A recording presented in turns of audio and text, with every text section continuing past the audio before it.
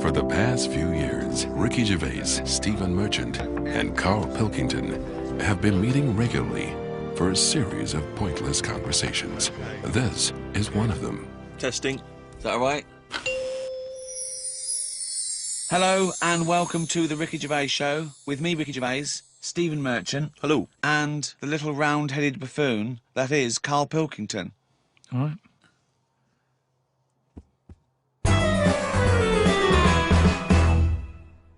So, Red Nose Day, Comic Relief, has come round again.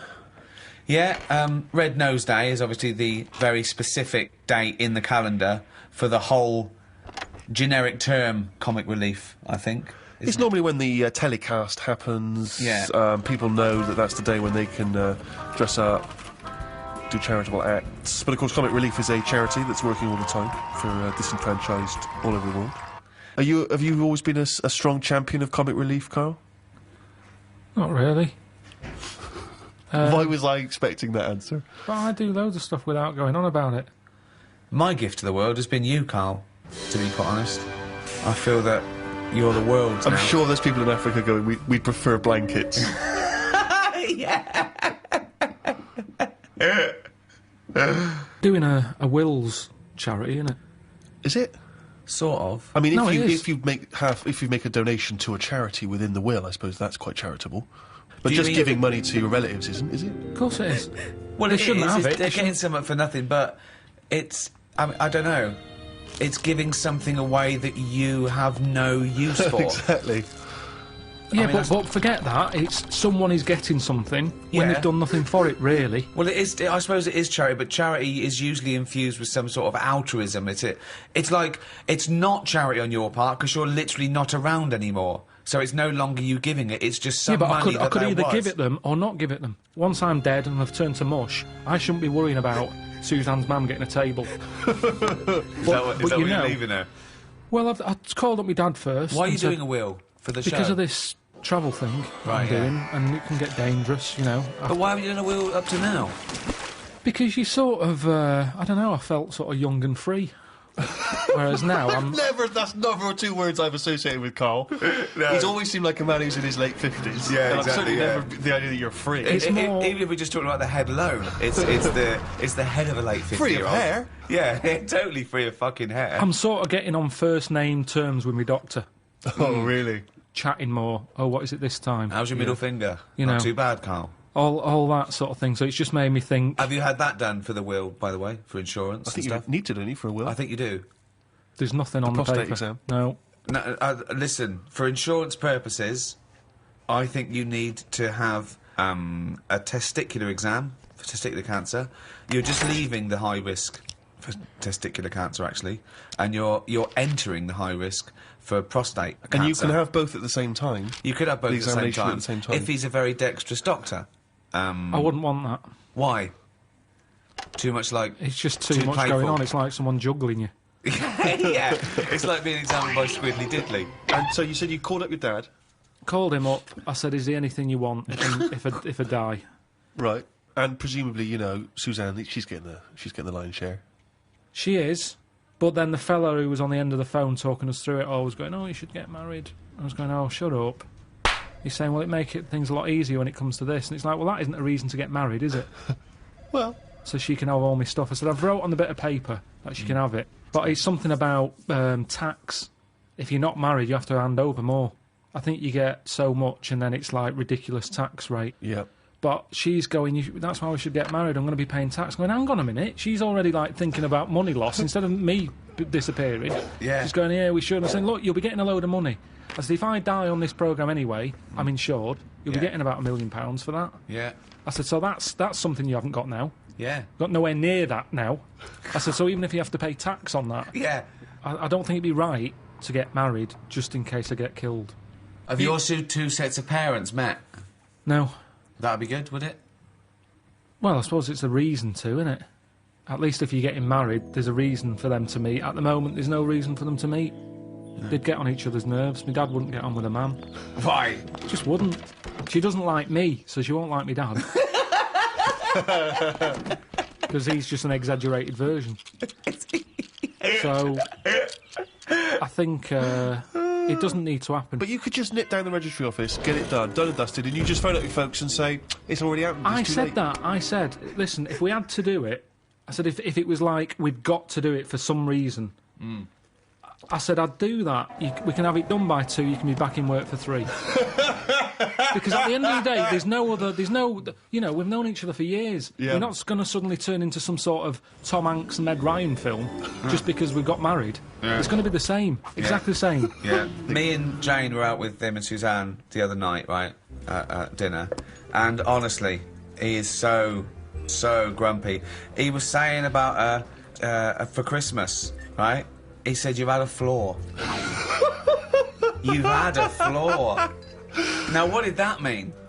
We had a new floor put in But how is that her flaw? because she wanted it. But you walk on it too. I paid for it. I don't understand what But you don't mean. you understand that, like, you know, a romantic break or clothes or perfumes, you know, sort of things that are kind of indulgent for a lady, that's a gift, not Yeah. a new floor. That is like something you give to some little African fella on Comic Relief. In fact, I think I saw it once. He didn't have a floor. Exactly. They built him a floor. I remember watching it with you, and they gave him a new pair of shoes and the floor. He went, hold on, floor or shoes, not both. So you think charity is all right as long as people don't get above their station with charity? I think it should be there as a little booster. Right. They've always got their hand out. Right. And it's been like that since I was a kid. Yeah. I remember being a kid, people knocking on the door, my mum going, don't look at the door, there's someone there. And we'd just pretend they weren't Charity there. starts at home, not at your home. No, but because it's all the time. I mean, my mum didn't like answering the door anyway, even if it was the pools man, she'd sort of say, don't move, and he might not see that we're here. So you just froze where a man was at the door.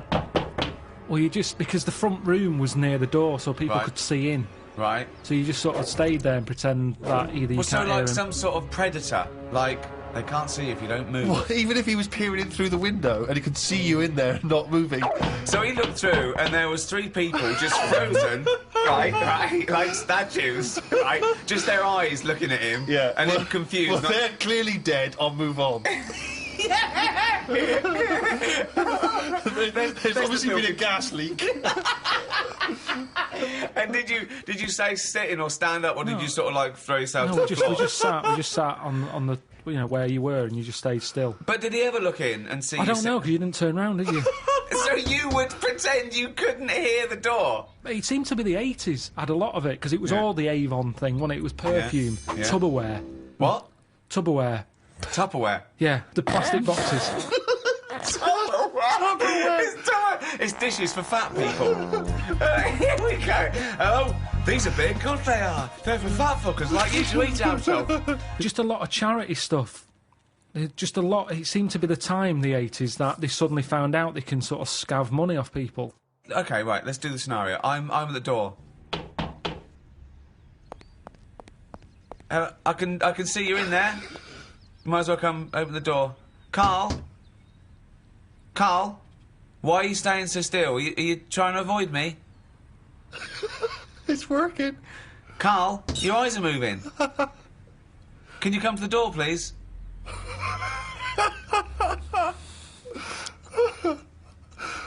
I suppose in the end you've got to move Carl, no, I'm going to stay here. I'm just going to stay here until you have to move.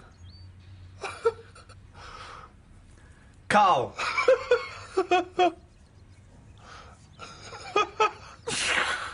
Okay, and I'll move on then. Right. It works. Yeah. Works okay. perfectly. Because Brilliant. once they've got you, that's the whole thing with charity. Once they've stopped you in the street, if you've stopped, that's it. Keeps on going. I mean, the good thing now is you've got an iPod, so you can just either pretend you're on the phone or listen to music. Or just stay very still. Just freeze. When someone says, can I trouble you? Oh, he's totally frozen. That would be amazing, because they're normally in one spot, aren't they? Yeah. So it's just So they're as soon carrying as on they selling, stop you, and so you've that got you to just stay there freeze for there, the yeah. rest of it outside Waitrose for 7 hours. Yeah, it goes dark. Well, I've finished my shift, I'm off. And then you just see, your eyes just see them walk away like that, and they all meet in their little tunics. And then you start walk, they look back, and you freeze. And then they walk on, and then you can go home. 7 hours late.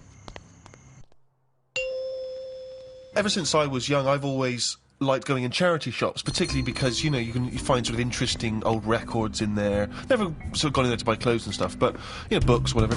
And, I was in a charity shop, you know, and I've patronised them for years, and I noticed out through the window there was like a paparazzi guy, and he was taking pictures of me through the window. It was a bit weird, and obviously the old ladies in there didn't have any idea who I was, so they just thought that was a bit strange.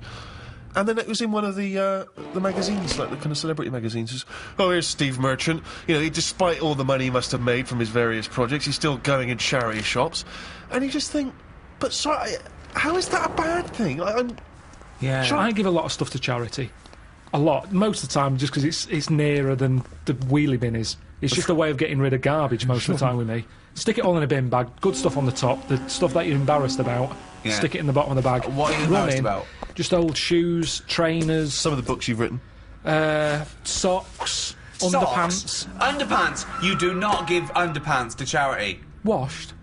But who's gonna wash? I know, as opposed to just like peeling them off. Yeah. Well, I don't know why you've got a problem with underpants, but shoes. You see, I'd Who's never buy buying shoes. underpants from a charity shop, though? I mean, I don't care how low you are on the socio-economic level. I know. You can get about 14 pairs for £1 in some places. I know. I don't know who's buying underpants. I don't know who's buying your underpants. I definitely don't know. I mean, if they were signed... Yeah. That is something I like doing, though. When I've given to charity, I like going past a shop and seeing if it made it in the window. Any success? Yeah, recently, the one not far from here had me egg cups in the window. So it's like, oh, look, there's You've got a new set of egg cups, so you've got rid of your old ones? Yeah. I don't think we've got any egg cups. Haven't you? But there's nothing wrong. Honestly, it's hardly... I mean, it's made the window space. That's how good it was. It had hardly been used, that egg cup. Because it was a doubler. And I think they were quite small for the egg size that I get. I think they were made more for the small egg. And I have the large egg. Right. So it was never really Just used. like your underpants. But a bit of a dilemma that my Auntie Nora had. She likes charity shops as well. She's got a neighbour. Went out to Graceland's, big Elvis fan. Came back. She said, "How was Graceland's?" I said, "Oh, it was brilliant. We've got a gift for you." Right? They get out this clock. Like a little sort of, it's like a Swiss, do you know the Swiss sort of, looks like a little house, like a cuckoo clock. But on the hour, little Elvis comes out the top and goes, right? So she went, oh, cheers. She's not really into Elvis, she's more into Jim Reeves and Glenn Campbell and stuff. Yeah. But what can you say? She said, oh, thanks for that. She took it in the house. Maybe they could get attachments. Maybe you get a little Jim Reeves to pop on the spring, and that pops out, or whoever. So anyway, it's in the house. She's thinking, I'm not going to put that up. It's not her sort of thing. So thinks, give it to charity. Of course. She goes down to the charity shop, gives them that, thinks nothing of it, goes off to the pub for her afternoon drink. Anyway, next day she's going out for her afternoon drink again. Passes the charity shop. It's in the window. Ooh. And the chances are her friends are going to pass by. That was a dilemma. Of course. She had to buy it back. That's brilliant. A hugely inflated price. Comic relief here is sort of... it happens every other year. And, you know, people often do things in their workplace or at school. They can dress up, they can raise money in different fun ways. And we were told in a school assembly, was Comic Relief next Friday, everyone has to come along dressed up in fancy dress to school on that day. Has to. Yeah, they said have to dress up. That's annoying, isn't it? So of course, I'm looking forward to this because, you know, I'm a sort of aspiring comedian and that. Get to dress up like a clown, right? Spent quite a lot of time getting the old clown outfit together. What did that look like? The shoes, obviously, I just wore my regular shoes. Exactly, yeah. But I had the red nose, a wig, wow. You know, the whole deal. Big bow tie that my mum made for me. Like, you know, I thought this is going to be the best day ever, right? Get to school. I want you to picture this scene, right? During the assembly in my class of 30. School uniform, school uniform, school uniform, school uniform, school uniform, school uniform. Lanky kid dressed as a clown. School uniform, school uniform, school uniform, school. So obviously no one showed up. Dressed like an utter dick, except me and about two other knobs. What disappoints me is that for a man who was a self-confessed aspiring comedian, you chose the least funny thing in the world to dress as. Yeah. Clowns are anti-comedy. They suck comedy out of the room. It's not... You're right, and this is from a man who wanted to dress as Hitler at the Golden Globes.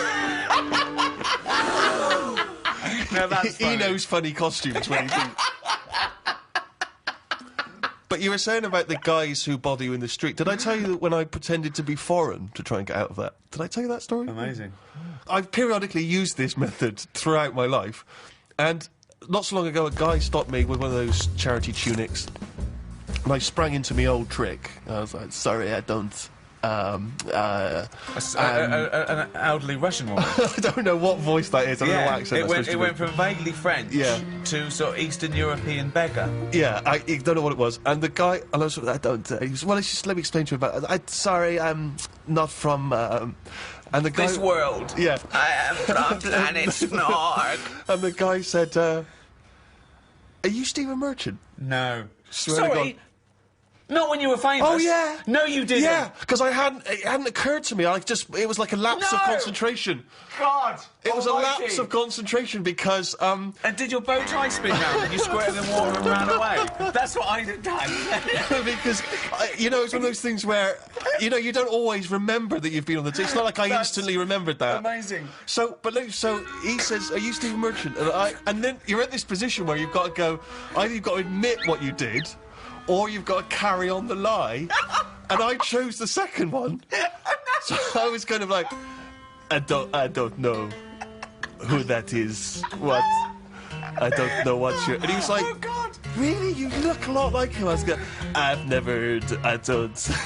In fact, you are Stephen Merchant. Freeze. I'm always getting stopped for. I mean, there's so many charities now. It's not just starving people anymore. It's everything. Yeah. One little fault, they're out there with a clipboard Yeah, asking for your bank details. a lot of new diseases have cropped Definitely. up. But that shouldn't be allowed. I think they should have, like, 1 year where they go, this year, you know, hungry people. Right. Next year, people with a limp. Or just like they do with the China thing, with the year of the cat, year of the rabbit. It's very clear. Yeah. It's that year. That's who we're helping this year. Right. If you've got that problem, it's your year. You're going to have a good one. And who decides? Just have some meeting. Just have a meeting with What would be the charity. first year? What would be the first year? This year? Right, well, we'd look at it and we'd go, right, what are we hearing a lot of problems about? And someone goes, so-and-so's hungry. Go, right, are we all in? Are we in to give this lot food? And we're not just going to give So them it's food. not everyone who's hungry, it's specific people. So it's like hungry... Starving, people who are starving. If someone goes, oh, my kid's deaf, well, maybe next year. Maybe next year. It's not your turn this time. We can't help everyone at once. Because that's Right. life, isn't it? You've got to give and take in your own life.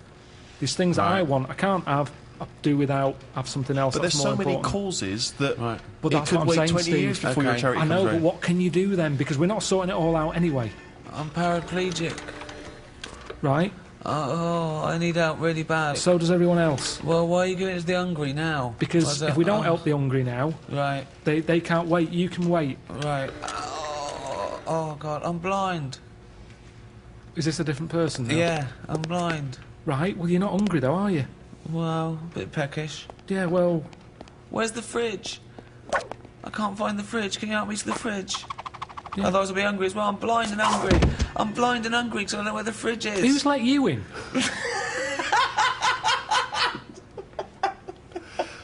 But Carl, this is just Just a some chaotic order. idea. It's It's a chaotic not. because people who are hungry, there's always going to be people who are hungry. Yeah, but I sort the problem out. How do you sort it out? Because I'll go, right, not only are we just giving you food, Right. we're giving you some seeds. We're giving you a pan. What, We're you giving think they haven't Let thought me of hear that? the theory, please. Sort it out. Don't just give food. That's going to run out. Right. Give them a proper... You see, the problem is, there's companies who jump on the back of all... Do you know when I was in the Okay. jungle? When Right, I was in the jungle, yeah. right? On that travel thing. Yeah. I was in that tribe, right?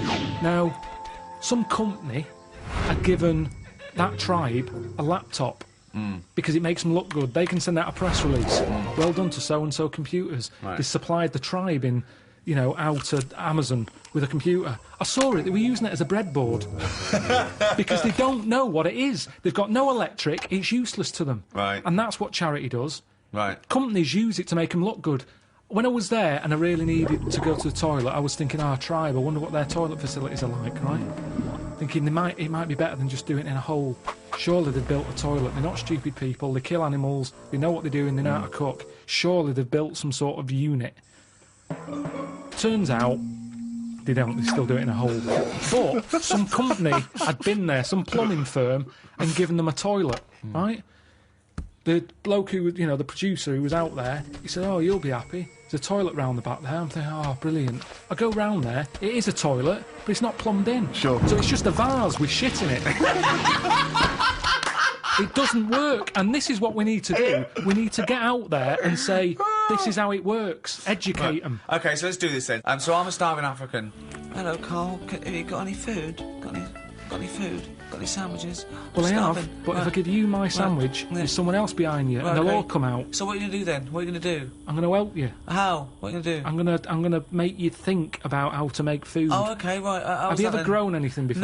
No. Right, well, here's some seeds for potatoes. Brilliant. Oh, thanks, Carl. See you later. Do I just put them in the ground, yeah? Put them in the ground and water them. Oh, there's no water, you dopey cunt. There is some No, water. there's no water, you dopey cunt. That's why we're starving, you dopey cunt. Right, well, at that point, that's where I go, well, this is a lost cause here. Right. There's no point. Can I have your sandwich then- after all? No, or you're what? not having it. You're not having it now. So not only can I have a sandwich, you give me seeds with no water, you useless, bald-headed fucking twonk. Right, but all I've done there is made the mistake of the computer firm who's given a laptop to a tribe. It's Right. useless. Right. But there's got to be another way round this. Go on, then. Either move, Right. because every year they're going to be queuing up saying, "I'm hungry, give me a sandwich." No, you're not having another sandwich. Once again, it's an utterly ill-informed discussion. I'm just saying, there's no point queuing up every year. Do you want a sandwich? Here's a sandwich. But Carl, The next year, can I have a sandwich? Where's your brother? He died.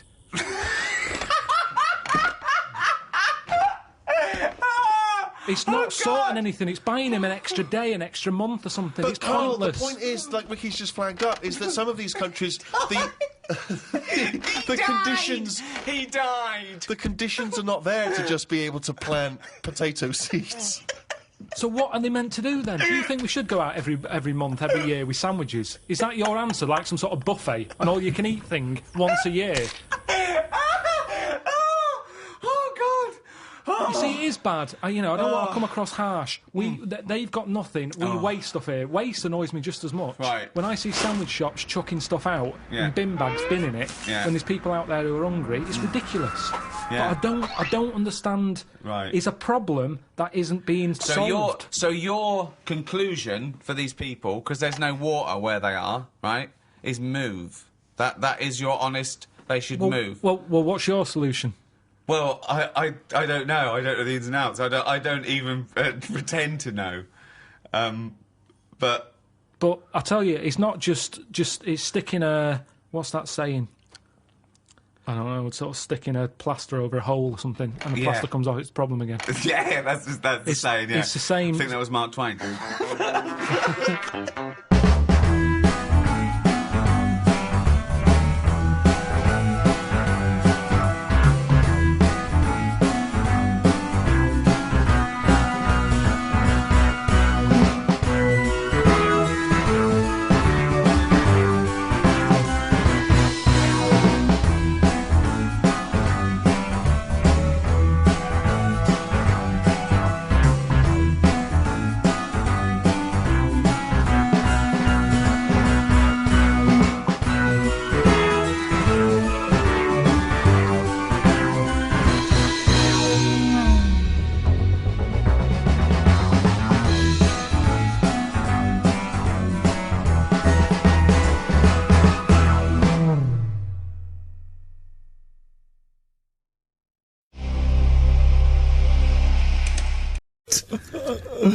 Absolute twaddle.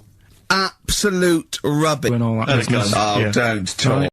Carl. So, anyway, so Oh, Carl, you're talking so much again. You must know that's not true. There's no way. You're talking rubbish again. No. This is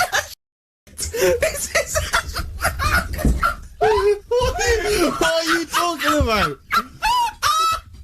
Oh, Christ! Right, calm down, we haven't got much time left. Oh, God! What do you mean this is... Forget it. No, don't forget it! Carl, do not press that! Switch the record off. Switch the... America on the Enterprise. It was all about space. And there was one question, answer 3 right, and it was who was the first one into space? Yuri Gagarin.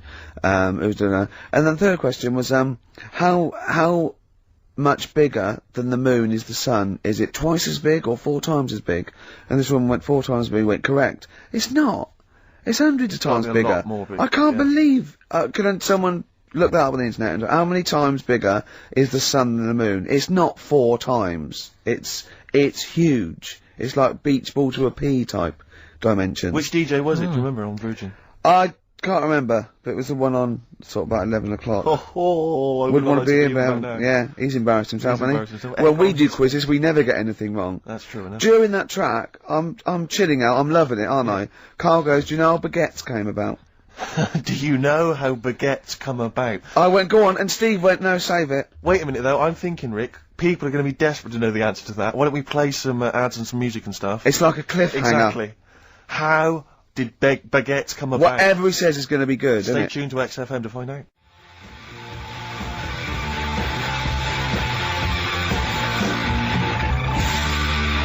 Hives, hate to say I told you so, so I love that sort of stuff. That and the Strokes. Well, so much better than all this new metal rubbish, isn't it? Definitely. Now, most people think we talk rubbish on air. Yep. If they could hear the conversations Off that air. go on, I know, but someone just emailed in saying the sun is indeed about 400 times bigger than the moon. Thanks for that. That DJ must have looked it up and said 400 times. That can't be right. It's probably it's probably a printing error. 4 times. Nothing can be 400 times bigger than the moon. Carl went, yeah, but the sun's only got 1 million years, isn't it? I went, what? He went, on that space program, it said that in 1 million years the sun will be destroyed, and he said, and then we're all shafted. Right? I went, I laughed. Steve went, no, it's okay. By then, we'll be on another planet. No, I think that's true. We'll have colonised other planets. Carl went, yeah, but there'll be no sun. Steve went, well, there's other suns, which is true. Carl went, well, I went, well, yeah, every star is a sun. Carl went, well, not really. Not really. You don't believe that, do you? And I went, no, it is. The sun is just a star. It's not even a particularly big star. Carl went, well, why didn't they say that instead of worrying me? Instead of worrying me. In 1 million years' time. I love the idea of Carl. He's been preserved, brought back to life, and is now the ruler of the world. Just a head in a fish tank. And he speaks like this. I'm Pilkington. The reason you became king of the universe, of course, is because of your fascinating French bread anecdote. Oh, yeah! Yeah, What come was on the then. story? How did baguettes come about? If this is going to be someone cooked a loaf a bit wrong and said, I can still make a sandwich out of it, I'm going to hit you. No. Go on then. Right. Napoleon, when he was at war and that with Russia. 1812, yeah. Yeah, all his soldiers were like, you know, not used to the cold weather and that. So they said, take some clothes in your bag with you because it's going to be nippy out there. So they put all the clothes in the bag. Sure. Did what they were told. It's Napoleon, for Christ's sake. No room for any food. You're joking. So couldn't they make some sort of like sandwich? No, it won't fit because of all the clothes. You have to take extra gear. Sure. So anyway, he said, I can see where this is going. I'll be honest. Is there a baguette-shaped gap left in their holdall? They thought, let's make some bread that you can fit down your trouser leg. What? That's not true! No, it's not, I read it in Euston train station. I was waiting to go back to Manchester. Where did you read What, these? scrawled on the wall in graffiti? Yeah. Do you know the Was it also meet me here fun at 12 o'clock? The upper crust sandwich shop, Euston station. It's on the wall. What do you mean it's on the wall? Do you know it says like sail on at Dixon's, whatever? Yeah. Next to that, there was like a bit of information. Once you've read the stuff on Dixon's, Baguette information. there was a big thing about the history of the baguette. I read it and I thought, Wait a minute, no, we gotta make a sandwich we can spit down our trouser leg. But how can you march and fight with a huge piece of bread down your train? Although it would be intimidating, you see him coming, you go, blur, look at the size of them. They're big fellas. Well, Blimey. I can't help but feel that could be a practical joke at your expense. yeah. didn't do that. Well, the Earl of Do you ever Sandwich... question anything you read? If it's printed up, is that, like, fact for you then? Well, it's not funny. I mean, if they were trying to be funny, it's like, it's not, is it? So it's information. Have you heard us? Things sometimes want to be funny when they're not. That's exactly what happened with the sandwich. The Earl of Sandwich wanted something he could fit down his pants. And it was those triangle cut sandwiches wrapped in cling film were perfect. You might be right. You might be right. I am. Because the Cornish pasty, so they could drop it down the mines, isn't it? Is it? They wrapped it up in atheists. We don't believe in ghosts, anything like that, anything supernatural. We're followers of James Randi, a genius of our times. But Karl saw something that proved us wrong. I'd like Karl to tell you what this proof was, what he saw on, and look at him. Go on then. It was on Wednesday night. Yeah. I was watching. You see, the problem is I didn't get the full story, so you could pick holes out of it. Sure. Unlike your usual investigations into the supernatural. Which are It was called, can I just say what the programme was called? Mr. Exorcist. Oh, brilliant. So Sounds like an academic work to me. Yes. the bit that I caught, I just flicked it over, sort of seeing what's on the telly, and I thought, oh, Exorcist, I've seen it, but there's nothing else, and I watch it, and then I realised it wasn't the same thing. Yeah. I thought, oh, I'll have a bit of this. And there was an old woman and a daughter, and as far as I was aware, the bit I picked up on, they were saying, oh, you know, it's dreadful, and unless you've been through it, you know, you've had ghosts in your house and that, you really don't know what it's like. Yeah, sure. And the main thing that seemed to be getting them down was the fact that the budgie was getting stressed. The budgie was getting stressed? Because animals can sense the other side, can't Oh, okay. Can they? Yeah. Okay. So, And how was that manifesting itself? You didn't know. What was the budgie doing? I think it just wasn't happy. Right. Did it explain that to people, or No, how do you did know, it express that? Budgies are know for being chirpy, aren't they? I see, and it And wasn't chirping. you know, it normally swings on its little perch and that. And Just depressed because it was Right. possessed. It was just sat around in its pyjamas. so No. Come on, So- Steve. Sorry. Come on, Steve. You're making this a mockery. So the budgie was depressed because he could sense the ghost. yeah, and Yeah. then this Yeah. guy, this Mr. Exorcist, came round. Was that his name? Yeah, Okay. Was he a priest or something?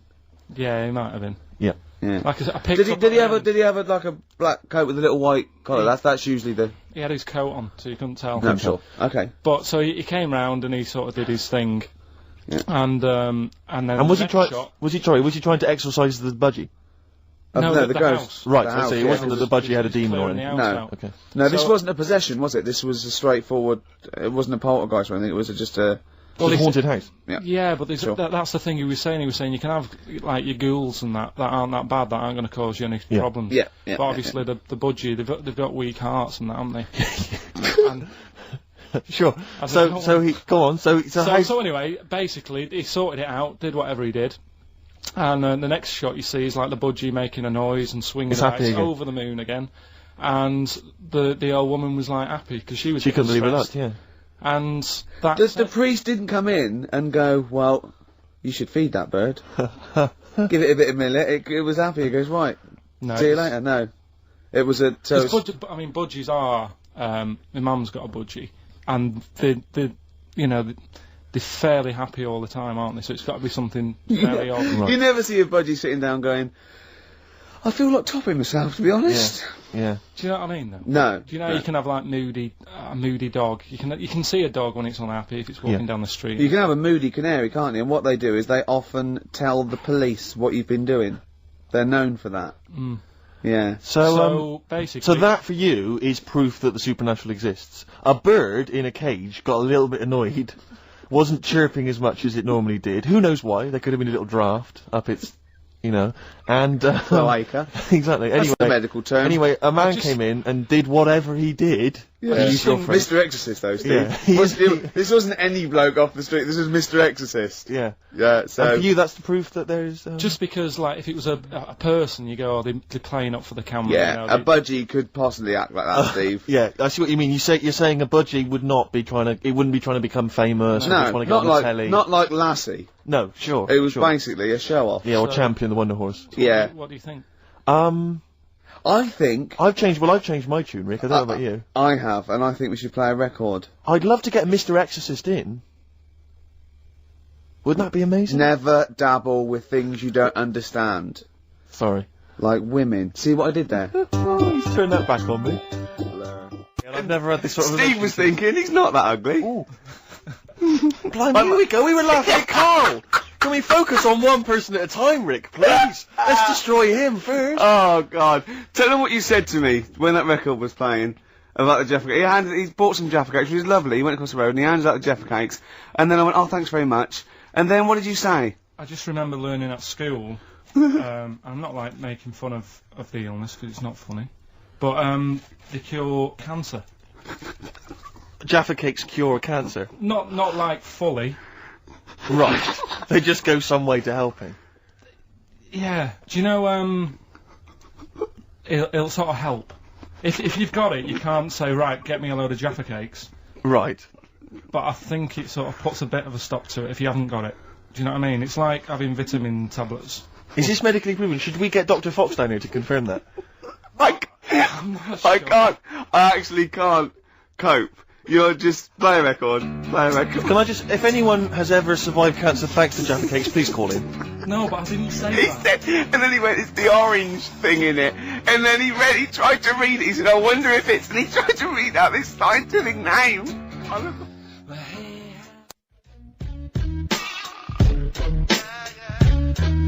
Farah got ya. XFM 104.9. Well, as we promised, some feng shui. What do you want to know? Ratio of windows. It's one of those little books that you see at the sort of like the front desk of like Waterstones or Dillon's or one of them. And it's just, it's a little guide. It's, should I say what it is? I'm allowed, aren't I? Lillian Two's little book of, feng shui. And, obviously you can't go into it in depth, but it's some little, you know. Just some little sort of nuggets, I suppose. Yeah, ratio of windows. The ratio of windows to doors in your rooms should not exceed 3-1. Too many windows calls all your luck to seep away. Obviously. Hello.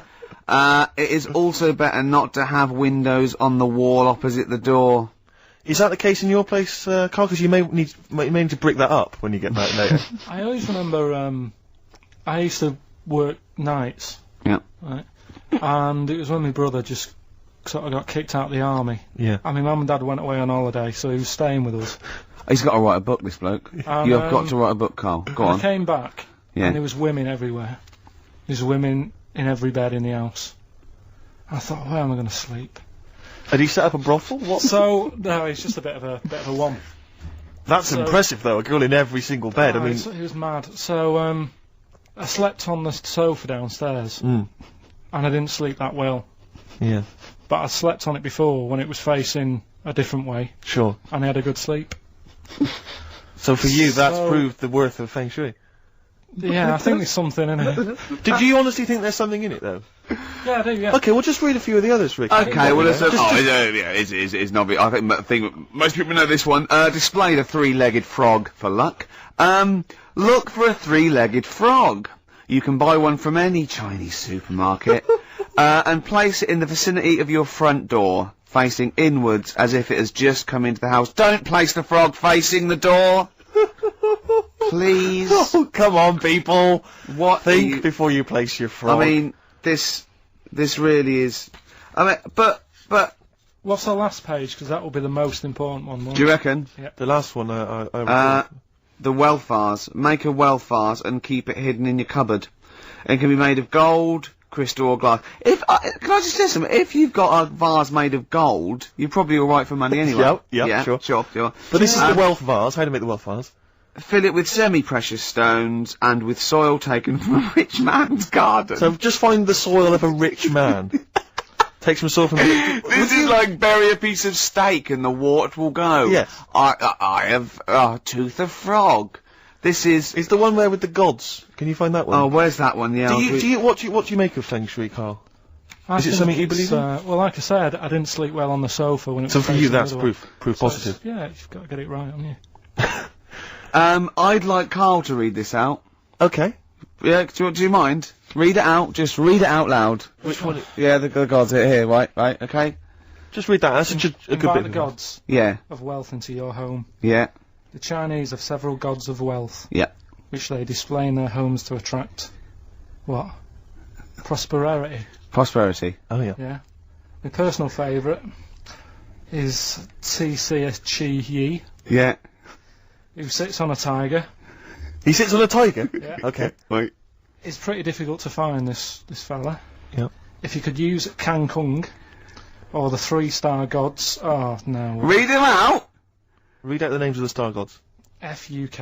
Read Just read that. It's a Chinese god. You're allowed to say Chinese god on the radio. No. You are allowed to say What do you have to say? You say it then. Well, look, you're so immature. Read the three of them out, Rick. Okay, if he is difficult to find, you should use Quan Kung or the 3-star and Sao, all of whom bring wealth and prosperity. Then what were the names of the gods again? Because if I'm making a note at home, Rick, Well, it's the Chinese god. Yeah, there's Quan Kun, or you can use Luk Sao. You can't. What? But it's a god. F-U-K. That's how it's pronounced. Yeah, I assume. I don't know if we're pronouncing it wrong. I really apologise. Apologies if we're offending anyone who's of an Oriental persuasion. But that's Quan Kun or Luk Sao. And any of those gods are available at a Chinese supermarket. Near you? Yeah. That's Feng Shui. It's an ancient art. You can't give me that look. I mean, when you've been saying I've got a round head, I was a bit like, yeah, everyone has. Stop having a go. Yeah. And then I saw this picture last week. I thought, God, he's right. Can't we just pop it on the XOM website? I'd rather not. I'll go on. Just get Steve, someone. have you seen that man in a jar without a brain? Sorry, is that something? Is that a product you can buy? in like Sainsbury's? Is it a dream you had yesterday? You wondered if you could. Can I? Yes, hello. Could you make my dream into reality, please? We can't actually, sir. In plastic would be good. Sorry, what do you mean? In the future, you'd be able to download your dreams and then just like act them out again, probably in the year 2000 or something. Soothsayer. No, there's some museum somewhere Yeah. that's got this little fella who was born without a brain, and he's in a jar, and it's just that he's got a really round head. Right. And when I saw this picture, I thought, God, it just reminded me of this little fella in a jar. Oh, and what do you mean he's born without a brain? He was born without a brain. So it's a baby? He's not a little fella.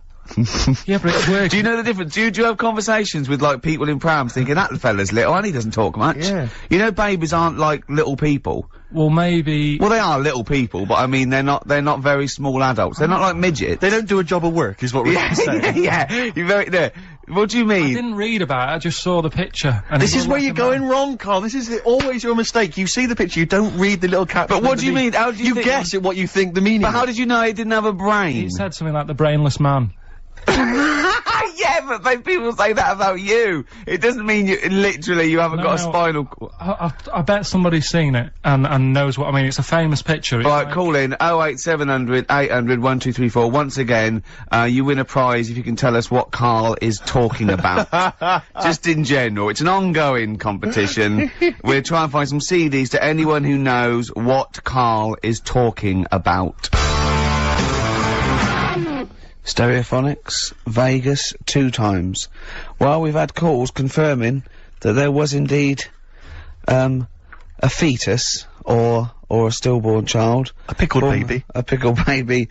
No wonder it died. Born without a brain. But everyone has, you know, pointed out that it wasn't a little fella. It certainly wasn't a little fella. No. But because it had been in the jar for a long time, I think it had aged a bit.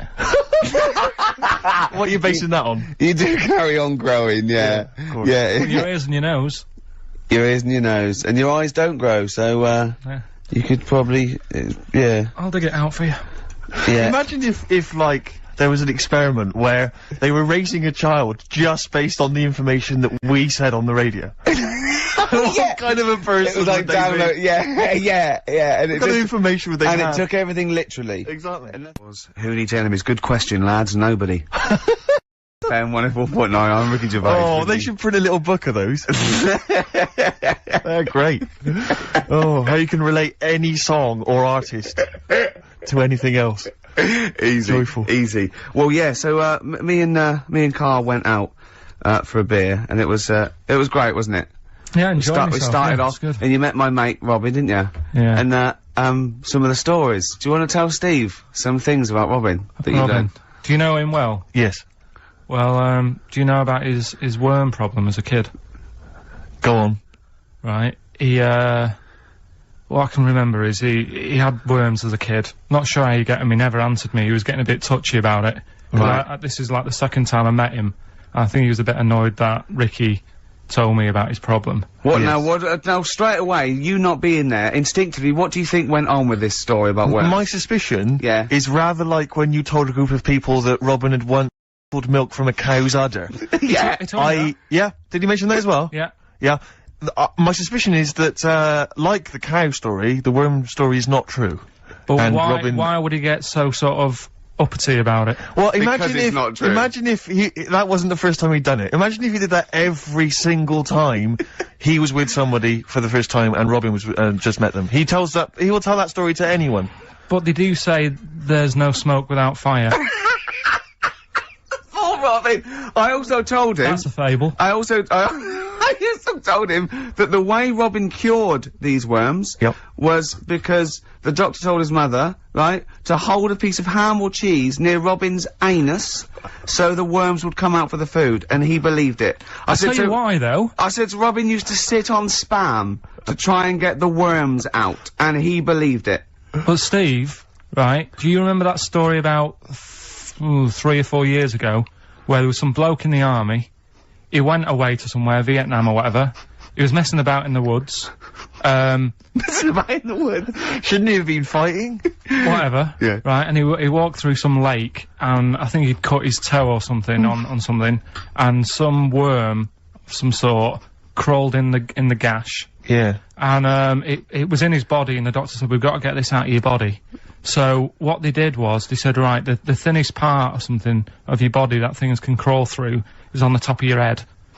So they wrapped Where some the ba- skull is. So they wrapped some bacon. No, they didn't! They did. Ah! That's Oh, that right. thing. So Everyone. he's gone in via the toe. So what we do is, I'll tell you what, that worm's probably heading straight for the head. We'll put a bit of bacon on it. The thinnest part of the body is the skull. Of course it's not the thinnest part of the body. It's where your brain case is, isn't it? It's the skull.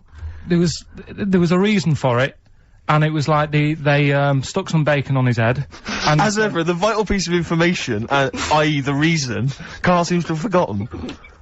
because the worm was in his body, and they said everyone likes the smell of bacon.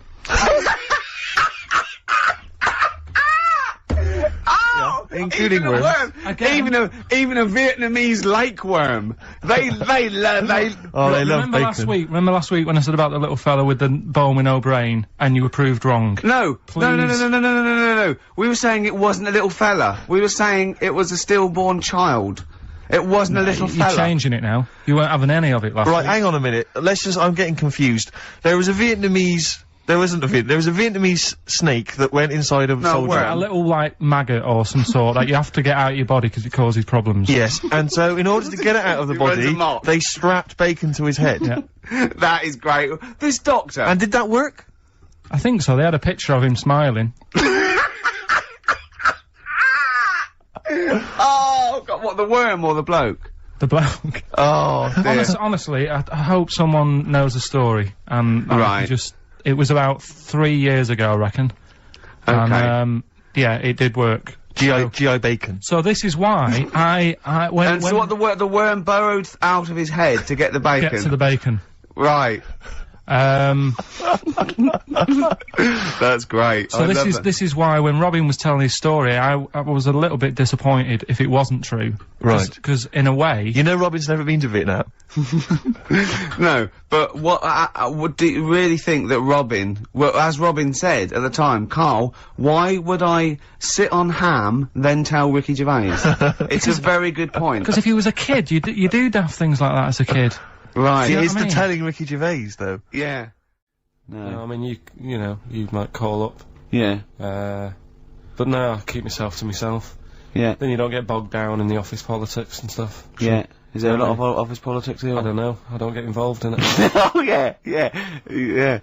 Proved your point. So when we're away and we're like out of action, who other than Suzanne, who will you talk to of the day? How will you get a sort of feedback from the world? How will you get sort of like input and? I always, if ever I've got like a question on anything, the internet's sat there and I can just go online and find out. The what internet it's is good, it's brilliant. but it's not all verified. What do you mean? It's not all verified. It's not all necessarily factually accurate. Anyone can put things onto the internet. It's it's freaks and things that put on Well, here's things one, right? like Here's one that I read in the week, right? Go on. About this woman. yeah. she was a bit of a punk, and to get her hair done like she wanted it. Super glue. Right? No, she got lard. Apparently, it's a popular thing. You might know. Put lard on your head. Yeah. And you put it in the oven. Now, apparently the heat that you get from the oven is different from the sort of heat you get from an hairdryer, right? And she had to do that to get the style that she wanted. But anyway, she comes into money or whatever, treats herself to a microwave, right? It's not true, Carl. Opens the door, jams the things, you know, like the little catch, so the microwave works. She jams it with a screwdriver or a knife or something. Yeah. Puts the microwave on, sticks her head in, boils her brain. Don't be ridiculous. Right?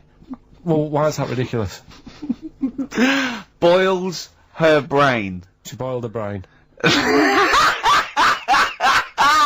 She boiled her brain. And this is what's good about the internet. I went straight from that, and there was a subject about brains. And do you know that Russell Crowe, when he dies, is giving his brain to charity or something? Some sort of... some people who can do stuff with it. She gave hers to Pot Noodle. Vesta. Yeah. Oh, That's boiling the sort of a stuff. skull. Yeah. That's not true. It's no. not true, Carl. It's the same as the woman who put her poodle in the microwave, isn't it? And all It's that. just urban myths. They're urban myths. But again, where does it start? Someone made it up. Yeah. For a laugh. They're just too convenient urban myths. Everyone's you can tell an urban myth's not true because it's always this happened to a mate of mine, and when you say what happened then, they go, don't know, that was it. Was it? Was that it? Was it? Someone boiled a brain and that was it. There was no more story. Well, Were Were there any dates, locations, times? I think it was in Belgium. There's that one that a bloke, right, was going to get a phone call at 4 o'clock to find out if his business was, you know, okay, right? And if he didn't get the phone call, he knew he was broke, destitute. So dead on 4 o'clock, the phone didn't ring, so he went up to the roof of his office and he jumped off to commit suicide. And as he was passing his window, the phone was ringing. Oh no. Carl, it didn't happen. Didn't happen. Think it through. Think it through. Who told that story? Who told that story? As he hit the pavement at 120 miles an hour. He's the only person who could have known that series of incidents. Also, why didn't And he he's wait? dead. As his life's at stake, why didn't he wait till 5 past? I say I'm gonna give it 5 minutes just in Just in case the lines are busy. Yeah. And what sort of bloke goes out? I'll call you at 4. Okay, if your business. Well, call me anyway. No. If I don't call exactly 4, then no, you commit suicide. Commit suicide. I would, because if I don't call at 4, that's the end of it. Well, call me anyway. No, that's not the way I work. Why can't you just call me and tell me the other way? Well, I'm telling you how I do it. If you're bust, I don't call. Can't you just call to verify in case something goes wrong? What if it's engaged? It won't be engaged. Just commit suicide at 4, please. It didn't happen, Carl. The other one, right? A bloke, right? He's on a train station, and I'll tell you how I heard it. He's waiting for a cruise station, waiting for, and he himself. As you do. And so he goes, oh, my train's in 5 minutes, so he runs across to Millets and goes, quick, Levi's 36. The bloke just puts it in a bag, he runs onto the train, he goes into the toilet, takes his, trousers and pants off. He's soiled. Yes. Throws them out of the window. I won't be needing those again. Cleans himself off, open the bags, it's a jacket! Oh. No, it didn't happen, Carl! At what point did he go into it and go, quick, Levi's 36, and the bloke went, sorry, Levi's 36, what, a pair? No, shall I wrap them? Them? It? Shall I wrap? Just wrap, whatever it is. Do you want to look? No, I'm not looking when you're putting it in the bag, please. Right? Well, 36 way stories. Well, don't say anything. I've told you 36 Levi's. They put it in a bag and charged me for it. Yeah. I don't want to discuss it further. Yeah. There was one, Here we go. there was one about a woman whose husband died, and she had him cremated. Yeah. And made like a little egg timer out of him. Right. And she said I did that so it can still help around the kitchen. Well, that might be true. That might be a joke. That's quite sweet. That might be That true. is true story, again. It was all No, not again, because the ones I just told weren't. Nor is the boiling the brains in a bag curry microwave. Head story, true. Yeah. They're too convenient. Will you be buried or cremated? What? Will you be buried or cremated? I don't know. Cremated. I imagine. Like you see. I don't know, it's out of my hands. Yeah, I haven't thought about I've it. not thought it through, and No, to I be don't honest. care either way. Have you heard the one about... Sorry. I'm just worried that we're getting into a macabre world now of ashes, boiled heads. I think we should play some music, let people just calm down. Levi's. Just think about some of the urban myths they've maybe heard, assess them, maybe they are absolute bollocks. Yeah.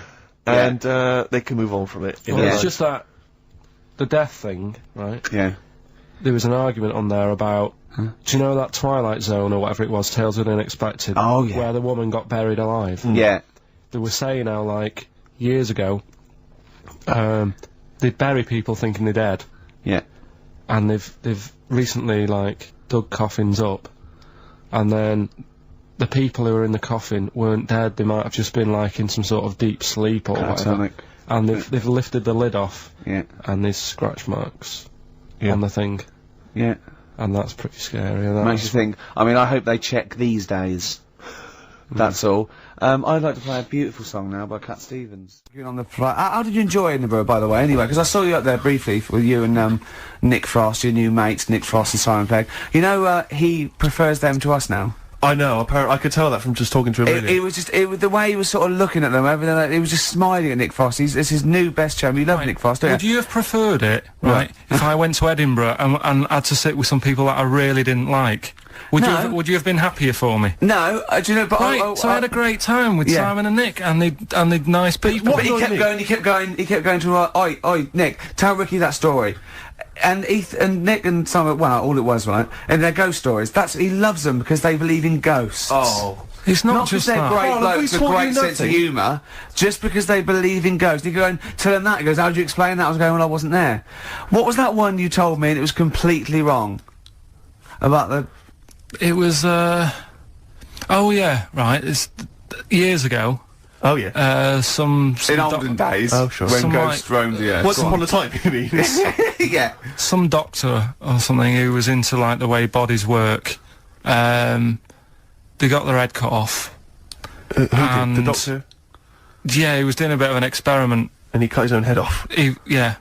Okay. And it was about, he said, when my head's in the basket, I'm gonna blink my eyes. Right. Okay, sorry, hang on, let him finish. And, so the doctor has chopped his own head off, and he's told everyone, I'm gonna blink my eyes to prove that he's there's in the life after basket, death. and he goes like, right, I'm gonna blink my eyes about, as many times as I can. So quick, count them. And they count, and he got to like 15 before he died. Now this is how Karl told me that. Till Nick Frost explained that, Karl told he said, right, well a bloke, right, he had his head cut off, and when his head was in the basket, he went, count how many times I can blink. And I went, well that's rubbish. He went, no, and Nick went, well no, he actually said when my head's in the basket. And Karl went, oh, I said, Karl, do you know the subtle difference? Do you see the subtle difference? I have to say though, guys, I still don't really understand what went on there. You've both lost me. The story is that a bloke who'd been found doing, You mean that Karl just explained it and that was a clear version? Because I still don't know what you're talking about, Karl. Well, this bloke had his head cut off at experiments against God. He was a doctor in the, in olden times. Yeah. And when they cut his head off... Why did they cut his head off? Because it was... he was executed. Crimes against... Exactly, he was executed, yeah. And, he said to his assistant, when my head's in the basket, I'm gonna blink, count how many times I blink and write it down as an experiment, right? Karl told it to me, like his head was cut off and he went in the basket, and when his head was in the basket, he looked up and said, count how many times I blink. Yeah. I love that. I love the difference in that story. Yeah. Both rubbish, Yeah. but, one's possible and one isn't. You believe anything that you're told, except when we tell you the truth. Right, Yeah. here's one. Christ. Ghosts and that we got talking about. Sure. And Nick said, right, he said, you'll like this one. He said, my auntie, was having loads of problems. Why are you whispering? It's not illegal to talk about ghosts on the radio. No, but It's hearing this. so the auntie's in the house and that, and furniture's moving about all the time. Oh, God. And they were like, no, this is... Steve, you told me this one. This is such rubbish, mate. No, come on, let's listen. I'm gonna leave it to you. I'm gonna sit back and enjoy it. I'm just gonna watch your face, Steve. Right. Sorry, so I missed the beginning there, Carl. There's an auntie in the house. Basically, Nick's auntie. Right. In the house, things moving around all the time, and it was God. just annoying every time she tidied up. It was like, It's just annoying. making a mess. It was one part annoying to two parts scary. Yeah. So, stuff was moving around all the time, and they said, right, rather than we need an housekeeper. rather than having the house a mess, until we sort this out. it! I've got the vicar coming round. Stop moving stuff around. Oh, yeah, go on. They said, That shouldn't be in the pants drawer. let's put all the furniture in one room, right? So just have one room that's a mess, and have all the others empty. Because I love the poltergeist can't really... it can move wardrobes around, but it can't open the door to put it in another room. Yeah. Poltergeist going, oh, I'm just making this room messy. I wish someone would open the door so I could... Go on. Yeah, but so all this stuff's in this room. So they right? moved all their furniture into Everything, one they room. put like the drawers in there and everything, and it was really uncomfortable because they were all like on top of each They other. sat in the room with all the stuff. Yeah, they had to because that's where the three-piece suite was. Okay. Oh, God. Right. All right. Oh, God. So they sat there, like, all crumpled up and that, but nothing can move because it's so tight. Yeah. I think things were trying to move, Yeah, but yeah, everything yeah. was so tight. It's They just like, foxed that poltergeist. so anyway, one night they sat there, like, sort of a bit awkward watching the telly and that, and you hear some banging Yeah. in the next room. So she goes, oh God, what's that? Oh, he hadn't moved in, had he, the ghost? So To some of the empty rooms. so there's this He's moved some friends and family in. there's this banging about going on. No, so listen to this, listen to this, she Steve. gets up, right, Yeah. and what it is, they had the baby in the next room because there wasn't much room for the cot. Right, so they left the baby with the ghost. So they go into the room where the baby is, and the banging Yeah. is like, do you know those plastic balls you get that you can chuck round the room and like they go mental? Right. The ones that you chuck once and you Yeah. keep bouncing for ages. yeah. That was bouncing around the room. Wow, what, the hitting baby had thrown it? hitting all the walls, and the baby was there, stood in the cot, sort of laughing Right. and looking at the ball, and wherever it looked, the ball went. Yeah. And then she said, stop doing that, Yeah. and the ball just stopped. Did it? And it rolled a bit and stopped. Right. So the baby had thrown the ball and it was watching it as it bounced around the room. It wasn't throwing it; it was in control of it. No, the point is, Steve, the baby has been doing... It would have been the baby all along. The baby had been messing with the furniture. It was So a it's baby a that had the super power. Yeah, it's a baby that had the power. Special baby. It's a baby that had the power. It's What a baby that had the power. What- the what's power the power? of telekinesis. Right. They were then trying to convince me that telekinesis was not like all the other stuff that I didn't believe in, but that was a science. Right. Telekinesis was possible. Yes. Yeah, it's not like ghosts and demons and all that sort of... Telekinesis is different. Yeah, That's yeah. a science. But Nick's auntie saw it, and I love the fact that you're telling me that someone else's auntie saw it. So I should be satisfied with that. Yeah. I should be satisfied with that. I mean, So does she still live in one room with all her possessions? no, I think the baby grew out of it, apparently. it grew The up. baby grew out of it. So it doesn't use its telekinesis powers No. anymore? Well, no, it's No. like in Carrie, innit? She was upset for a bit, and then she got over it. Okay, I'm just going to say one thing, Carl. That was a film. Do you want to play a record or...?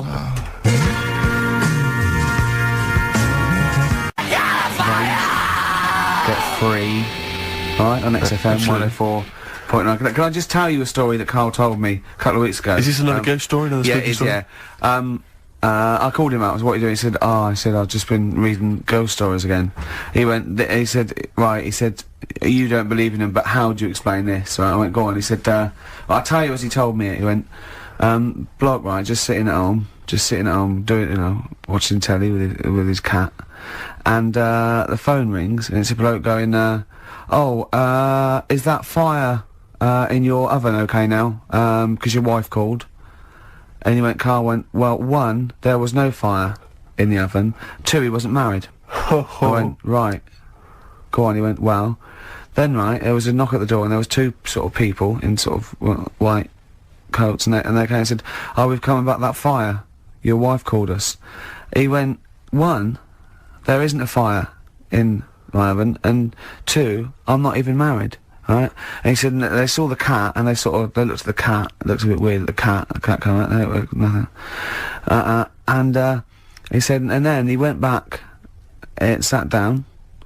Phone rings, and they said, "Oh, did they sort out the fire in the oven that your wife told us about?"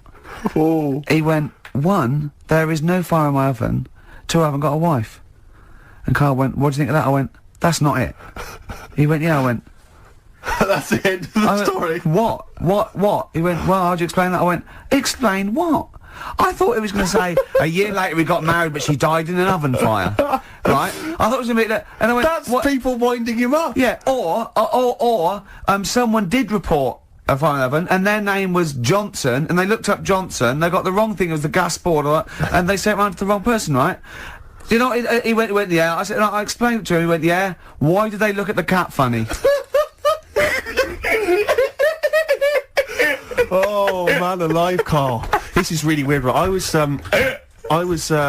in my house once, right, and the doorbell rang. Yeah. Right, I opened the door, and there was no one there. Yeah. Right? And then I looked across the street, There was some right, kids and there were some running- kids running away. Yeah. Now, how do you explain that? Yeah. There was another time, right, where, like, I opened the door, and there was a bloke goes, "You've ordered pizza." I went, "I haven't ordered pizza."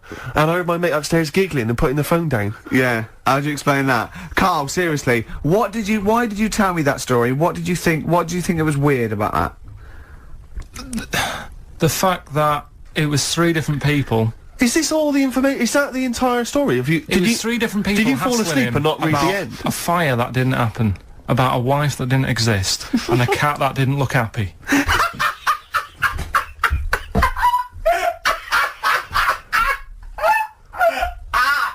Oh, I'm gonna have a heart attack, Carl.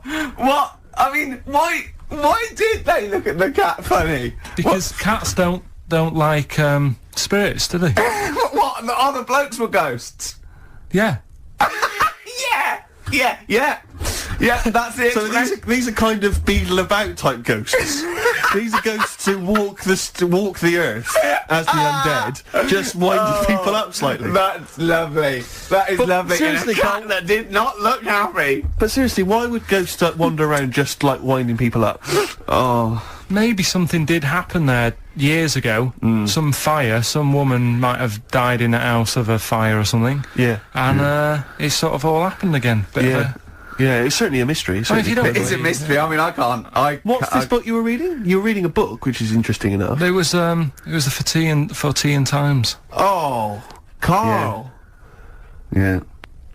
Well, I Man don't know. alive. I don't know what to say. Well, I'll tell you this, Carl. There is a track that will spook you right out. This is Warren Zevon from what was it, like about 1979, early 80s? Oh, great track. Werewolves of London. Play this, Carl. But don't be scared. From 1978, Carl, Werewolves of London by Warren Zevon. Are you a fan of that? It's alright, that. Great track, isn't it? Fans of Warren Zevon, maybe if you should know he's got a new album out as we speak. Although, if you're a fan, you probably know that already. Yeah. If you aren't a People fan, who hate him would Yeah, be interested would be- in knowing yeah. that he's got a new album out. Yeah. Do you believe in, I think, Werewolves. lycanthropy? Is it not called? What's that, sorry? Lycanthropy. What's lycanthropy? Isn't that werewolfism? Really? Isn't it? Do you believe in that, Carl? They've found stuff, haven't they? They've found kids walking about who are all hairy. Because they've sort of grew up with wolves and that. Yeah. So No. You see, 2 things there. Right, you cannot take on acquired characteristics genetically. So, if you grew up with wolves, it wouldn't suddenly make you hairy. there's been pictures, there's been stories on it, and I reckon most people have, or a lot of people have seen the stories. It's a popular thing. You mean the kids that are born hairy? No, there's kids who've been born hairy, right? Yeah, that's it. No, but listen, and they walk around on all 4s, and they drink milk from a saucer. Steve, this is remember that time with the maggot in the head? Yeah. And getting out with bacon, and you were like laughing, and then people called up and said, "Yeah, I've seen that. I've read about that." Yeah, this but is the same thing. Have you seen an XFM listener up close? Have you ever looked? They studied? drink milk from a saucer. Yeah, they've got to be kept on leads. people who listen to this show. There's no point me telling you about stuff. There is. It's comedy You see, gold. when you were at school, did you keep arguing with the teacher saying you're talking rubbish there? Teachers didn't teach us about werewolf boys and ghosts. They taught us maths. God, right. Tell the story about the manhole cover. Right, in the same magazine as the one with the cat and the fire and that. Don't tell me that story again, it gives me the shivers. Yeah, a cat that's got a weird expression on its face is against God. Anyway, this isn't a scary story. This was just like physics. Physics. Yeah. It was going on about the nuclear bomb and how powerful it is. And they put a manhole cover on top of one. Okay. Blew it up. Yeah. Never saw the manhole cover again.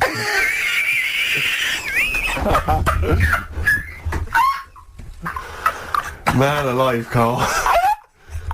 Unexplained. What's going on there? Something weird is happening there. Oh. If anyone has ever seen that manhole cover, please get in touch. We'd love to know where it is. Oh, that's fantastic. What sort of experiment is that? I imagine all these scientists on multi-billion-pound research budgets, they're going, we test everything. What would you do to a manhole cover? Don't know. That's like letting a couple of students yeah, exactly, have yeah. control of a nuclear Do you sub- reckon it can Let's send a put this traffic cone into orbit? Go on then, put it on there. I love that. I imagine that. What value is that? I might tell you what we could do. We could put the manhole cover on it and aim it and then blow the bomb up and the manhole cover would have someone's eye out. Fire it. See if you can fire manhole covers off the nuclear bomb. Whatever. Tie bangers to a bomb. See if it's louder. Oh, God. Okay, listen, Carl, play another track, and then afterwards, can we probe your views on the week's news? If you want. We'll do a bit of a white van Carl session.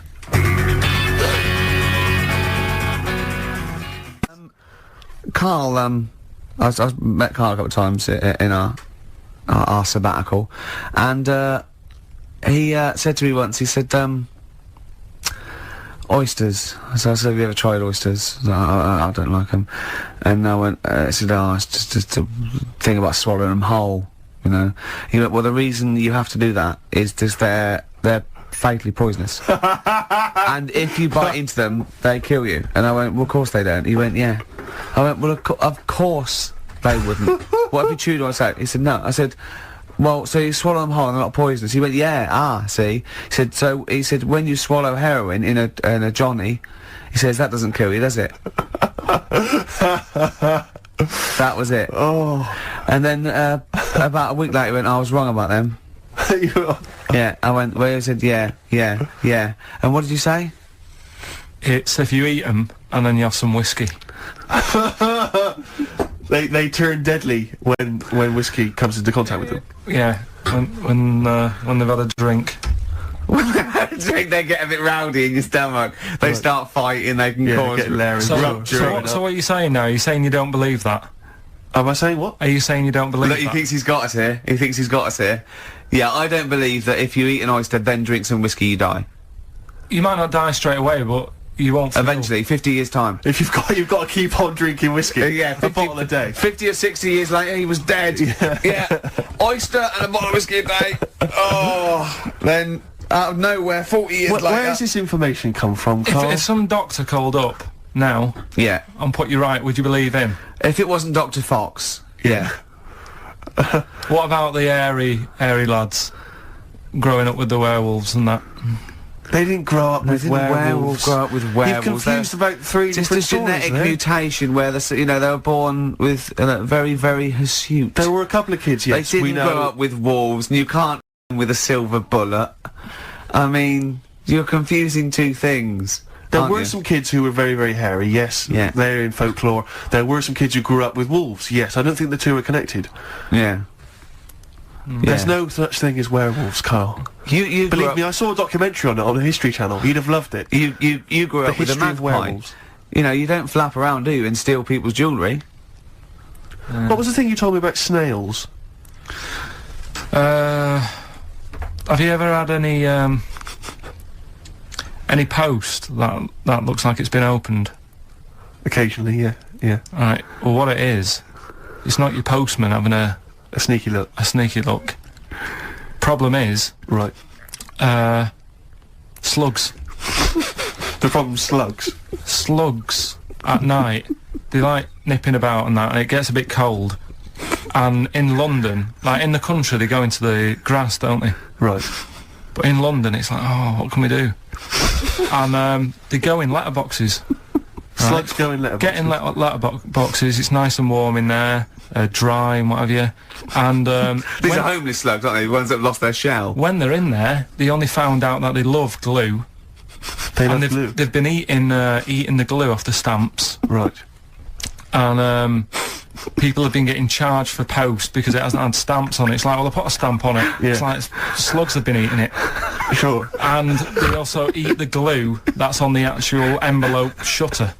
And it's a real popular problem, this, that letters are being lost and opened and all that stuff. Yeah. Slugs. Are slugs like stealing postal orders and things and cashing them in and stuff?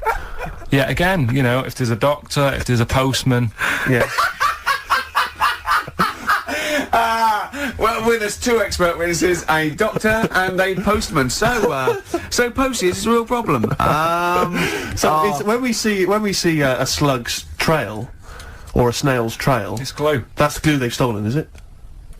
That's a little. I'm not going to say yes to that because I'm not sure. But we could follow that trail and find them, and they'd have a big sort of Big pile of letters. our stamps and Yeah, there they are. like birthday cards from our From aunts and stuff. yeah, but £2 notes. Yeah. Oh, that's fantastic. Wow. Slugs. Wow. So oysters and slugs. Be very Nick, your careful if post. you're going to go out this evening. You're thinking of having a whiskey, maybe some oysters. Be very, very careful. Yeah, and Likewise, if you are going to post a letter, please do not use please. tasty glue. I met Carl in the week again, I Steve. told you shouldn't do I this. know, You know, you should but wait then till when the weekend. he starts saying things like, "Oh, is this love of the people?" I go, "No, save it," and we just sit there, and I'm scared to talk in case it goes. But you did tell me a couple of little things, didn't you? True stories that that I mean, I enjoy. Could you tell Stephen about the doctor? Right. Oh God. Where, is this something that happened to a friend of yours, or is this? No, I read about it. You read about it? Okay. There's this little lad, right? Okay. First of all, it's years ago, right? When Right, they olden times. didn't have decent doctors in like every town and that. Yeah. And this little kid is dead ill, right? Yeah. And the local doctor. Well, there's a phone call involved, so I don't Yeah, really well, let give me the get to impression it. that it's like medieval times. Yeah. Yeah. But I didn't say that. I just said it's years ago. Go on So then. this kid's ill, right? Yeah. And he's lying in the bed, and he's all going funny colour and that. Yeah. And his mum says, "I'm going to get the local doctor round." The local doctor comes round, and she says, "Oh." So I don't know what's up with him. He said, "Leave it with me." Leave it with me. He Well, said, the doctor said that. "I'll have yeah." He said, "I'll phone up a top doctor Okay. who was in America or somewhere like that." Yeah. And so he goes to the phone in his office and he calls America, and because it's years ago, the phone line isn't that good. It's all crackly and that. Right. Yeah. So he's talking to the doctor and he's saying, "I've got this kid. He's a funny colour and he's really weak and that. I don't know what's He's up not with him." giving him much to go on. Right. Sure. So the American doctor, right? Yeah.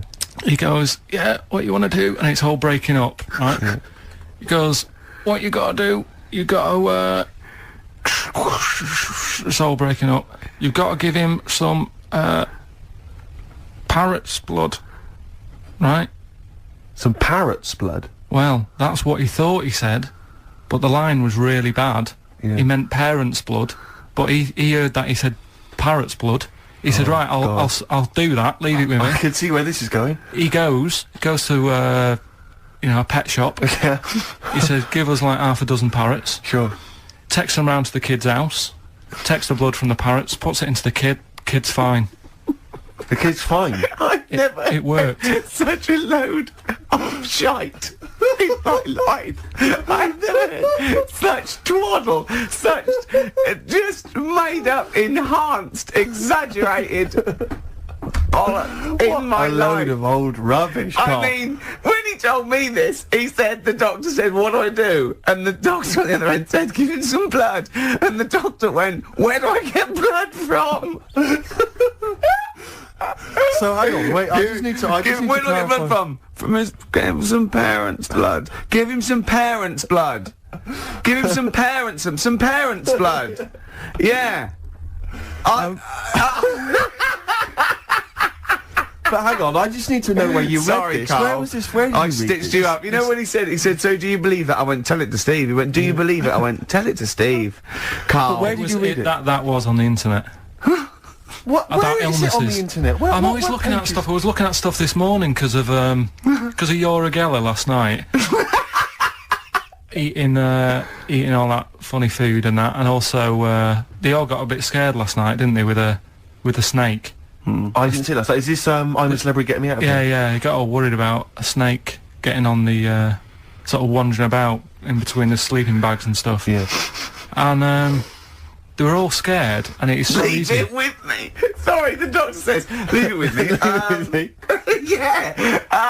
Leave it with me. Well, they were all scared because there's a snake, and it's so easy to find stuff out. Before they, where are they? Where is this jungle?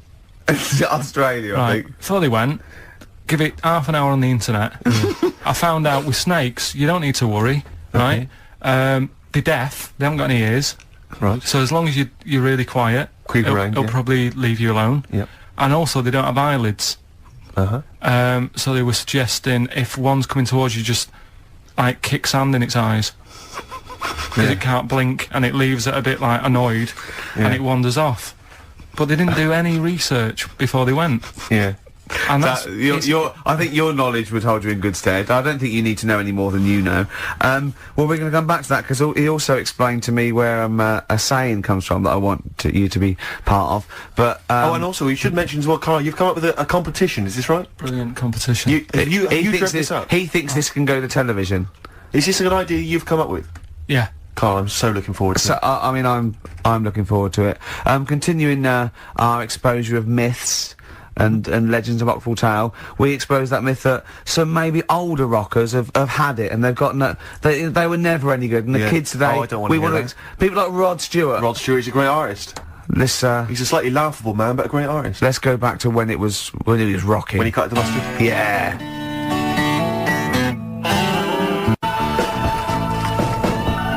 Rod Stewart, You Wear It Well. Great tune. On XFM 104.9. Yeah, this doctor, I mean, we should find out who he is, really, and if he's still practising, because it worries me a little bit that, he did that. Also, I mean, he thinks he's got away with it, but how could he be sure those parrots wouldn't talk? True. Do you know what I mean? There were 6 of them, they probably got together and they probably put it on the internet. I mean, I feel that story, Carl, it asks more questions than it answers. Yeah, Really? like most of your stories. Yeah, that's the to be problem. I honest. always feel like I need a little bit more information. Like, Yeah. did the parrot boy continue to live? Yeah. To a ripe old age, or did he die weeks later after this charlatan doctor who was going around, spurious Did he information? break his nose trying to crack a big nut? No, I think he was all right. He lived to a. See, I'd have shouted, if I was that doctor, I'd have shouted that down the phone. Are you sure you said parrot's blood? Yeah. You sure it was parrot's blood? Listen, I mean, I'm not the best doctor in the world, but did you say parrot's blood? Yeah, but what you're forgetting is you're going back to the time where like they used leeches to do like. No, we're not. translations. We're going back to the late 70s. If there's a phone call to America Direct. Come on, Carl. They weren't calling America like in the medieval times or in the Victorian age. Come on, think about it, Carl. Yeah. This has got to be like the 30s or 40s, the earliest. Right.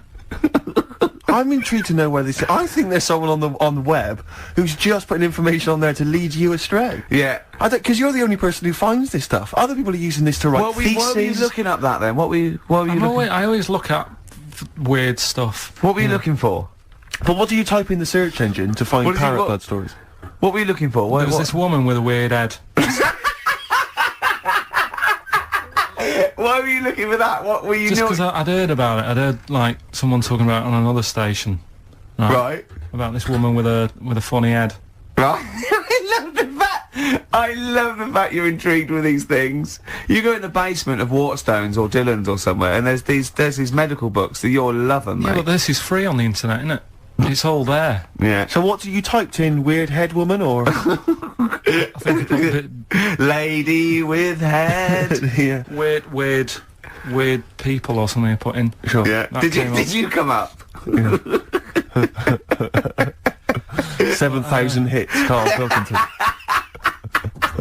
But it's all there, isn't it? It's interesting. The one that I was telling you before about, what's the name? The lost letter. The lost letter. What's this? The lost postcard that's just turned up.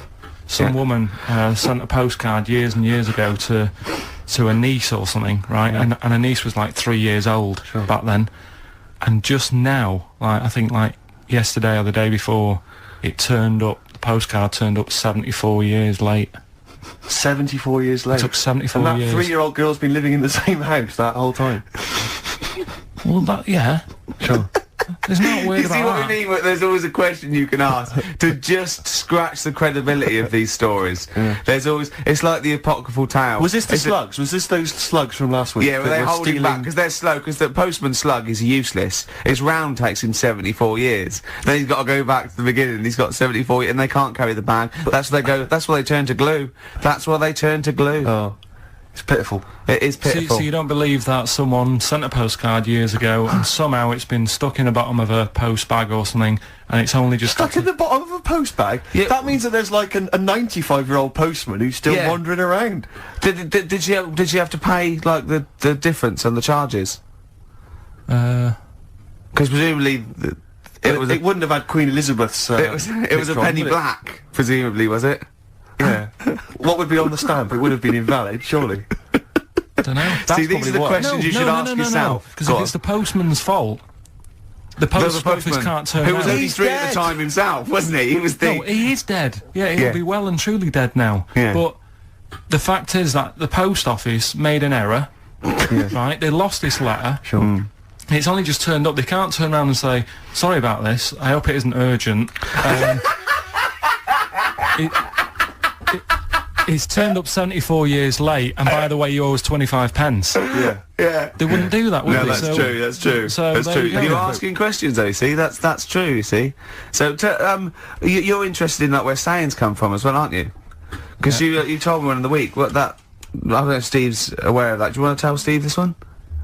What's this a saying? Can we do this quiz? Do We'll do first. the quiz later. I know you're excited about the quiz. Let's do that later. But what's this saying? Right. What is the saying? Chucking a baby out with the bathwater. Yeah. Do you know that? Have you heard that phrase? Don't throw the baby out with the bathwater. Well, yeah. Yeah. Yeah. Right. How would you use that? Well, how would I use that? Don't throw the baby out with the bathwater. I suppose if you've been discussing something, you've come up with some plans, but you're slightly worried, and you might abandon the whole plan, whereas there might be some ideas in there which are still worth retaining. So you don't want to throw the baby out with the bathwater. There might be something you can just change, and you don't. Yeah. There might be a few ideas you can salvage from an otherwise worthless one. Well, the saying, right, comes from like years ago again, and Pre or post phone?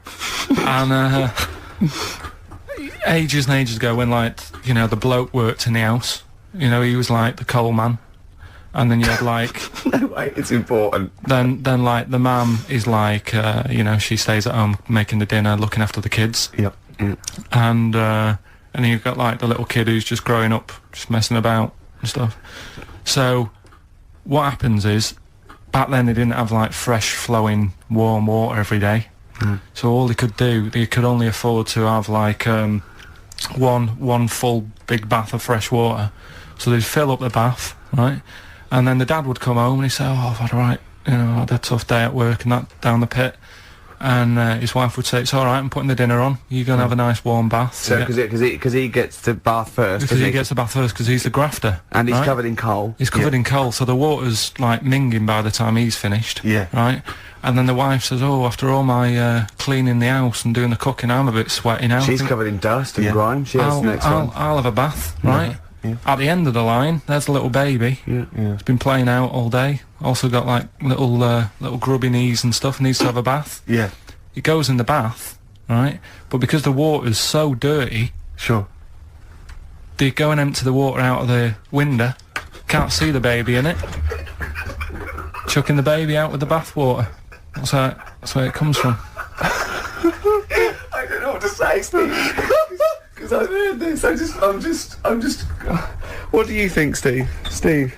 So firstly, that sort of, I mean, that doesn't explain Where do you why- start? well, You're struggling, aren't you? You're struggling where to Well, start. firstly, I can't see how we've now applied this to, I've you know, been the thinking example of this. that I I've been thinking of this for days, Steve. Waiting for you to hear this one. These coal mining parents, deeply Yeah. negligent. Yeah, I love They've the left fact that their baby in the bath, unattended. That's the way round to do it. The one covered in coal. Yeah. You go first. Sure. You go first. Don't wash the baby and then get in that. Yeah. You one covered in coal goes first. Yeah. That's the best idea. Yeah. Second most dirty one goes second, and then the clean little baby. Yeah. I think we should do him last because he's done nothing towards this family. But more than that, Rick, leave him to his own devices. Yeah. Jack, I'm just going to throw the water out. Yeah. In the bath. Don't check first. Have you checked that the baby's not in there? Don't No, check, I'm not don't even going to waste bother. my time You'd checking. see it, you'd see I'd it. be able to see You'd a baby. see a baby in if there. a baby was in here, Yeah. I'd be able to see it. I'm just Yeah. going to throw it out. Yeah, I'm not even going to look, to be honest, Jack. Not We've all even had our gonna look, bath. yeah. If the baby's in there, Yeah. then it should be, Be making careful, it sound Jack. We have lost 3 children this way. Don't worry. Where did you read that? With the acid. Right, tell the other story that you totally believe this as a true story, don't you? The fella with the being killed. Right, do you know how the other week we were talking about some fella who had his head cut off? And he said, when my head goes into the basket, I'm gonna blink a lot, see how many times I can blink. But if you remember, when Carl first told me that, it was, I think it was Simon or, Nick that had pointed out, he goes, no, that's not quite right, Carl. Carl told me that he had his head cut off, and when his head was in the basket, it looked up and said, count how many times I blinked. Yeah, But he sure. believed that as well. Yeah, So yeah, he was yeah, happy, he was happy with that. Sure. Do you know what I Sorry, mean? so yeah, Go on. a couple of weeks ago there was a guy, he had his head cut off, and before he had it off, he'd said, I'm gonna blink to show that there's life after death, And he'd he done did, it. he did 32 blinks, Yeah, right? sure. So, you two were sort of putting that down the other Yeah, week. we were sceptical of that. So, I looked again On the internet? at some other website. Yeah. And there's a guy... Sorry, it's the website, just to clarify, the website is the place where you bought that property on the moon, didn't you? Because it was a bargain. Right, so, this guy... Been gazumped. Look, we'll see who's been gazumped when this world ends. I've Yeah. got somewhere to go, Yeah. alright?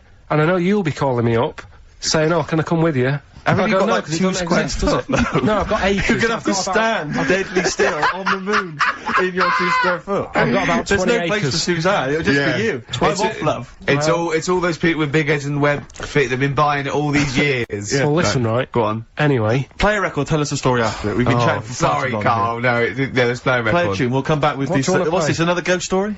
Let's play one of my favourite songs of all time, because I'm going on holiday and getting into a lovely, serene mood. Sorrento is probably from that. It's Neil Young, After the Gold Rush. Beautiful. Still to come, that competition as well, look forward to that, Carl's quiz. Yeah. What an amazing track Beautiful that is. tune, yeah. Neil Young, Dynamite. After the Gold Rush. So go on, Carl. Sorry, go on, Carl. So let's take us back a few steps, Carl. What's the story? right, so I did some research, right? Let's just recap again. There was a guy you read about who had his head chopped off, he was guillotined. Yeah. He had said to the people around him, Count my I am going blinks. to blink once I've had my head cut off to So show the that brain life, can still... or the brain Yeah. can continue to work after, Yeah. Yeah. death. Okay, so yeah, we queried that. So you weren't having any of it? Well, no, possibly for a few seconds, till the oxygen stops being fed to the cells because the blood has drained away. But, you know, nothing spectacular. So Right, go on. well, along the similar sort of lines, right? This is quite a few years ago. This fella sort of upset the royal family doing something, right? So they said that this isn't good. Wasn't Ben Oughton at that Jubilee thing, was I it? can't remember what it was, and they said, right, That was terrible. we're gonna cut your head off. You know, you gotta show people like you can't be doing what you've been doing. What was this, the 1970s? When you say a couple of years ago, you mean maybe sort of... Was it the olden days when the Ages. phones weren't very good? Ages ago. Yeah. Ages ago, sure. So yeah, fair enough. Yeah. So, Very philosophical. Yeah, imagine that when you watch News Could cut your head off. This Yeah, was fair enough. literally ages ago. Yeah, exactly. Yeah, go on. Simon Sharma's History of Britain. Yeah, yeah. Oh, So- and even before that, which is yonks before, when it was all mental and different. Sorry, Carl, go on. So he's having his head cut off, and he's resigned to it. it's a day before. He's kind of got it into his head now that I'm not going to have my head much longer. Sure. So he said, let's make use of this. Yeah. He said, I wonder how long, like, the body can stay alive without the head on it, right? So they were like, oh, I don't know. So, Who were? so The jailers? whoever he was asking. These jailers with one eye. Yeah. Get that punk. So he said, No, wait a minute, I've got an interesting scientific experiment, jailer. Well, Yeah. fair enough. What is it?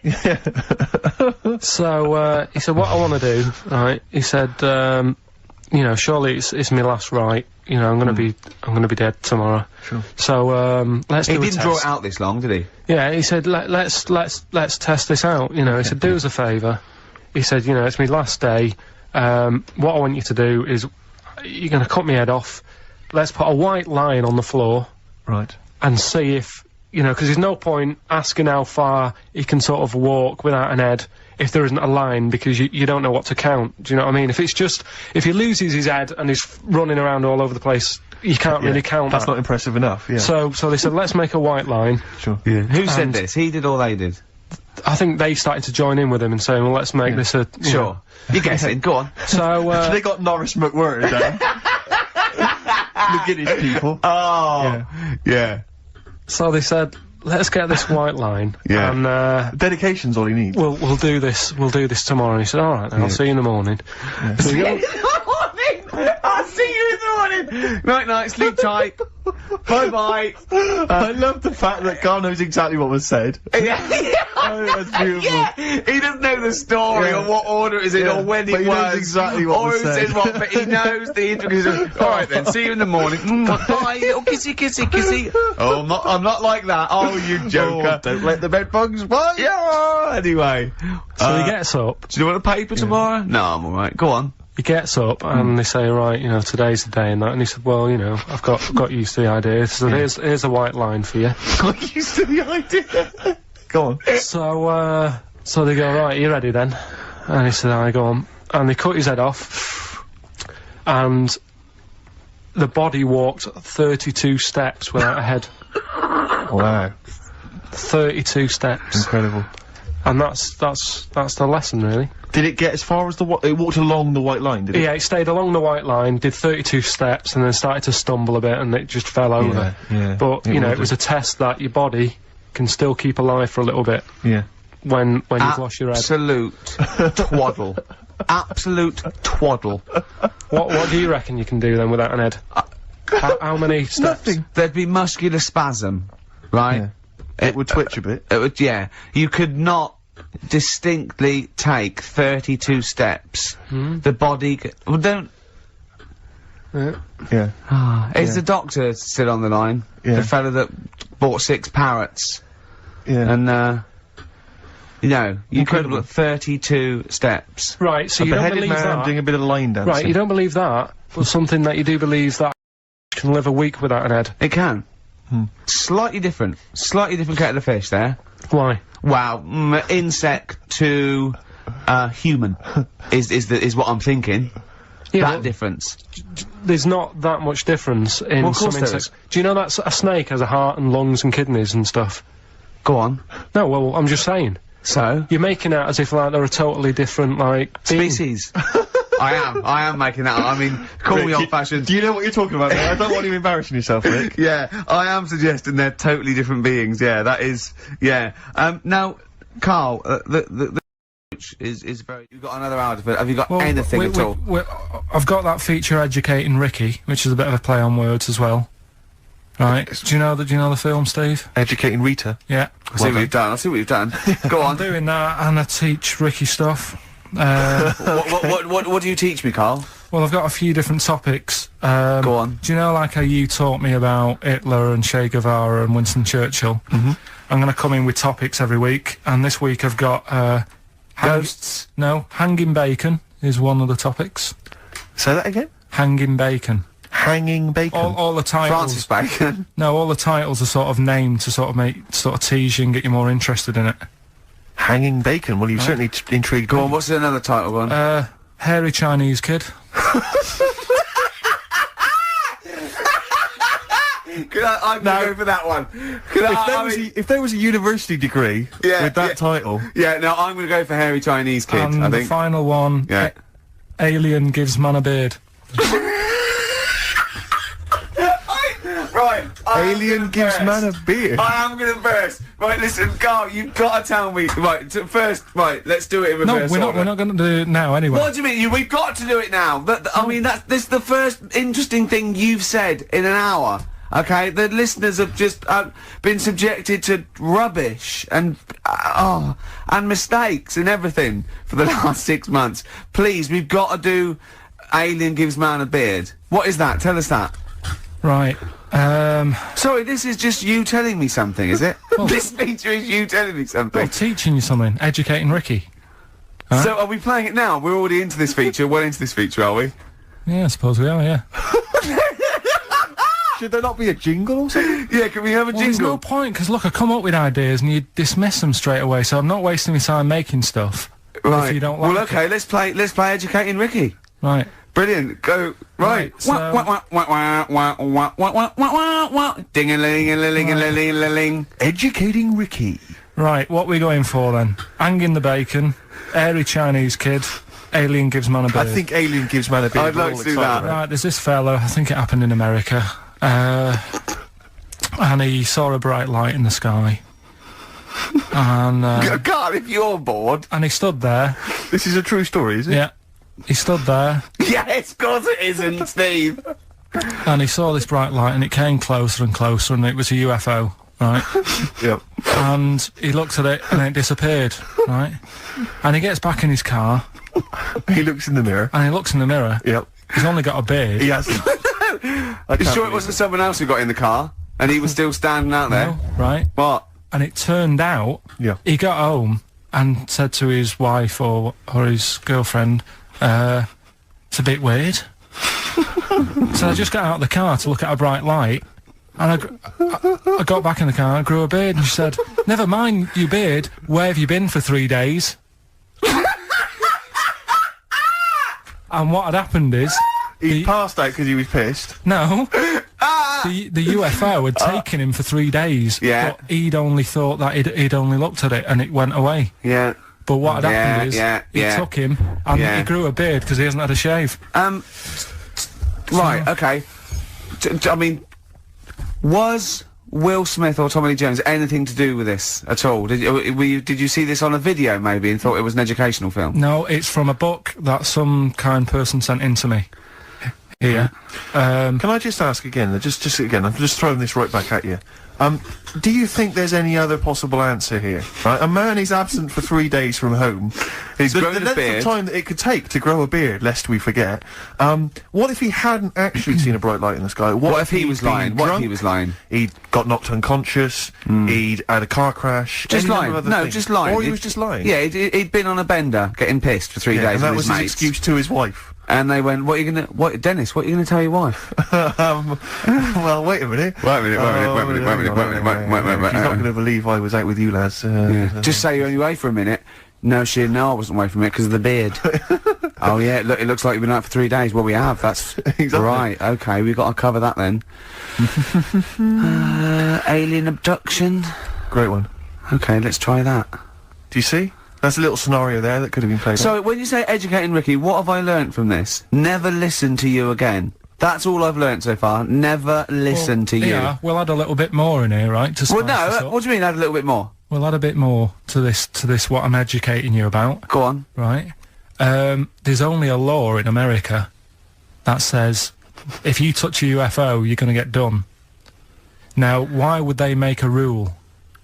I don't know that. Do you know, like, all their rules have a code? Carl, I genuinely do not know what you're talking about. Right. Do you know, like, how here they might have... Do you know I what? have no idea. Right. Okay. Do you know, like, over Rick, here... I'm listening to Capital on these headphones. I got Foxy on from yesterday. Right, let's bin that. No way, it's great. No, I want to hear about Airy Chinese Kid. let's play a tune. and Okay, let's come play a back with tune, Harry come back with Chinese Play a Kid, bit- definitely. Some doors. Yeah, I Yeah. just thought I'd go back, take it back to the 60s. This is a tune that a friend of mine sent If me. you touch a UFO, you get done. Soul Kitchen from the Doors. Type, yeah. But, yeah. Enjoyable. Now, okay. That's stressful, isn't it? I think we've got things working now. We've had people come in and out, just shaking their heads going, shouldn't have bought that desk. But it's all sorted now, I think. And, You notice how it took, about 25 minutes for them to come down as well, though? Do you feel like we're maybe quite low in the pecking order in the building? Definitely. You know, it's like Capital First, Capital Gold. They can shoot off to other sort of pirate stations. Yeah. People's car radios, then they come back here. Oh, dear. Oh, I had a job at Richard Sounds. Yeah. Light fitting was buzzing. Yeah. Now, but we've got, thanks for staying, listening. Right, okay, educating Ricky. What have we got? Airy Chinese kid, go on. Right, yeah. This is the, I didn't want to do this. What do you mean you didn't want to do it? Well, I wanted to give you 3, and I gave you one. It was like the alien man gets a beard or whatever. Yeah, And which was total rubbish, so this one should be better, maybe. Hairy Chinese kid. Right, well, we've talked about hairy people in the past. True enough. Haven't we? Yeah. You know, the little kids who grew up in woods and hung around with wolves and that. Yeah, again, you're confusing it. Yeah, they're not. There were some people that were born very hirsute. They were not the people who were brought up with wolves. Yeah. You just put that together in your Homer Simpson type mind. Right, well, this is like a sort of close to that sort of story. Yeah. But the weird thing is, right, Chinese people aren't that hairy as a nation. No, seriously, that's a well-known fact. They don't have that much body hair and stuff. Okay. So this little kid who was born over there, he was like covered in stuff, Was he? and it was only his nose that wasn't hairy. The rest of his body was caked in hair, right? And his hair sort of What grew. sort of hair was it? Was thick hair. No, what I mean is, was it sort of like a pony's mane, so he just looked like an Ewok? You know what I mean? Just like hanging down, sort of straight, dark hair. In the picture, it looked like it grows from his eyebrow. It grows from his eyebrows quite thick, and then it just goes all the way over You his don't head. think it was just really long eyebrows that he'd done a comb over? No, it was all over his body. It had a picture of like his back and that. Yeah. And Had he styled it? Had he styled it at all? Did he have it in a quiff or? no, it was just hanging everywhere. all over him. Yeah. And they were like, you know, this is a bit weird, happening in China, where we're not normally that hairy. That was the scientist speaking there. Yeah. And the local press and that were getting him down, calling him monkey boy and all this. Oh, And thinking Chinese press. but the doctor, Yeah. Oh. They're cruel, aren't they? the It's like doctor, those game shows. well, That's Japanese, isn't it? Yeah. That's cool. Yeah. and the doctor said, I was Carl talking through all that time while we were just like talking to each other then. Because I turned round and I still saw he was talking. Go So on. anyway, the local press came down to see the hairy boy, the monkey yeah, boy. and they were like being tight, and taking the mickey out of him, and the doctor said, Throwing him nuts. he's only hairy. Said he's a healthy young kid. The only faults he's got is he's got a little bit of eczema and a boil. And he said everybody should just treat him the same, and I think he grew up a healthy kid. Yeah, so that's the That's the end of the story. That's not a story. why. Well, but I've got nothing. I don't know what to say to that. So someone in China was born slightly hairier than the rest, and he was normal apart from eczema and a boil. That to me isn't a story. But if it is, I've got a million. I mean, it's sort of like bloke from Manchester went a bit bolder than the rest, got a job on radio. He were normal. I mean, that's not a story, is it? Some great adverts there on XFM I enjoyed 104.9. Absolutely. Listen, we have to give away these 3 pairs. We have to give these away, Rick. Yeah. We've got 3 pairs of I DJ know, but Shadows. this is so jam-packed. I think we've planned too much for this show. We have indeed. Next week, I think we have a little bit flabbier next week. Rick, do less. Rick, can we chill out next week, please? Yeah. Go on then. So yeah, any ideas, guys? Any questions? Sort of DJ Shadow related questions? Any Shadow, DJ Shadow. or DJ questions? Carl, any ideas? What does the word DJ mean? Yeah, it's too easy. I tell you something I do know, Go on. right? But I can't really get a question out of it. Go on. Just tell us. There's a shadow somewhere. It's already good, isn't I'm loving it No, already. right? There's a shadow. I think it was in America. Yeah. And it's on a quiet road. I'm guessing somewhere like Boston. That's what I don't. imagine. Okay. Right. No. somewhere like Boston, and people at night used to see this shadow moving about, and they'd go, "What's that?" Right? And it got known, the town, the little local town got known for this shadow, but it didn't cause any problems. People What are you talking about? Well, it was Just you've lost me. What are you talking No, about? do you know, like, some places get famous, like, Scotland's got the Loch Ness Monster and that, but No, it doesn't go cause on, any, yeah. but it doesn't cause any problems. Doesn't exist, go on. Right, so there's this shadow walking about on the road. And, What do you mean? No, what's he, again? Rubbish. Right, so he's walking Nonsense. about, Where did you read this? Where did you he's see walking this? about, this was on the internet, and I'm Oh, sure... sorry! Sorry! I thought it was shite. I didn't know it was on the internet. Right, so this shadow is moving about, and, Independently of an object. yeah, and the local mayor and that is like, yeah, it's a bit weird, but it's not harming anyone. The mayor involved! Was he elected to that post? Hey, mayor, we got a problem down here. Seems like a shadow. Well, it's not causing any. No, it's Is just. it causing any problems? Yeah, go on. But that's the thing, it was left for years, and then it did start causing problems. I see, that's it. If you leave these shadows to go unchecked, Rick, they go crazy. Yeah. You let them run amok in the Yeah. city. Yeah. You've got to stand What down did it do? on What did it Roman do? shadows. What did the shadow do? It was pushing people off the bikes. It was what? It was pushing people off the bikes. Oh! I'll find out more for that next week. Right, that'll tease Oh, them. you're a maniac! We'll do more on that. We haven't had time for Please educating. never have children. Right, listen. You're Just promise me now you'll never have kids. Look, We haven't got time. Okay, now, listen, so- alright, DJ Shadow, have we got time for these to give these tickets away? Yeah, if they just call up, we'll. No, I'll tell you what, I've got a question, right? Go on. Where does Karl think this may have taken place? If you've been listening to the show, where do you think this evil shadow has been running amok? Let us know. The number, Karl? Good question. 08700 800 1234. So, Excellent. but that's it. We are actually out of time. We are indeed. now. Have I got time for a song for the ladies? It's a bit tight. I was Why? told to finish It's now. 5:02. I know, but we've got to get finished early today. So why? just because we have, and we're wasting more time talking about why we have to. Oh, this is pathetic. So they call up. Where did they see the ghost? Yeah. And you've got to pick the tickets up from reception. You can go tonight, see DJ Shadow. That's Shoddy. it. This right? is shoddy. Right. See you then.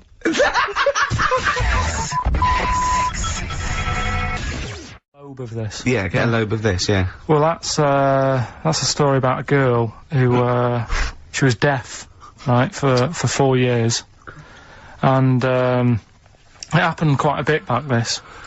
What year? Or was it? About- I think it was specific ages ago, was it? About yeah, quite a bit back. She was deaf for about 4 years, having an argument with her mum, it said, which I didn't quite understand, because I don't know how they do that. Yeah. But she was having an argument, Well- and a man pushed her against a wall, and she banged her head, and her hearing came back. Okay. Was she wearing a Walkman? And it fell out? And she'd realised, well, oh, that's There's why. no explanation. There's no explanation. Well, why is that teaching me something then? Right, so I knew you'd say this, right? So I thought, right, I'll stick something on it. Do you know that bees are deaf?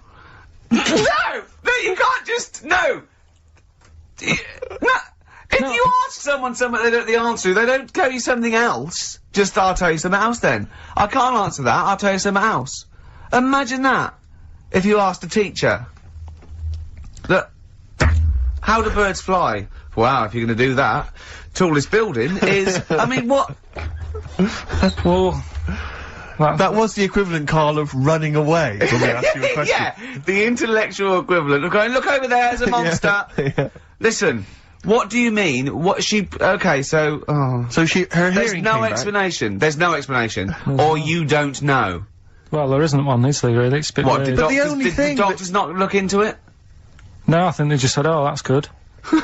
But, so again, I don't. Where did this information? Is that if you read this on Is the net? that Is that it? all they put on There the was net? once a deaf woman who hit her head and she and her could hear. hearing came back. It was bizarre things about being deaf. Was there Oh, three yeah. Was there I've sort got of- that book, yeah, it's a good book, that. Was there three Yeah. more pages you just couldn't be bothered to read on? Yeah. No, it was just a little bit, and it Was there a said little picture, a cartoon picture? no pictures, I just And we're read going, it. ow. Look, Ow, if you I don't can want to hear. know, if you don't want to learn, you know. Yeah.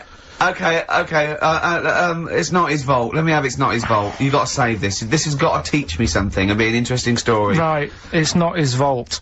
This fella, Yeah. What year? Ages ago? Olden times? I'd say in the 70s. Okay. Would you? Any evidence for that? And, Does he wear flares in the story? Right, Is that this your is- reason? no, it's a bit like Yuri Geller, this fella, right? Where Oh, yeah. he's electric. He's electric. And, if he walks past the telly would fizz. Uh-huh. If he walked past the radio, it all goes like that. Oh. His hair stuck up all the time.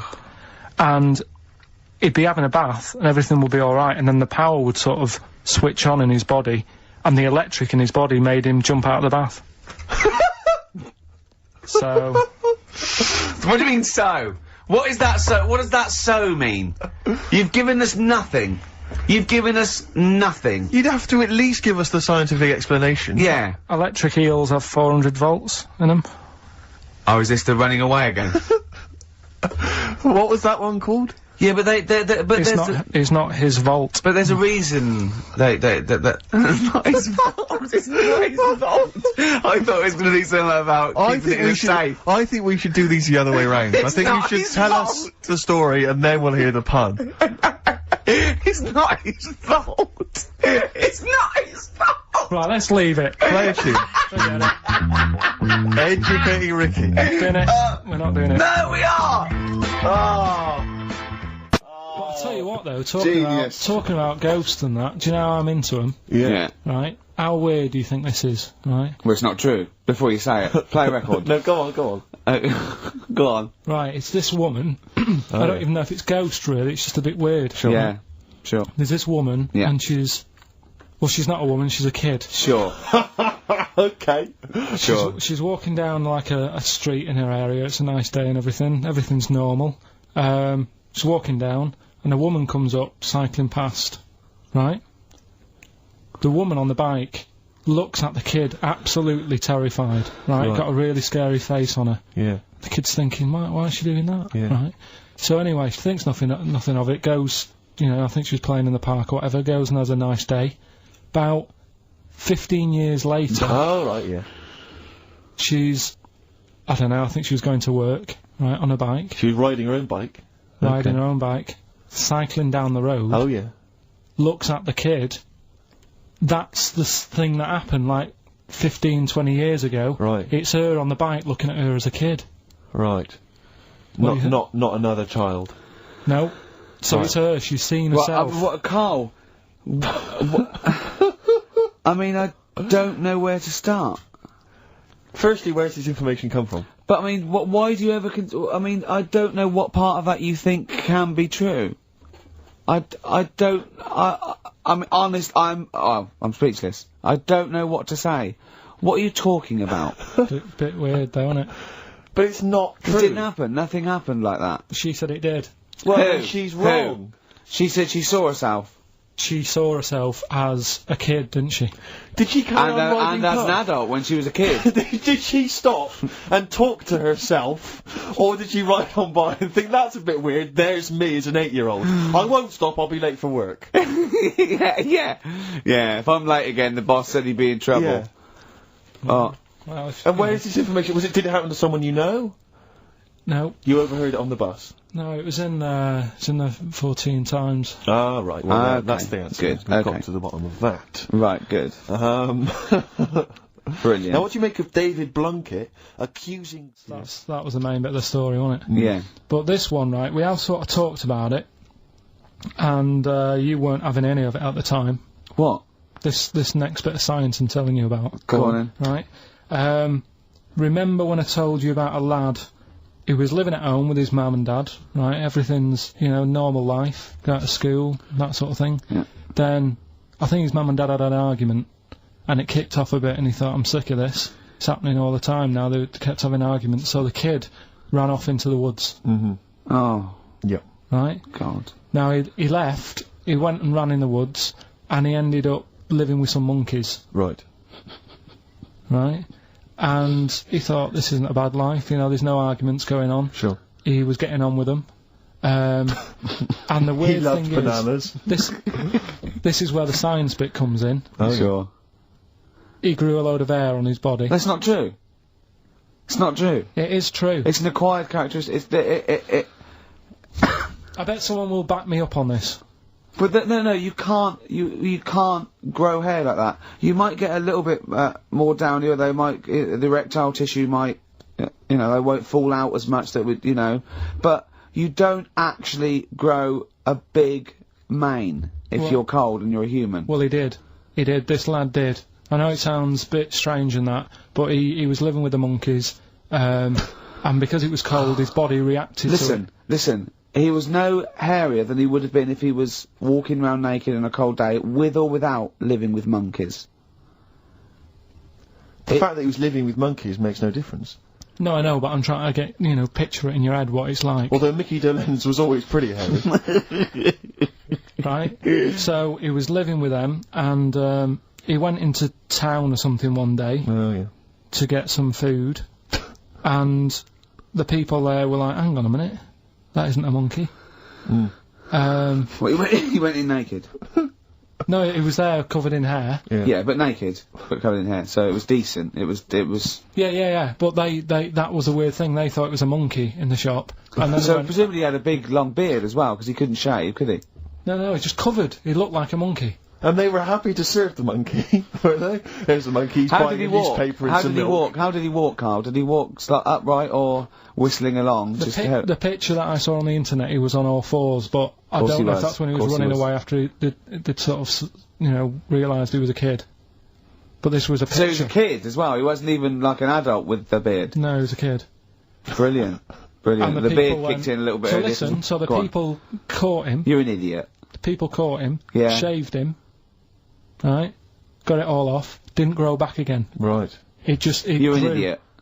Well, like I say, people will have heard this story or read about it. You're an idiot. And they'll email in, they don't let me down. And they'll agree that you're an idiot. No, they'll have seen the story. You're an idiot. So that's a little bit of science. You're an idiot. Thing is, right, looking around in the week at weird stuff on the internet. Yeah. There was this woman who's got a big strokes someday. I'm already annoyed. I've been here 3 minutes and I'm already annoyed. Yeah. I'll bring back Claire, I'll tell you. No, it's not his fault. It's the whole place. The library's shite. I tried to get. Oh God! I had to go to Capital Library. Fancy that. I had to go to Capital Library to get a couple of records I wanted, right? Place is falling apart, the email's not working, it's so shoddy, he's had 2 weeks off, on holiday. I mean, they might as well bulldoze this, honestly, because for all the, It is ludicrous. And we get paid peanuts. You get paid, do you? Oh, and it really annoys me to have to fight, anyway. Anyway, just calm down. 104.9, I'm Ricky Gervais, with me Steve Merchant and Karl Pilkington. Karl, you're back. Alright. How was it? What, the holiday? Yeah. Well, it wasn't all fun, was it? Because my dad was in hospital. Oh, but he wasn't during the holiday. Not during the holiday, though, was he? You came back from holiday and then found that out, didn't you? Yeah, but it happened when I was on holiday. Did you know that, though, when you're on holiday? No, because I didn't take my phone with me. Well, that's but the weird thing is, I got a feeling when I was sat there, because it normally happens. It wasn't the nudie speech, was it? When I first went away, you saw that old fellow with his packet out. When I went to Ibiza, right, I had a feeling, and I called home. My dad had punctured a lung. When you say you had a feeling, what do you mean a feeling? Just like, oh, I should call home. There's something not right. But this time, a very specific feeling. How did that manifest itself? How do you get that? What kind of feeling? Is that tingling thing? I'm getting a bit of a lung feeling. Yeah. A bit of a dad lung feeling. That feels like a punctured lung. Hold on. But anyway, the holiday was good. We talked about it last week. Well, let's probe Karl about his holiday later, because that's the sort of thing that audiences will stay tuned for, Rick, I'm pretty certain. Yeah, sure. Find out about you know more about this radio business than me. You know, you've hooked them already. Indeed, yeah. Well, also, I'm thinking we've got nothing. Now. We may as well save that. No, I resent it. I used to put a lot of work in, but then I think of the money, which is, for me, pretty shoddy. Well, you know what I mean? I don't usually get out of bed an awful lot of cash. Well, exactly, yeah. And, the whole thing is the whole setup. It was raining today. I thought I should have a cabin. Then the sun came out, so I walked in again. Ah, dear. How are you? But, I'll tell you what, I got a bit criticised last week as well, that I only played ballads and same songs, so I'm gonna rock out this week. Oh, I'm loving I've been down to the Capital Library to get some good tunes, and, what about a little bit of AC/DC? Oh. Took me all night long. Let's hear it.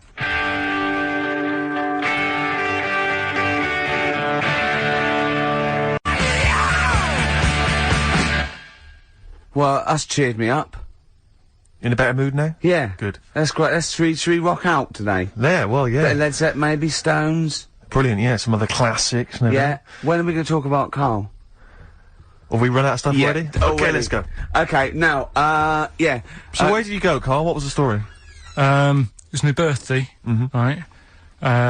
Went home after working with you a couple of Saturdays ago, right? Girlfriend was like, open your card, and I said, no, it's my birthday on Monday, I'll open it then. You obey by the rules, don't you, of birthdays? The birthday rules. Well, there's no point. Well, exactly, chaos leads that way. Yeah, right, so, Not an anarchist, never has been. So anyway, she was kept going on, and it was doing me head in, so I said, alright, I'll open it. Yeah. So I opened it, ticket fell out. Surprise holiday to one of the Canary Islands. So... And what was your reaction? I mean... First one was, we haven't got enough money. Right. For this. But I didn't want to ruin it, so... No. So I didn't go on about that, and I said, oh, it'd be great. So I can't wait. So, did you say it in that tone of voice? Well, it was good timing, because I was tired and everything. And I'm not a big holiday fan, but the timing was right. Yeah. Do you know what I mean? It's the same as last night. I don't always like a curry, but last night... You're in the mood. You get that sort of, oh, yeah. Curry, you had a feeling. Yeah, you had a feeling. You thought, oh, and then, lo and behold, like, you were eating the curry. Right. It's weird, isn't it? Isn't it weird, the paranormal? Isn't it weird? They work in mysterious ways, the Yeah, ghosts. yeah. So anyway, right, the island, if I was on with you here, I'd probably say it's a bit barren. Okay. Not much there, but if you get a hotel, you're guaranteed good weather, right? Are you? No, what I mean is, it'll be a good holiday. If you get a hotel, right, the weather's always good, so you'll have a nice time. Yeah, it was a comma, yeah, it was a, yeah, go on. And all that, and the food was alright, and everything was going alright. I was just having a nice, relaxing time. And how do you sort of spend your time on a holiday? You just lie around? Is that That sort of holiday, just lying around. I bought a book. You bought a book? Yeah. Okay, ghosts? No, it was short stories, right? It About was like ghosts? no, it was about like special days in our time and time before me and stuff. Oh, yeah. And it was like it was telling you about how in I think it was 1814 the Thames frozen up. Yeah. And all these stories are told by eyewitnesses. Yeah. Right. So there's some fella who was around in 1814. And the Thames was frozen, and people used to put market stalls on there, and they'd do the shopping. It was like it was like an Oxford Street. Was that Mad Liar Charlie? No, because he's famous for that. Well, I'm sure you know. No, I think that was Mad Liar Charlie. Right. Yeah. So I was reading that, and then after a couple of days, was a bit like, oh, Boring. yeah, you can only do sort of so much lying around And so much reading. So Suzanne said, well, let's go on the beach, have a walk. You ain't gone on the beach? Where had you I've been gone on the beach, up yeah. to this point then? In your room? No, just like round the pool, just relaxing and having a swim and that. Yeah. So she said, let's go on the beach. I said, all right then, yeah. So wandered down to the beach, and first impressions are, yeah, it's all right, it's clean. Sea Your looks good. criteria is so basic, it's brilliant. Right. Hotel, yes. Roof, good. Food, adequate. Beach, clean. Next. So I'm walking along, and everything's good, and you know, there's a woman feeding fish bread, which I thought that's different.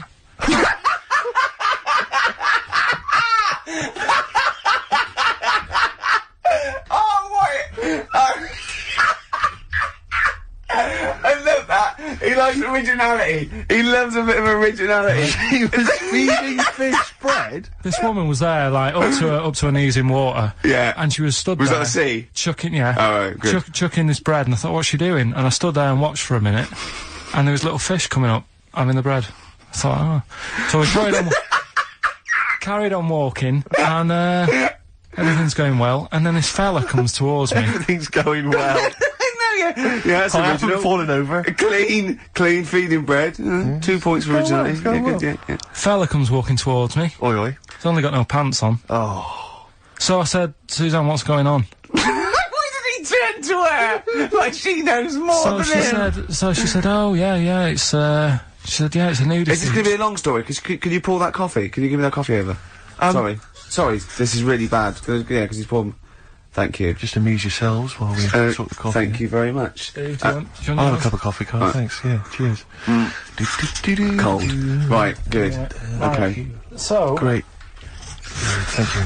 So she said, yeah, it's a nudist beach. So I said, well, why, what?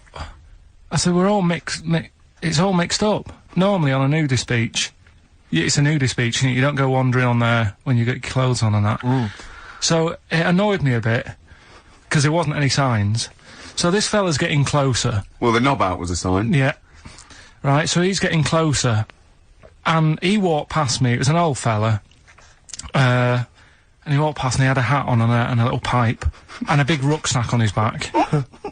Right, so he got me thinking. Not strictly naked. I'm walking along, and I'm thinking, right, why do people want to do this? So straight away, I wasn't on holiday anymore, because most of the time when I'm on holiday, I don't think about anything. Right?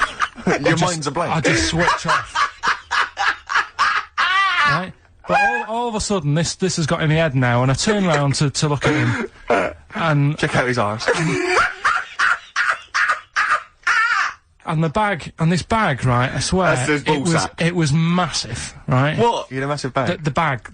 His rucksack? His rucksack. Oh, right, okay.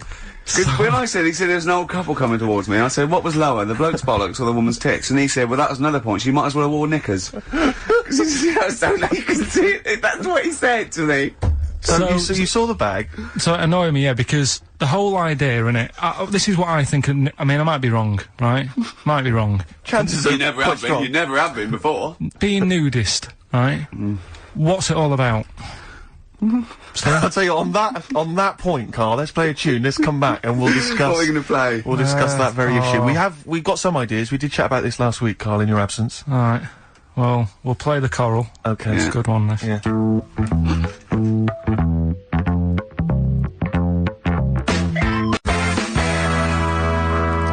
Coral, Dreaming of You, on XFM 104.9. I'm Ricky Gervais, with me Steve Merchant and Karl Pilkington. If you just joined us, Carl is walking down the beach, and a man has just passed him with his knob out. Yeah, his testicles out and his huge bag, apparently. Right. Now, we'll sum this up, you know, quick, because we did talk about it last week. You know, you did call me and tell me some of these things, and we sort of, mentioned it last week, but, you just want to say just give us your thoughts on nudity.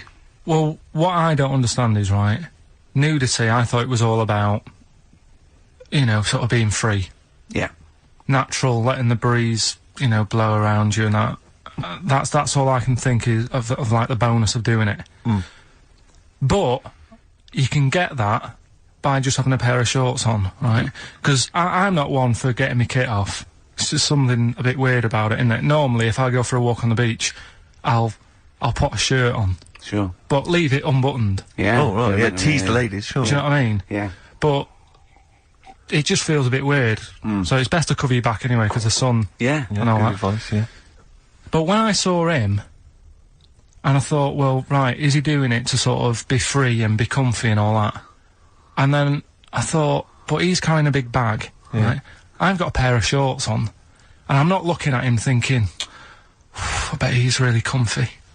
Do you know what I mean? I wasn't going, I can't wait to get home and get my shorts off. They're really annoying me, these. So, and that's just it. I don't get what it's all about. Yeah. Sure. Yeah. Sure.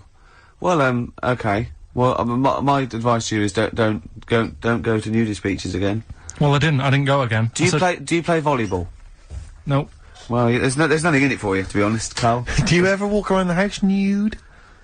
Not really. Only if, like, it's quickly to sort of jump out of bed and go and get a glass of orange. But I've got to be careful, because living on a high street, there's flats right across the way looking in. Yeah. And the The thing is, little it's all Chinese fella. There's a little Exactly. And who's the other one? Is he the There's one? the old woman reading a book. Yeah, it could be dead for all we know. It hasn't moved. There's some bouncers, and Some bouncers. I think so, yeah. Is that a euphemism? They're always... There's always, Her name's Carol. But, yeah, the only time, if I nip out, sort of get out of bed at night, go and get an orange, I've still got to be careful, because if they're awake and I open the fridge door... Oh, and the you're light illuminated, comes up, yeah. Yeah. they'll sort of see the light, And the shadow. turn round And the weird, long, stretchy shadow. Yeah. Why did you get up and got orange juice or orange swash? you know, Robinsons. You can't advertise on... Why don't you take a glass of that to bed with? Why are you getting up? Yeah. Because whenever I do that, I normally don't wake up, and it's a waste, isn't it? The man is a genius. And he, look, well, continuing our rocking out thing. Yeah, we're in a rock mood. Well, I think this sums up rock and roll, doesn't it? It's not called rock and roll, is it? Textbook.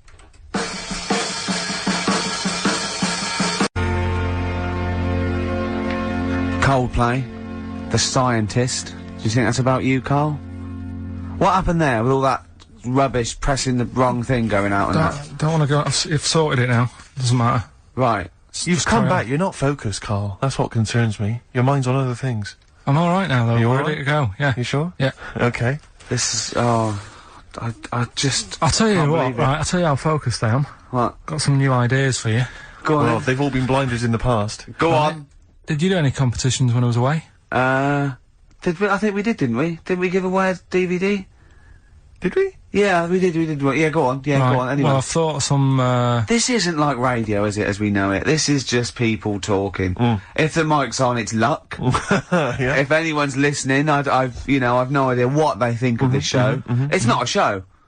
Not in the traditional sense. No. Okay, No. then you're going to change with that, Carl. Because You've a got show suggests a certain form of presentation. Yeah. A certain pride. And when we do present and it, dare I say it, some planning. yeah, and when we do, it's ruined by him pressing the wrong button. Yeah. but I've got some planning here. Go on then. Quizzes. this? What I did was, when I was on holiday, Yeah. right, you said, come up with a new idea, right? So the best way of coming up with ideas is sort of, Thinking. sort of nicking a TV show name and then twisting it a bit. Yeah. So, Or just rip off Simon Mayo's idea completely. That's Well, good I advice for anyone out there. I didn't yeah. If you're interested in See, ideas. Carl is presently running a course writing for TV. Yeah. And that's the lesson one, isn't it? Just That's rip lesson one. something else off. Just do an do idea it. and change the title slightly. Yeah. Well, Go on. this one I haven't really got. I don't know what to do on the game, but I'm thinking, strike it, Ricky. That's all you've got. That's what you've come up I with. haven't- How I haven't long did thought that one take? through. What is that? I just thought it sounded a bit like Lucky. Forget that one then. Yeah, forget that one. Okay, yeah. Well, Right. no, good. No, we all have hits from this. Don't- Even Spielberg's, not all his films, can hit the. Go on. Right. No, okay, no, it's a good. Go on. Do you Yeah, remember Big Brother, yeah. Do I remember Big Brother? No, go on. Big Mother? Right. You call in. If your mum's heavy, you win a CD. What do you mean? How can you prove that? All right. Forget that. Right. Here. Here's one. Right, ER. Good one. No. Yeah, no, The Price is Right. Remember that? yeah. Right. The price is Ricky? No. The rice is right. And what I do, I read from an Indian menu and a Chinese menu. You tell me whether you have pilau or egg fried. He's a genius, isn't he? He really is a I modern. understand that one. Let's go on don't then. get it? Go into let's go into this one. Let's not cross this off right away. Go on then. What you read from what? Well, I'll get a couple of menus from like an Indian and a Chinese takeaway. Yeah. Yeah. And I'll go like, chicken korma. Well, could I just suggest that as it's an Indian, it will be pilau, and anything you read out that is. Yeah, but you don't know which one I'm reading from. What, the chicken korma's Indian, isn't it? Yeah, so you go pilau. But then Well, then you get- might as well say Indian or Chinese. No, because then the name wouldn't work. The rice is right. Okay, yeah, I forgot you're working for the title backwards, aren't you? Okay, yeah. Okay. I'm so confused. I don't Right. know where I am or what day it is. A program that they've been in on Channel 4, right? Can you which- cross that out? We're not doing the Rice is Right I either. don't understand the rice is right. No, go I'll on. tell you that later. We'll have a game in the office, right? A game that they've been in on Channel 4, but has got really big viewing figures. Well, obviously not. Right. Or they wouldn't be binning it. Go on. Do you know 15-1? Yeah. They're getting rid of that, right? Are they? I'm thinking 15 Taiwan. Get some items that are made in Taiwan, right? Get 15 items, and I say what they are, and then you go, oh, I bet it's the vase. Or something. That's one that's made in Taiwan. Yeah. Just explain that again very quickly. No, don't, Carl. Alright, Cross forget it out. that, forget that. Cross it out. 15 Taiwan. Right. Go on. This is the one that I've prepared for, because I think this is a isn't blinder. daft, this is good. Let's Go play on. a tune and let's hear it after that. Oh, God. I'm You very sure? excited. Are we going to play it after that, or are we going to say? No, it till- you can explain No, it it's after it. I'm very excited.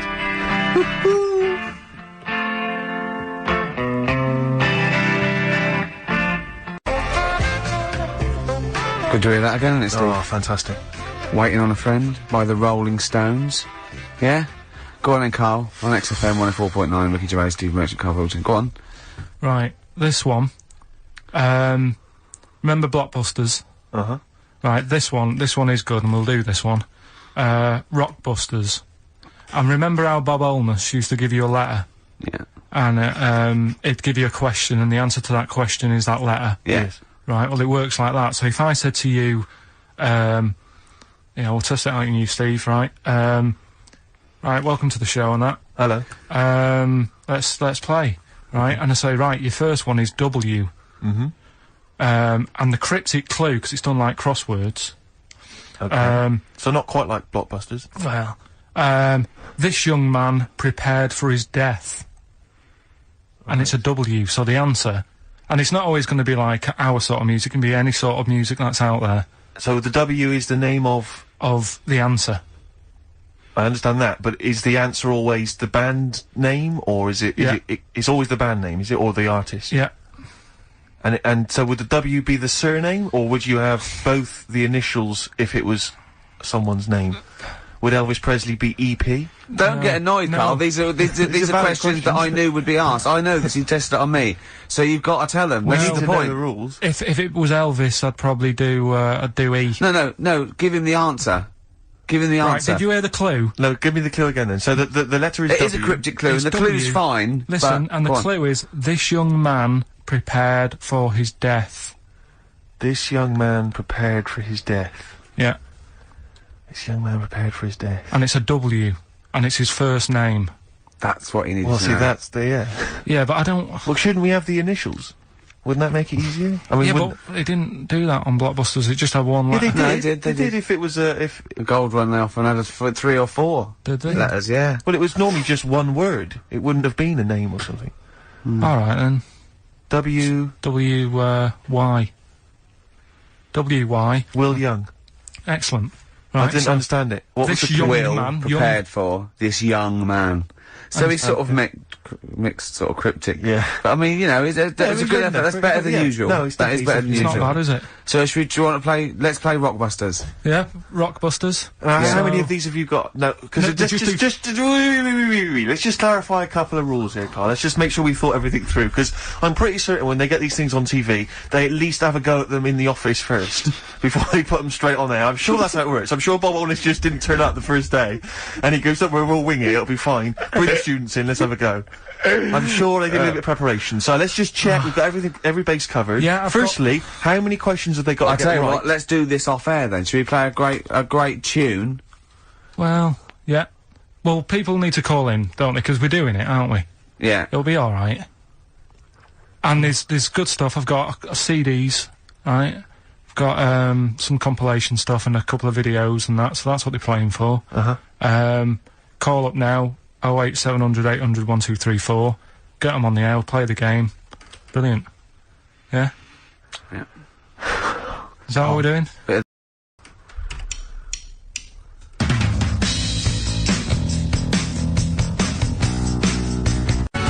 Just like heaven. Right.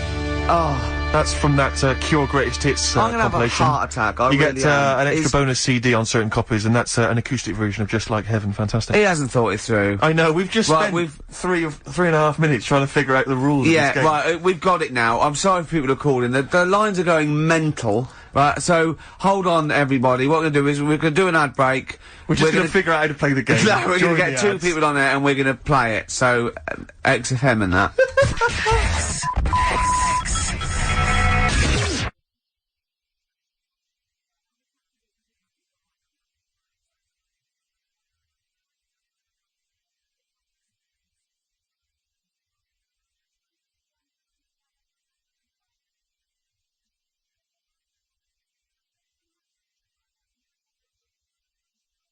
What's going on?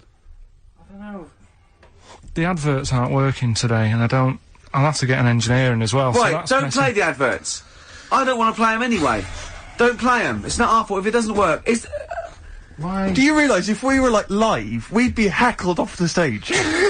Right, don't play the adverts. We wouldn't survive in the real I'll world. sort that out. Right, get the people on the air now. Just... No, Rick, calm down. Play a record then! Do something, for Christ's sake!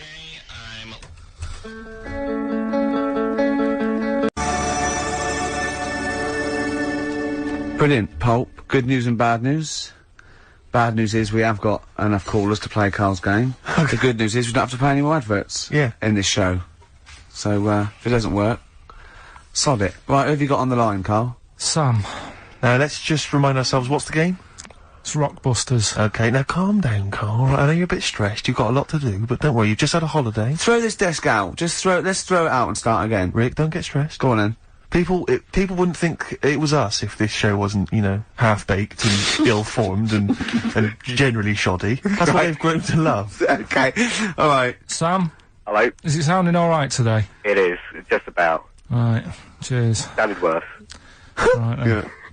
Well, And, so we've got Sam on the line. Who else have we got there? so we've got Tim as well, haven't we? Hello. Alright, Tim. Tim and Sam. Nice. You sound quite similar, lads. Could one of you affect an accent or something? Which one's Tim? Yeah, it's me. Okay, which one's Sam? This is Sam. Slightly deeper, Bit slightly deeper, yeah. Sam. Yeah. And they're not against the clock anyway, are they? So it doesn't really matter. I suppose not. So I think Steve just wanted a bit of variety. you Okay. you understand the rule, lads? Could you explain them to us? Right, play it. Okay. Hang on, wait. Well, let me explain, because, I mean, life is too short. Now, Carl's gonna read out, say 3 clues, yeah? And, just shout your own name and answer it, or shout the answer. Shout your own name, then the answer if you know it. It's the person who gets the most right. Okay. Is that alright? Yeah. Yeah. So, Here we go then. okay then. Shouldn't it be the first of 3? Well, yeah, but then he hasn't got... Yeah, I've got enough, it's fine. You've got enough clues for that. Right then, here we go. Welcome to the show. Oh, God. Right, first initials, S-T, right?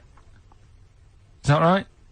Well, I don't know. Oh, we don't know, do we? How do we know? Here we go, S-T, and the cryptic clue is better than the average homeless person.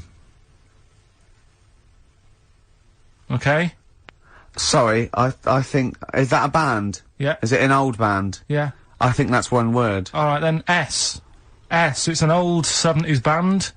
Better than the average homeless Tim. person. Tim? Go on. Supertramp. Yes. Supertramp Well it done. is. Yeah. Well done, 1 point to off you, the No run. idea Tim. why that's right, by the way. You don't understand why it's right? He's a super tramp.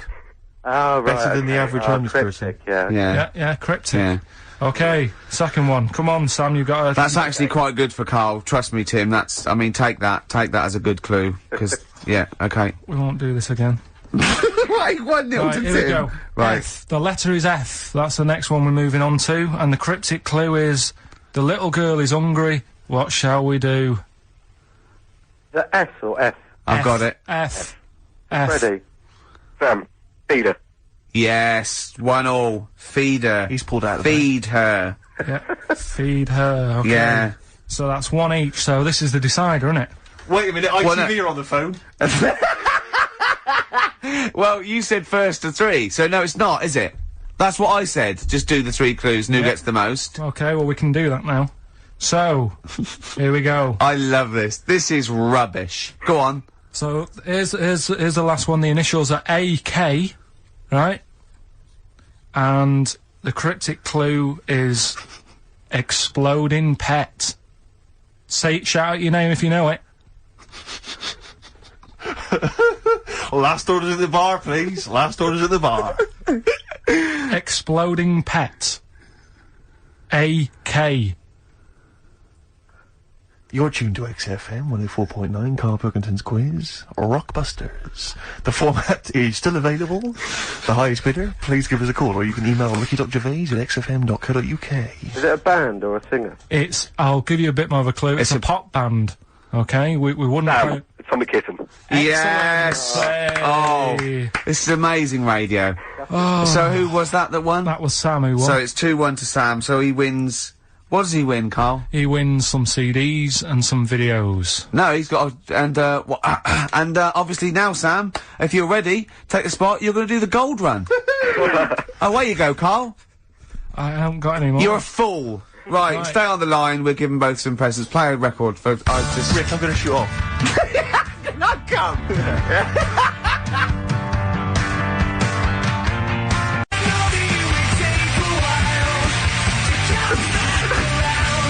Feeder, come back around. He's getting all stressed again. You know, we've only done an hour. I know, I'll tell you what, this You know, seems there's like another 3. hour to I go. know, I don't know what it seems like to the, the listeners. I say I'll tell you this, I'm not trying to be disrespectful, Carl, but I think maybe someone else should come in and press the buttons. Because I'm not sure you're across it. I don't think you can concentrate on talking and working at the same time. I'm not sure you can... Walking, Yeah, and eating. for you, it seems as a bit no, like... don't say that. Look, he's gutted. No, there's a lot of going wrong here. I say throw this desk out and get a real one. Seriously. Well, I think there's a Fisher Price one you can buy in Argos that might be worth but getting. yeah, we got there, but we were stunned because it was second hand, this one. But, this is like the Mir space station. I mean, it really is falling apart. Get a new one in. Let's not, I can't believe it. Get the... I mean, look at that. Look at the library. Look at the gaps in the library. Let's not go on about this, because this isn't good. What? Whereas that quiz was. Whereas that was good radio. You can join in and stuff. But the problem okay. is, Carl, why do you rush to do it? I told you before we should practice these things. That's Although, how to be it's fair, done. Steve, I haven't got time to do anything, so at least Carl's coming up with stuff. But I don't mind, running What other through with ideas it have you while got? you're having a kip outside. Really? doing What the other ideas have you got? Have you got any other ideas, Carl? Because we've got another hour to put. Have you got anything at all? I've got that feature Educating Ricky, which is a bit of a play on words as well. Right? Do you know the film, Steve? Educating Rita. Yeah. I'll see what you've done.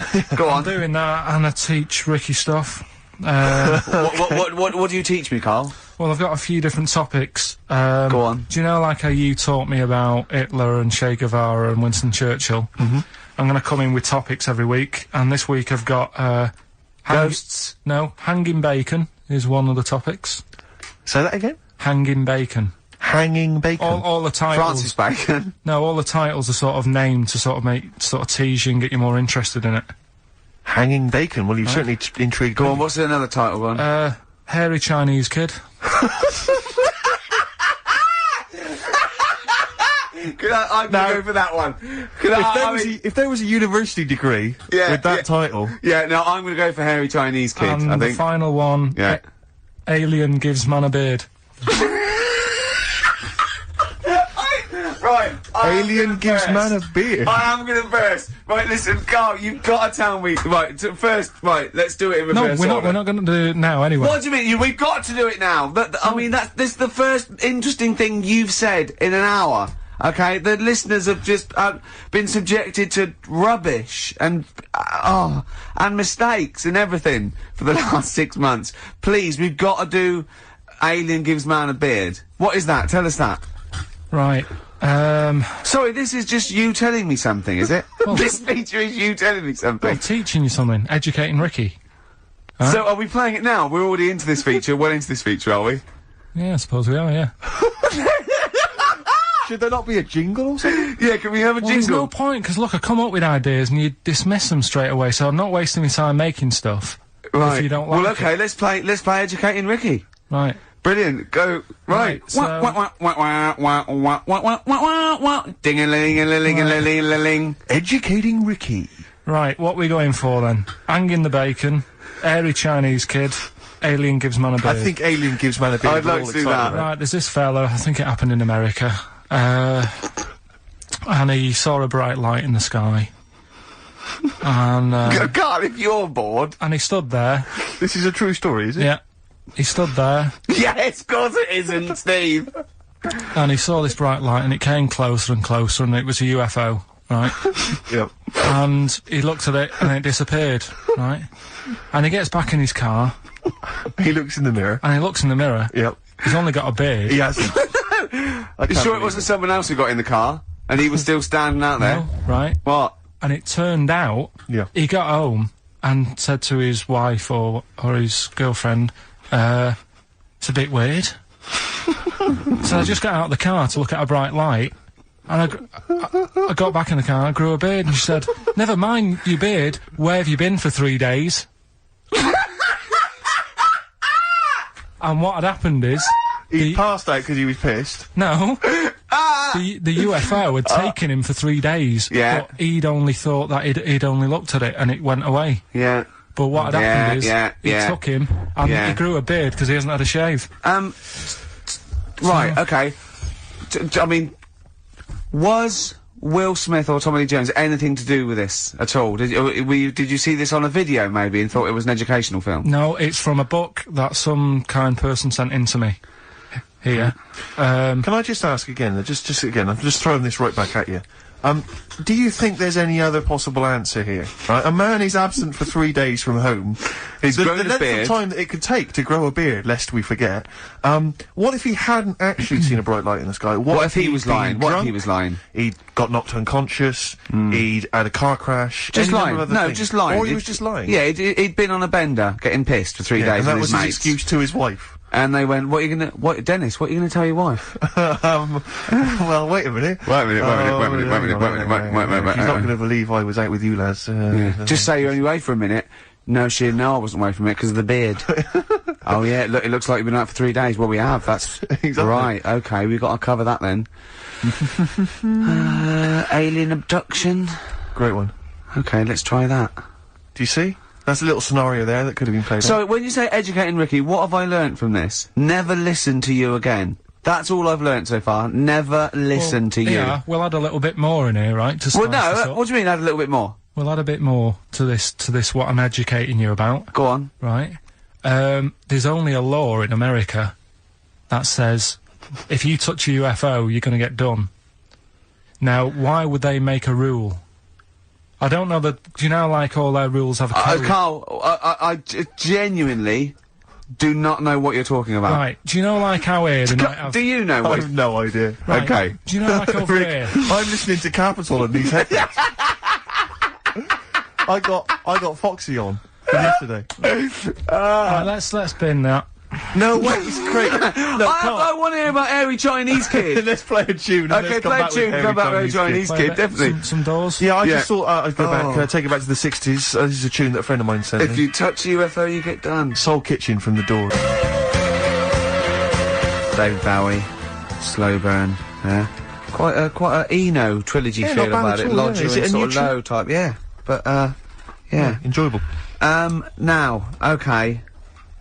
That's stressful, isn't it? I think we've got things working now. We've had people come in and out, just shaking their heads going, shouldn't have bought that desk. But it's all sorted now, I think. And, You notice how I'm it took, sorry. about What? 25 minutes for them to come down as well, though? Do you feel like we're maybe quite low in the pecking order in the building? Definitely. You know, it's like Capital First, Capital Gold. They can shoot off to other sort of pirate stations. Yeah. People's car radios, then they come back here.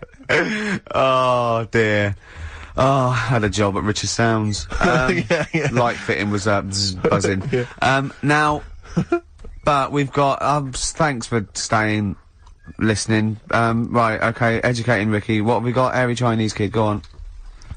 Right, yeah. This is the... I didn't want to do this. What do you mean really. you want to do it? Well, I wanted to give you 3, and I gave you one. It was like the alien man gets a beard or whatever. Yeah. And- Which was total rubbish. So this one should be better, maybe. Hairy Chinese kid. Right, well, we've talked about hairy people in the past. True enough. Haven't we? Yeah. You know, the little kids who grew up in woods and hung around with wolves and that. Yeah. Again, you're confusing it. Yeah, they're not. There were some people that were born. Very hirsute. They were not the people who were brought up with wolves. You Yeah. just put that together in your Homer Simpson type mind. Right, well, this is like a sort of close to that sort of story. Yeah. But the weird thing is, right, Chinese people aren't that hairy as a nation. No, seriously, that's a well-known fact. They don't have that much body hair and stuff. Okay. So this little kid who was born over there, he was like covered in stuff, Was he? and it was only his nose that wasn't hairy. The rest of his body was caked in hair, right? And his hair sort of What grew. sort of hair was it? Was thick hair. it? No, No, what I mean is, was it sort of, like a pony's mane, so he just looked like an Ewok?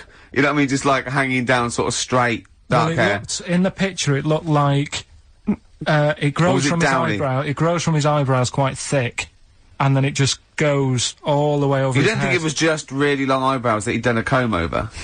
No, it was all over his body. It had a picture of, like, his back and that. Yeah. And, Had he styled it? Had he styled it at all? Did he have it in a quiff, or? No, it was just hanging everywhere. all over him. Yeah. And they were like, you know, this is a bit weird, happening in China, where we're not normally that airy. That was the scientist speaking there. Yeah. And the local press and that were getting him down, calling him monkey boy and all this. Oh. And, Thinking Chinese press. but the doctor, Yeah. Oh. They're cruel, aren't they? the It's like doctor, those game shows. well, That's Japanese, isn't it? Yeah. That's cool, though. Yeah. and the doctor said, I was Carl talking through all that time while we were just like talking to each other then. Because I turned round and I still saw he was talking. Go So on. anyway, the local press came in to see the hairy boy, the monkey yeah, boy. and they were like being tight, taking the mickey out of him, and the doctor said, Showing him nuts. he's only airy. Said, he's a healthy young kid. The only faults he's got is he's got a little bit of eczema and a boil. And he said everybody should just treat him the same, and I think he grew up a healthy kid. Yeah, so that's the, That's the end of the story. That's not a story. why? Well, but I've got nothing. I don't know what to say to that. So someone in China was born slightly hairier than the rest, and he was normal apart from eczema and a boil. That to me isn't a story. But if it is, I've got a million. I mean, it's sort of like bloke from Manchester went a bit bolder than the rest, got a job on radio. He was normal. I mean, that's not a story, is it? Do you know what I mean? All right then. Hang on. Hold on, he's got the big guns. You're not going to give us hanging bacon, are you? Yeah. Come on then, come on then, Right. come This is the one on, we've been looking come forward on. to. This is it. No, this is a good one. This is the one. And this is a story, right?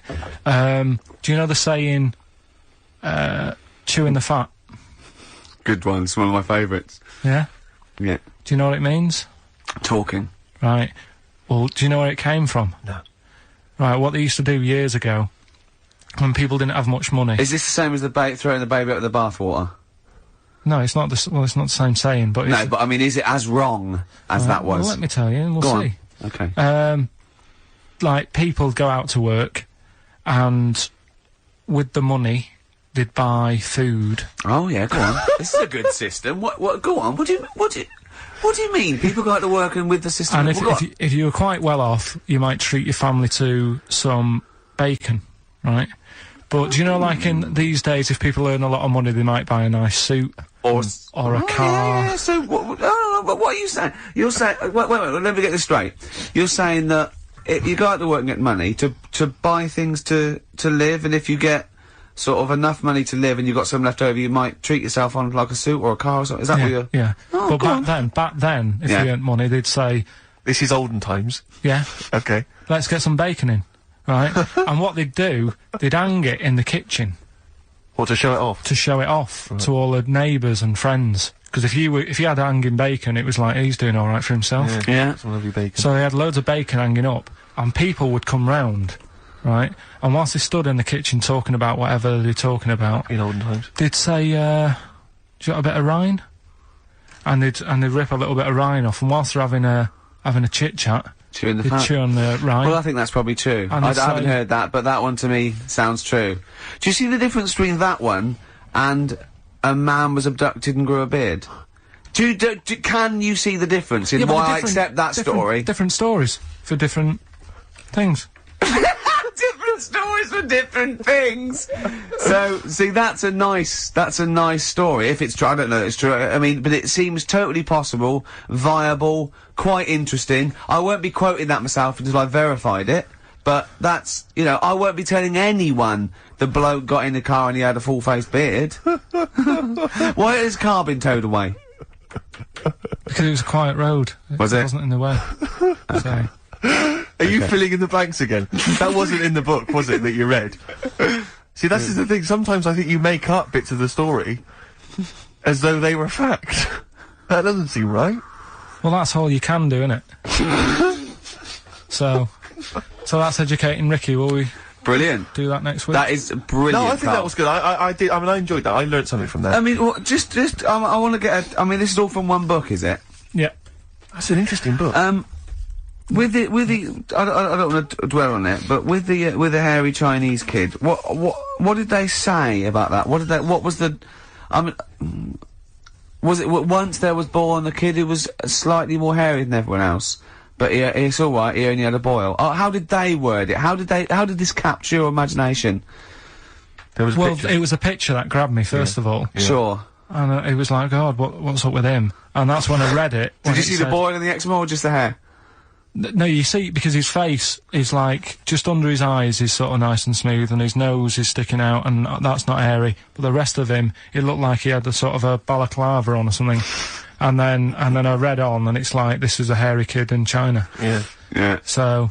Yeah. Okay. Good. Anything else in there? Because I mean, I like that. No, we'll do more of that next week. How is that alongside hanging bacon, alien abduction, a hairy Chinese kid, and a little interesting fact about the derivation of a phrase? What do you mean? He didn't understand a word of that. I knew the word derivation was going to cause problems. I thought derivation shouldn't have come out.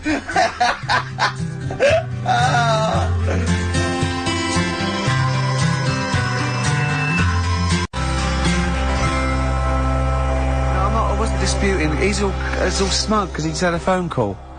That was Beck. Lost cause. Go on, tell him why you're all smug. Because Adrian just called up. Yeah. After hearing the story about the Chinese kid. Yeah. And he said, yeah, that's true. He said that there was a TV programme on it. Yeah. He had a chromosome defect. Yeah. And it made him hairy. And his mum and dad used to have to shave him. That wasn't in the book. But, thinking about it, that's not a good move anyway, is it?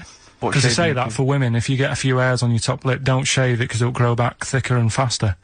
So... Right. They should have just, let him be They should have hairy? just said, well, let's see how bad it gets. But if they went in there straight away if he came out as a baby and a little bit hairy, they should have left it maybe, for a little bit.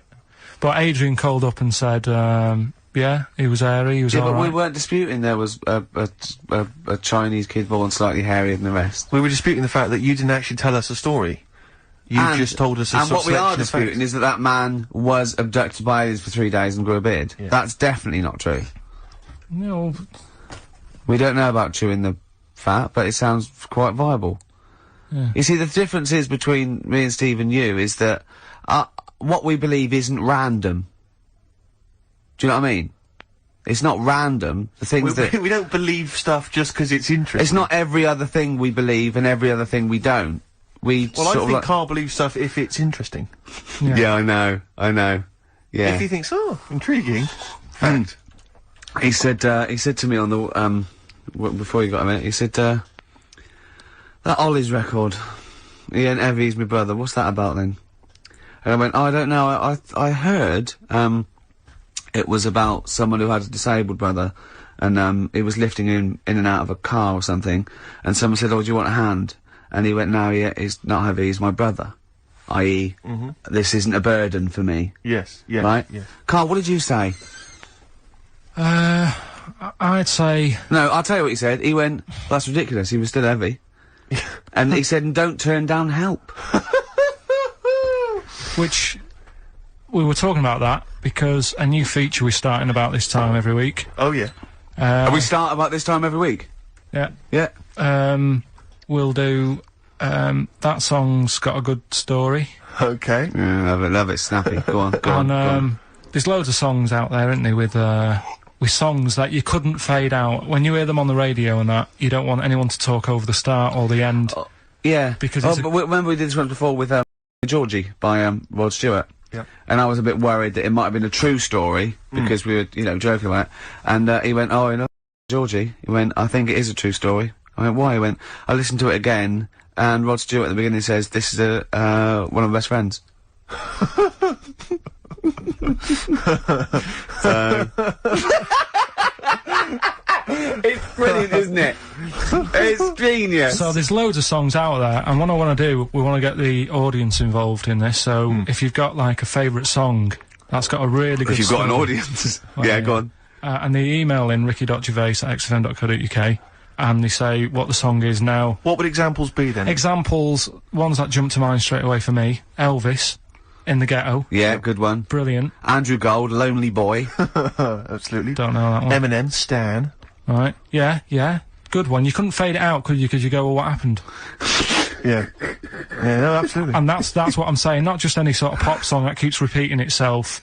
And, you know, it's like, it doesn't matter. It doesn't matter if it skips or, you know what I mean, if you turn the radio off. Yeah. But I'm talking about Ernie, songs. the fastest milkman in the world. Yeah, that is a good story. That is a good story. Oh. Yeah. Do you know that one? Yeah. Yeah, it's, well, it's a Two-tone story, yeah. Ted from Teddington, he drove the baker's van. Well, So what have we got then? Have we got one? so we're going to kick it off today with Stevie Wonder, Living Just Enough for the City. Okay. And, just briefly. Sum it up. Right, Yeah. if you haven't, if you are nipping out, maybe you're in the car and you're about to pull up somewhere and get out, what it's all about is a lad who's growing up in, like, America in some rough area, right? And he's trying his best to do well and get a job and everything, but because of where he's from, it's stopping him doing that, right? It's like how I grew up on an estate in Manchester. I had to leave there and come to London to do all right for myself, Yeah. right? And it's his whole family, and it's a tale of, like, how his mum works dead hard and works loads of hours, but the kids are always well dressed and cleaned. It doesn't mean just because you haven't got a good job, you let your house run down. Do you know what I mean? She's looking after it.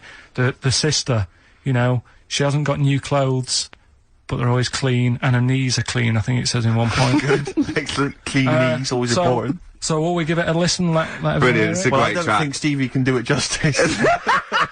After that explanation. Right, so I'm not sure he's I going hope to he top uses, that. like, some sort of, like, backing tune to try and, Try and pep it up a bit, 'cause Yeah. you have really knocked it the socks off it. so- Brilliant. I'm looking forward to the right, here clean we go knees. then. It's a new feature. What is it called again? The story in that song's really good. Here's Stevie Wonder.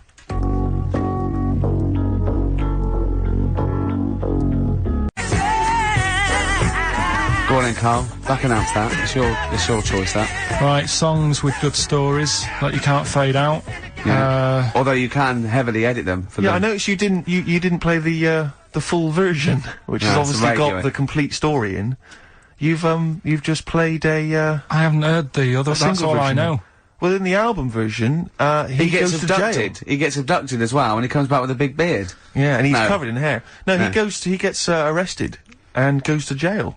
But it's just, you know, it's just because he gets picked up because he's black and he hasn't done anything wrong. There's a whole other never heard that sort one. of section. Maybe we should change this section. No, what we'll do, right? Abridged versions of songs. Yeah. No, next week we'll play the second bit, and it'll be like Star Wars or something like that. Brilliant.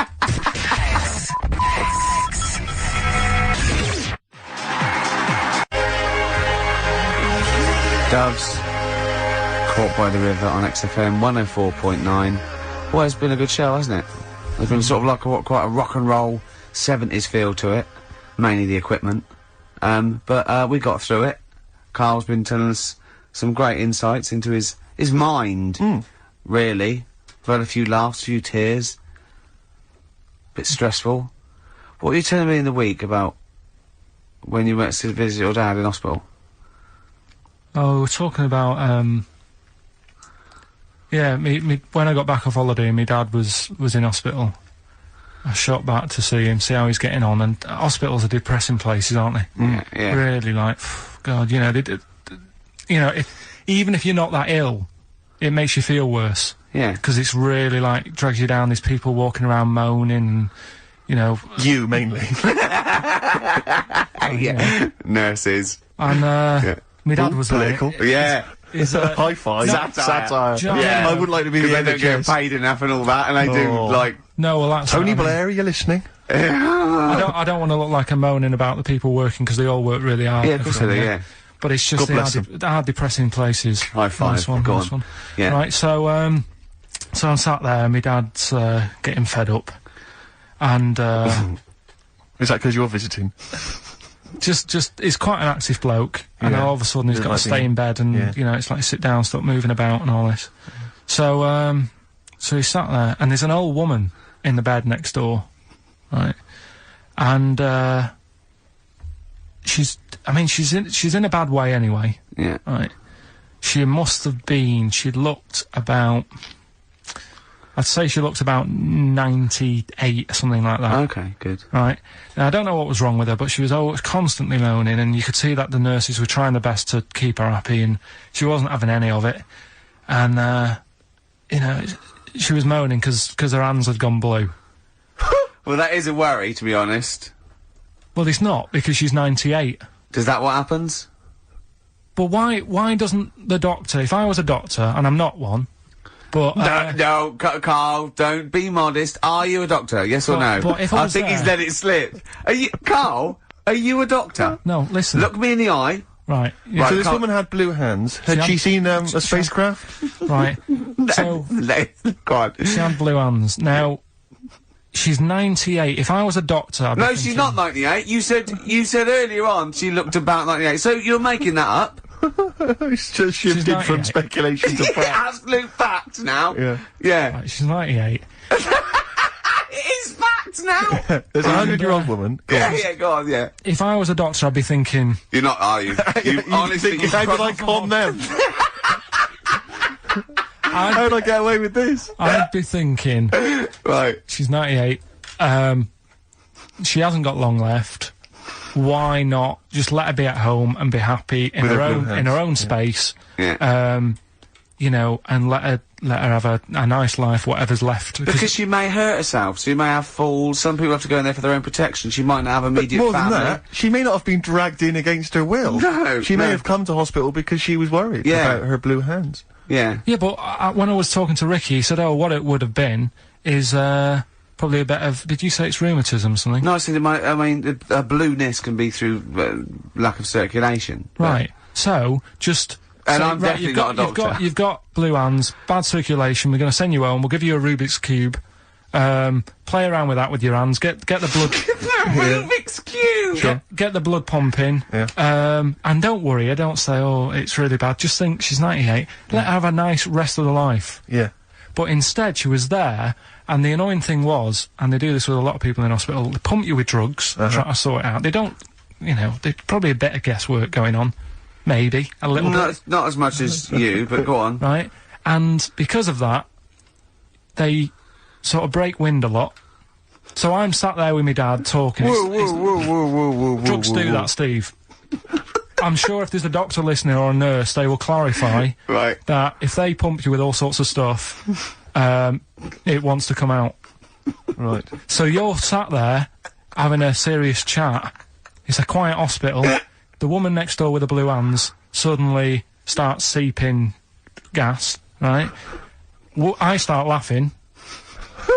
Because if there's one thing that makes you laugh, it's that, innit? It's a 98-year-old woman with blue hands fine. So you try to hold it in because it's a really quiet hospital and it'd be obvious that that I was laughing at her, and I didn't want to be mean, but it is funny.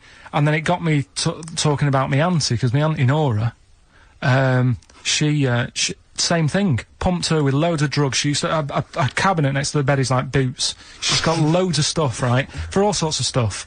And I mean, she's not that old, but she's on loads of stuff, right? She's a bit coked up, is she? She called up my mum once, and yeah, you told us this. Go on, tell it again. And she said, "Oh, how are you doing?" And that. She said, "All right." Bit worried though. My mum said, "Why? What's up?" She said, "I've been breaking wind."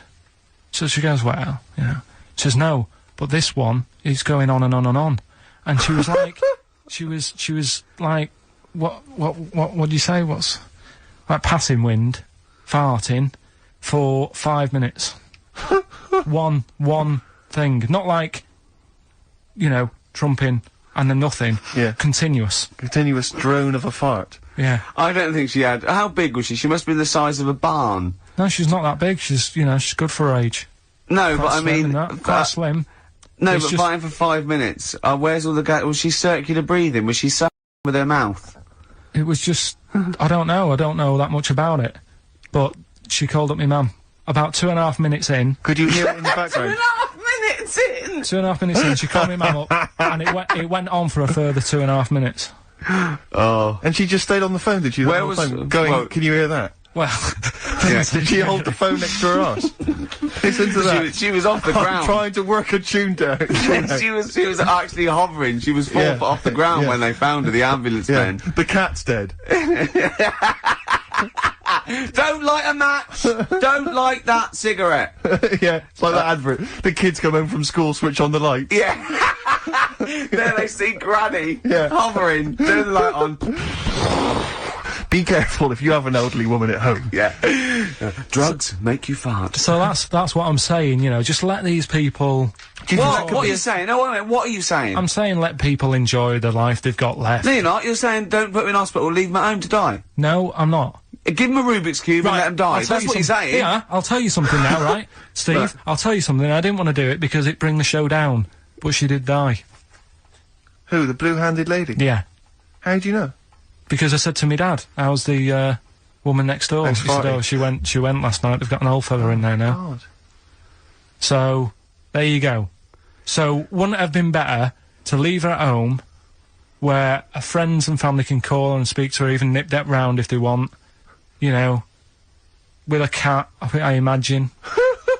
No, it's definitely a cat now. What was that cat's called, do you imagine? Probably, I'm seeing like a big ginger one, so I don't know, something like, I don't know, maybe ginger, or whatever. Maybe I had a budgie. But that's what I'm saying, just let them enjoy this life, because dying in hospital, I wouldn't like to do it. If I went to the doctors and they said, you haven't got long life left, I'd say, well, I'll stay at home. Yeah. And that's the point I'm getting at. Yeah. Right? If you can't do anything for them, let them enjoy their life. Yeah, a Rubik's Cube. Right, well, good. Backfired. Now, let's play the second of the Rolling Stones track. I'll try and do this every week. It's a feature called Too Lazy to Go and Get Another Album. Yeah. What about a classic bit of rock and roll? Yeah? I'd love to hear Brown Sugar. But you've done it again, haven't you? You've said another call, haven't you? Yeah, just that, drugs do make you have wind, morphine especially. That's the bad one to have. And that was from a medical student, wasn't it? Yeah. Up in Leeds, so cheers for that.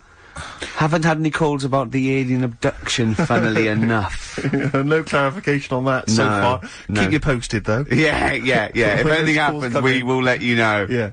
Yeah. Well, that's it. We got through it with all these mistakes. They've got to get this equipment fixed and they've got to go to HMV Monday and buy about, I'd say, £5,000 to £10,000 worth of new albums. Yeah. Definitely. It's gonna be good Get next this week. fixed. No, get this fixed. Definitely. Yeah. Don't go on about that. Next week, though, we'll have more educating That's the Ricky. phone. Look, that's the phone. Yeah, don't do that. What? Educating Ricky, we'll do the quiz, Rock Busters, do that again. Right, Yeah. I And might not be songs. here. If that's the case. And Steve, What? what have you got? What, next week? No. I'm Last just going to track. bring some sandwiches. Do you notice I was quite quiet for the last 20 minutes? Yeah. Just dozed off. Yeah, well, the air conditioning's, I'm feeling quite muggy. it's too, but that doesn't work either. And this is totally serious. I'm not joking for the, it's ridiculous. So, Right, a song for the ladies to end with as ever. Sly and the Family Stone. It's always a favourite. If you want me to stay. Caught by the River on XFM 104.9. I'm Ricky Gervais, Steve Merchant, Hello there. Karl Pilkington and everything. No, I'm gonna be honest with you. Go on. A little bit hungover, Yeah. don't feel very well. Yeah. I don't know if I'm hungover or still a bit drunk, but I don't feel... You sound like you're still a bit drunk. Yeah, so, But what then I'm worried you about... do every week, so... But what I'm worried about is that the standard will slip. Yeah, Sure. if I'm not right on the ball. And the other thing is, I haven't had a lot of time to prepare the show today, Okay. so I don't, and I don't really, I don't feel, you know, 100%. yeah, I haven't done it. Carl, Right. look, Have you finished that sentence? I don't make me laugh because it hurts as well. And there's another side effect to me being a little bit hungover or drunk or whatever, right, is that I can be annoying. Right, yes. Yes. Because I just to amuse myself, I sort of like turn my body off a little bit and just poke and like that and annoy people and that. I want to sort of like. Well, you do climb- the physical equivalent of freewheeling. yeah, don't yeah. you? You just I sort of want to climb on Carl and go to sleep on him. Yes. Do you know what I mean? Yes. That both annoy him and it'd be comfortable. Yes. Yes. Which is you know, it can be annoying. Just a little thing, just to make this show a bit easier. If you'd put your hand up when you want one of us to speak, because it's not quite. I'm not quite sure when the sentences are finished. The hands are up. Okay, good. So The hands are up. Okay. Okay. Good. All right. Okay. Are you gonna just keep them up for the rest of the show, or? No, that, like, Carl, do what you, huh? Good, alright. Do you want to, I mean, is there an excuse as to why you're a bit hungover? Too much wine. Okay. Alright. Last night, yeah. Yeah. Good, good. Thanks Okay. for that. Because this is the only work you've got to do all week, isn't it? So, unless I'm very much mistaken. You don't have to do anything. You just sit at home eating cheese. Yeah. And then occasionally you do a bit of sort of shadow boxing. And that's exercise.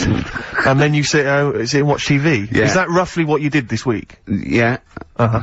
So this is the only 2 hours you had to do anything for all week. This is you had to prepare for this. Yeah, but who can plan a hangover? Right. You know, you'd think that. Carl, you said you had some stuff. Yeah. What have you got? Yeah, Carl, I love the fact that, whereas I was a little bit slow, Carl there leapt into action to keep this show afloat, keep the pace up. Go on. Right, well, Carl, are you hungover as well, or? I'm just a bit annoyed because I'm with you. Do you know what I mean? He hasn't got much to do all week. You're having a laugh. What?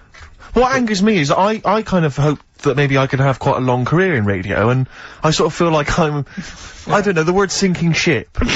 Yeah. Those words spring to mind. But. Because it feels like, I mean, Carl, you're just a chancer anyway. You weren't even supposed to be on air, and we've made you into something of a household name, and that's cool. Household name. And Ricky's already a celebrity. He's got it stitched up. He's got corporates. He's got, you know, voiceover work. But I've got nothing. I'm running on empty. You know, I'm not, nothing. I've got nothing here. I'm sort of dependent a bit on this. Yeah. Financially. And. Go on then. What are And you two saying? are sort of bringing it down, really. Right. Do you reckon I Carl. can get my own show, Carl? Carl. Tell them like what I did Capital out there Gold with or the bit. No, Carl, tell them how funny I was out there with the bit in that a minute ago. So anyway, come Carl, on, I'm right? bored of this. I'll tell you what. Will we tease them with what we've got coming up next? Yeah, Carl, tease us after the next Because I record. think we've already got them for 2 hours. Yeah, we've hooked them, Carl. Don't worry, this is textbook radio. Is it, what's this? Badly Drawn Boy. Yeah. Badly Drawn Boy. You were right. XFM 104.9, Ricky Gervais, Steve Merchant, Karl Pilkington. Carl, you were saying what's coming up? Right, over the next 2 hours then, last week, was a bit of a mess. Don't be silly. So I've sorted it out. We'll be doing the same features. Right. We've got, I think that was the reason it was a mess, if I'm honest. well, You've tightened it, tightened it up, and also keeping people for longer. Okay. Right, So- tell me your plans. What have you come up with Tell then? me your ethos behind this then. Right. Always show your workings, Carl. Always show your workings, Carl. Alright then, so, last week we started good sort of play on words that we had going. Go on. The well-known film Educating Rita. Yeah. That's become, thanks to Karl Pilkington's brain, it's become... I've tweaked it a bit, and now it's Educating Ricky. Brilliant. Right? And that was a new feature we started last week, if you weren't listening, where I teach Ricky stuff. What did you teach me? Taught you about that little Chinese hairy kid. Yeah, you didn't teach me anything. You said there was a kid that was born that was slightly hairy than other Taught Chinese you people. where the saying chewing the fat came from. I enjoyed That was good, that was interesting. And, And a man who had a beard because And he a was man- being abducted for 3 days. Again, that was rubbish. Lest we forget. That taught me more about you than about alien abduction. but what happened last week is, Go on. we sort of talked about it all in one go. And you can't... Whereas this week you've done what? You've spread it out over the show. Well, I spread it across the 2 hours, because I always found that if you try to be taught too much in one go, you just can't take it in and it'll be wasted. Is that your experience of school? Yeah, that's- They taught you in 3-minute bursts. You might yeah, have looked at and it. not every day. Yeah. Every other when you month. felt like it. Yeah. Right? So that's what we're going to do, right? So we've got also, Educating Ricky coming up. That's Educating exciting Ricky across the 2 hours. Okay, look forward to and that. what I do is, I've made little headlines again, and you decide which story you want to go All of for them. first. Well, give me the first Yeah. headline. No, not yet. We'll do that in a Well, bit. give me a teaser. Hang on a minute, I'm telling you what else. Oh, right? yeah. We've also got, we started it last week, Rockbusters. Oh yeah, that was a triumph. Yeah. I think we went wrong there. Why? By letting you do it? Doing it on air? Not thinking it through. Yeah. Bit of that. Okay, so what's the rules on Rockbusters? We're going to do Rockbusters, Okay. but you email in ricky.gervais@xfm.co.uk when you know the answers, Okay. right? And sort of round near the end of the show, right? Yep. We'll give out the answers then. So if they think they know the answers, they've got to hang about. Rick, I should tell you now, I'm not hanging about.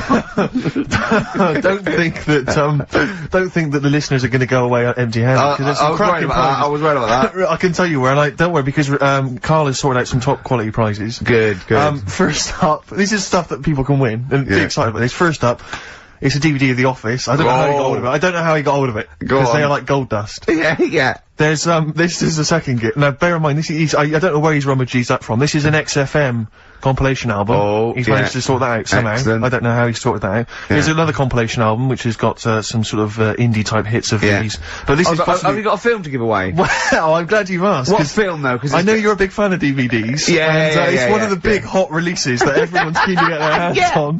Not arbitrary, is it? It's not the only one. No, this film title don't be an arbitrary film, will it? It'll be a big. Rick, I don't want you thinking that the film that Karl has sorted out here is that he's sourced for us is just an arbitrary thing that you wouldn't get. You could buy for $3.99 in HMV. Yeah. Right, they're giving in one these of those away. one of those big baskets. Exactly. I don't know who is phoning up to try and win this, but you can be If lucky this is winner. your favourite film, it's yours. Exactly. Okay. But this is the big star prize. This is the one you're all playing for. It's Children of the Corn. Stephen King's Children of the Corn. It's a widescreen presentation on DVD. Imagine getting that and going, excellent. We can watch this now. But Rick, I mean, let me just run through some of the cast. Peter Horton. Pete Horton's in it. And that's about I'll tell you what, I don't want to give it away if Hort is in it. Exactly. I'd love to see his If performance Porter's again. is in it. Also Linda Hamilton. I know you're all Linda everyone will be fans Hamilton, of she Hamilton. plays a piece of corn. Exactly. And I don't know what I've not seen Children of the Corn. I could be wrong, but But it that's says great. it Carl, says it's when amazing. you were rooting around the office, why don't you start throwing like a mouse mat and a pair of scissors and a pencil? Because that is just arbitrary. That's an arbitrary selection That's next week's stuff. But also I should say we also have some. This is a little bit more exciting. We've also got some tickets for DJ Shadow, who's performing at the Brixton Academy this evening. Good, he's good at 9 o'clock. DJing. So he's very good at DJing and scratching and the like. Plays all the records that you want. Exactly. Plays all the records that you want. Don't bring your own. He's got them all. He's got them all. I've seen him arrive. He's got 2 big bags of them. Yeah. So there's 3 pairs of DJ Shadow tickets. We'll give those away later as well. Is there any lemonade? Don't just start phoning arbitrarily now. No. We'll give those away in our own Is there good any time. lemonade? Sorry? I need some lemonade. Okay, well, while we sort out some lemonade, let's play a tune. Come on, Carl, what's wrong? Whoa, Carl! Ryan Adams from his new album Demolition. Brilliant. A track called Nuclear. Yeah. I've found a new way of making it more exciting. When you're talking about something, I'll go, yeah, brilliant, agreeing with you. Making it all interesting. Yeah, I can see that, yeah. Yeah. Well, it's a really good album, that. Yeah. And, it's Brilliant. apparently just a collection of sort of demos and songs he had lying around. Oh, I wish I had that. Yeah. You know, we're giving away those DVDs and Children Look of the forward Corn. to that, Children of the Corn. I've got an interesting anecdote about, the Office. Carl. Me and Carl went out, right? With, me and Jane, Carl and Johnny and Gigi, wasn't it? Carl, I'm talking to you. Wasn't it? No. Wasn't, Gigi, Is it important What's who his went? No. Okay. But we're walking down the street. Carl was there though, and he can back me up on this. We had a curry. We were walking back, and this little funny homeless fella, didn't he? He oh, I got to tell it before I go, didn't he? Yes. He came up to me, right, and he recognised it. Talking's more difficult than you think. Right? And he came up to me and he went, oh! He said, I've just nicked 5 of your DVDs from HMV. And he shook my hand. He was so happy with it. And I went, right, excellent. He went, all I do is I just swing the bag over the top. Like that, when I'm going out. And he had a bag full of DVDs, didn't he? And he was so pleased to tell me that he'd stolen. That great. He said they're going like hotcakes. Yeah, he said they're going up, of course they are! Yeah, you're nicking them. I know, we get paid for them though, don't we? So not the stolen ones? Don't we? No. What do you mean? Did you sign them for him? you idiot. What, so, he just nicked 5? Yeah. Well, Yeah. you say he was homeless, was he? Well, he, don't know, maybe. No. Surely, how would he have seen the show? He'd just walked past Curry's one morning. Dixon's. Yeah. Yeah, that's the only idea. Seen a trailer for it, thought, interesting. I don't know if he was homeless. I didn't go into his home Sure. life. He But, shook his hand, though, and... but he went. he made Carl look smart, do you know what I mean? So, but he wasn't northern, was he? No, it was like, do you know in the Fast Show with Paul Whitehouse, when he did that character, that shady character? Yes. The spit of that, you know, Was like he? a ponytail, t-shirt on, a bit too big for him, and just the movement and everything really like a, you know, a little cheeky chap type person. Yeah, cheeky chap, yeah. And, he just said, it's you. He said, Yeah. you got your DVDs, got 6 of them from HMV, going like hotcakes they are. And then off he went, whistling. Yeah. Well chuffed with himself. Yeah. Going like hotcakes. What was he gonna do with them then? Probably sell them. Yeah. How does he sell them? Where does he sell them? Does he go up to people and go, do you want an office DVD? They're not nicked. Yeah. 4 quid. Yeah, exactly. Have he stolen? No. No. They've still got the tags on them. Well, it's like those people who, you're those cab drivers that you'll meet at sort of 3 in the morning who've just got a car. Yeah. And just went out with a car. Yeah. And just, I'll pick people up and charge them. Yeah. I got in one once, I said to him, a guy just pulled up, I said, he said, I was in like, East London, going back to, North London. I said, going to, Swiss Cottage. He went, sure, hop in. We set off. He went, do you know the way? I said, well, not really, no. I thought you'd know the way. You're in a cabbie, aren't you? He went, no, don't really know the way there. I said, have you got an A to Z? He went, no. I thought, well, if you're gonna go out just on the, just winging it as a cab driver, Yeah. 2 things, take a map and a torch. He didn't have Yeah. either. He said, well, I'll probably get to Camden. I said, right, I'll direct you from there. Drove on for about 5 minutes, making conversation. In fact, 5 minutes later, he went, do you know the way to Camden? I thought you knew the way to Camden. I don't really know the way. I thought I did. Oh. It was I mean, Let me out. 4 quid. Exactly. And that's, I don't know who's got that sort of time on their hands, that they just think, it's 3 in the morning, I'm at a loose end, I think I'll go out doing a bit of cabbing. Wow. Yeah. Because your dad was a cabbie, wasn't he? Yeah, he was, yeah. Couldn't stand it, but it's good money. He was he wasn't like a chancer though. Black What cab, was black cab. what was he doing when he put that little Forrest Gump in a weedy bin? That was part of the cab company thing. They had to do like a charity event once a year, and he did it 1 year. Never asked him again. Tell us the story again. I know you've No, told I'd it. rather not, because Why? we got a few sort of complaints about it. Why? Why did you get complaints about it? Because he put a kid in a bin, and it's not the thing to do.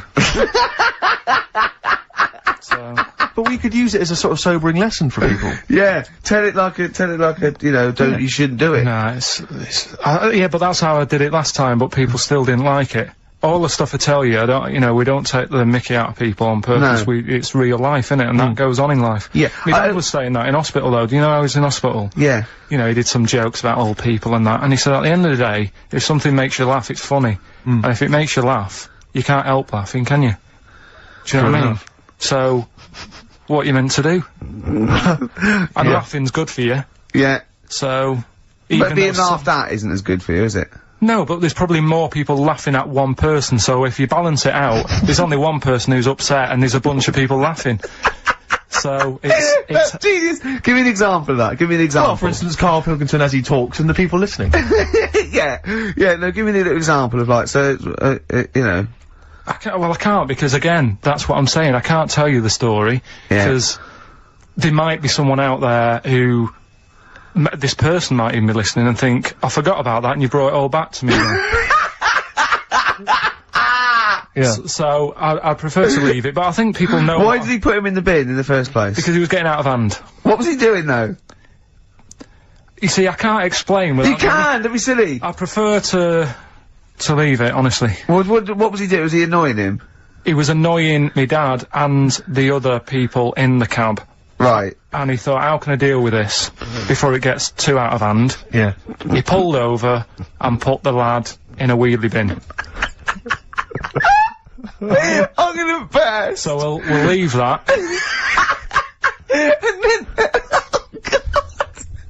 Yeah. Yeah. Right. How old was the kid? I'm not sure, but I mean, it was a trip to sort of Blackpool, so I'm guessing Do you think it was one of the rides? 17. This is rubbish. 17? Yeah. Oh, he's quite an old lad then. So, a big lad. Yeah. But let's, Did he pick him up? He picks him up and put him in a wheelie bin. Every time he says it, I like it. And then on the way back, he got him back again. He said, right, you won't do that again. On the way back? Yeah, he left him there for a bit. He left him there, what, they went to Blackpool and Yeah. he left the kid in the wheelie bin? Yeah. Did he? Yeah. What, was the kid in the wheelie bin when he drove back? Yeah. Did he not get out? No, because how do you get out? It's tricky, innit? And he wasn't a normal kid, was he? Let's leave it. He wasn't a normal kid. Right then. So, Is your father in prison?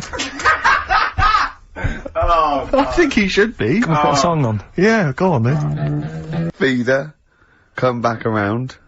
XFM, 104.9. Ricky Gervais, Steve Merchant, Karl Pilkington. I asked Karl in the week, right, what animal would he never trust?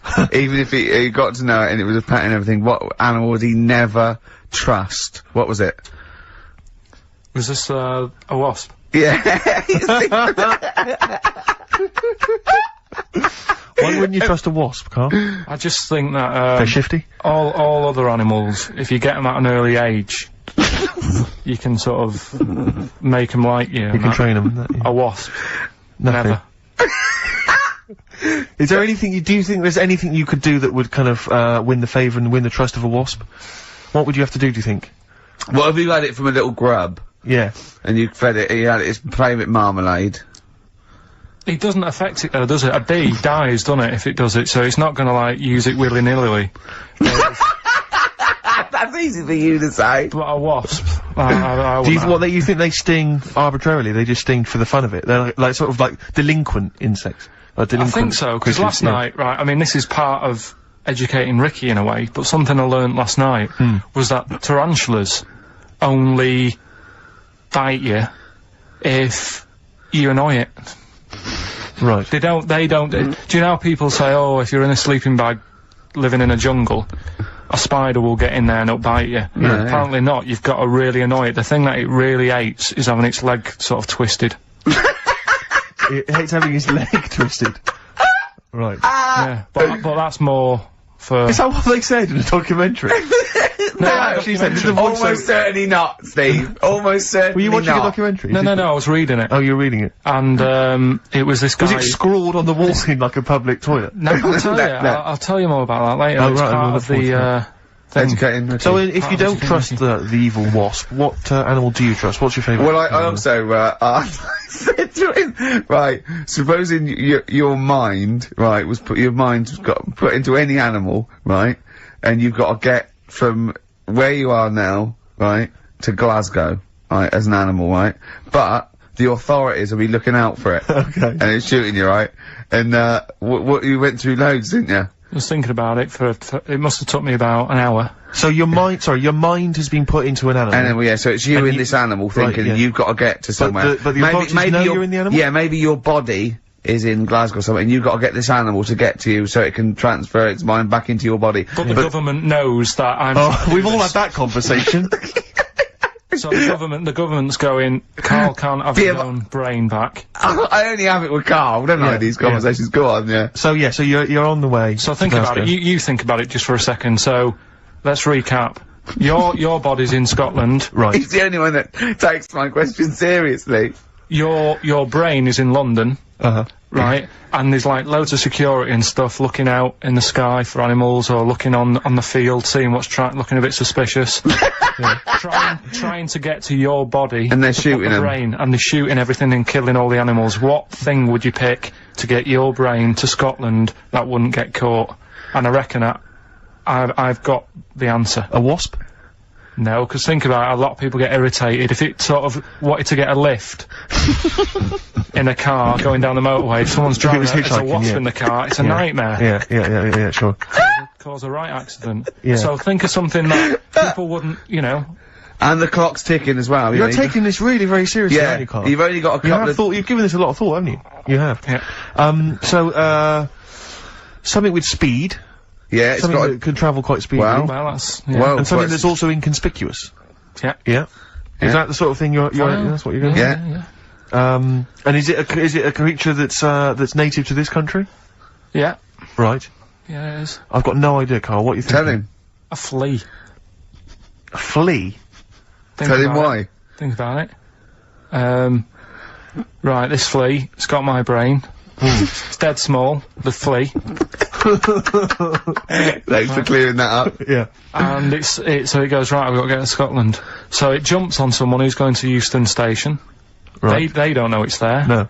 The government can't see it. God, Steve! Think of that statement! Think of you just tuned in. Yeah. Now, People get on the train, goes to Glasgow or Edinburgh, wherever in Scotland it is. It jumps off, it goes right, jumps on someone else who's going the way it needs to go, gets there, still no one's seen it, jumps on me, I get my brain back. Yeah. The government are like, And you feel confident that your brain would fit in that of a flea's? well, you said there was no problem with the size of it, you said you could, there certainly wouldn't be. so, No. I pretty much you could download everything you know into a flea. So that's genius. Yeah. That's, What would good you rather thinking. have, right? Roller skate feet, and there's little wheels, right? Chopstick hands. Yeah? Instead of hands, chopsticks instead of hands, wheels instead of feet, yeah. right? Or acne. How big are the wheels? Can I take you guys back to the old school? Do you mind if we take it back to the old school? Well, yeah, what are you gonna do? What are you gonna lay on me? No, I just maybe a bit of a De La Soul. Yeah, Is that a problem? Is it a problem yeah. going back to the old school? No, 'Cause I'm not. We don't need to go. if you don't As want long as it's vinyl shit. it is indeed. Slam it on. I never went. There we go. De La Soul. Old school. Brilliant, brilliant, brilliant. Jam named Saturday. Brilliant. Yeah. Good stuff. Carl, so, educating Ricky. You were going to tease us now with some of the big headlines you've got. Look at him dancing. Improving. He really is in the He groove there. really is dancing there. Right. Right. So, Okay. the way this works is, What would you rather be, Carl? I teach you Superheroes. 3 things. A frog boy, yeah, that you could leap onto a house, but you had to go first and leap onto a house. You're this frog boy, right, and that could be useful, couldn't it? That's very useful, yeah. Right, amploid, where you've got your hands and microphones, and you can talk into your hand and your whole body, it's like 100 decibels, you can go, "Oi, come here!" And people can hear you from miles away, amploid, right? Right? Or sado, right? And that means that you can go up to anyone and go, alright, and they don't know why, they just get fed up for the whole day. Which of those would you prefer? Don't answer now, have a think about it. Have a think about it. The frog thing, do I look like one, or... No, it's just you and your little Ben Sherman shirt and everything, and they go, and people walk along and they go, "Oh, look at that young child on that roof. He's gonna fall. I wish Frog Boy was here." And you go, "Blah." And you go down, you go, "Blah." And they go, it is him. And they don't recognise you when you're squatting. They go, "I don't know who you are." And you leap up there and say, and you come back and they go, "Where's Frog Boy?" And you're standing up and you go, "Don't know, he went that way." Yeah, I'll probably have that one. Would Probably you? go with Frog Boy? Yeah. Okay. That's pretty good. Okay, go on. Right, so, did that just go out? What? All that.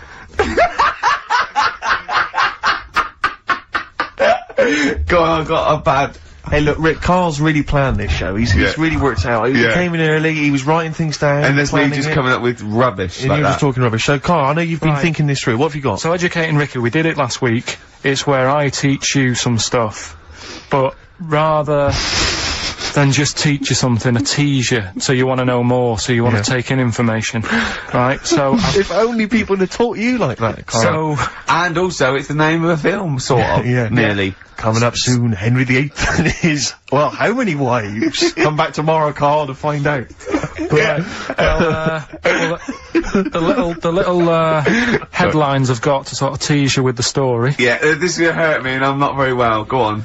Right, we've got, So this is what, sorry, I've just got lost for a minute there. It's Educating Ricky. This is Educating Ricky, Yeah. and these are the stories that these are the things you're gonna tell him. yeah, But these are just headline versions. these are headlines, This is not because the actual fact. then I think people will remember things. Okay, if alright, so you, do you know yeah, what I mean? sort of bullet points. Who can forget Hairy Chinese Boy? Indeed, I shall never forget that. Yeah. So, first headline, Ooh. don't do that to it, you know it can't live without an head. I've got no idea. It could be about the French Revolution, it could be about anything. I know what it is! No, you think you do, but... No, it's something I taught you! Is it the fact that Just didn't live for 9 days without a head. That's part of it, but it's something different as well. That's why I thought we'd bring it up. Okay, brilliant. So that's something to next one. Do you want to work it out? If only it was raining. Brilliant. Okay. Go on. And the last one, what's tomato with you?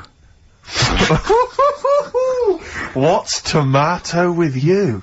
Yeah. Look how pleased he is. You're obsessed with puns, aren't you, at the moment, Kay? It just works. I think it works. Yeah. You love puns. So, there you go. So which of those are you going to choose, Rick? Oh, well, I'm gonna have to choose. Don't do that. You know it can't live without an head. Can we play a tune and we'll come back with that? I can Find out what that is. Yeah. Wow, what a history lesson that's going to be. Dandy Warhols and Bohemian Like You on XFM 104.9. I'm Ricky Gervais, with me Steve Merchant and Karl Pilkington. Karl, what's the story then? Right, so what did you say you're going for? You've got your 3 titles, your 3 teasers. Well, I think I'm gonna go for Don't Do That to It. You know it can't live without an head. I'm looking forward to this. Right. Right. So this is educating Ricky, for those that have just tuned in. Now, something that Ricky told me about when he was educating me was that if you cut its head off, it lives for a week. Yeah. Right? And the only reason it dies is it can't take on water. Sure. It doesn't have a great time in that week, though, does it? No. I mean, it doesn't get much done, I don't imagine. It just needs water, and because it can't find any without its eyes, it eventually dies. Yeah. Right? No. So what? No, it's not. That's not. It's Anyway. it can't drink.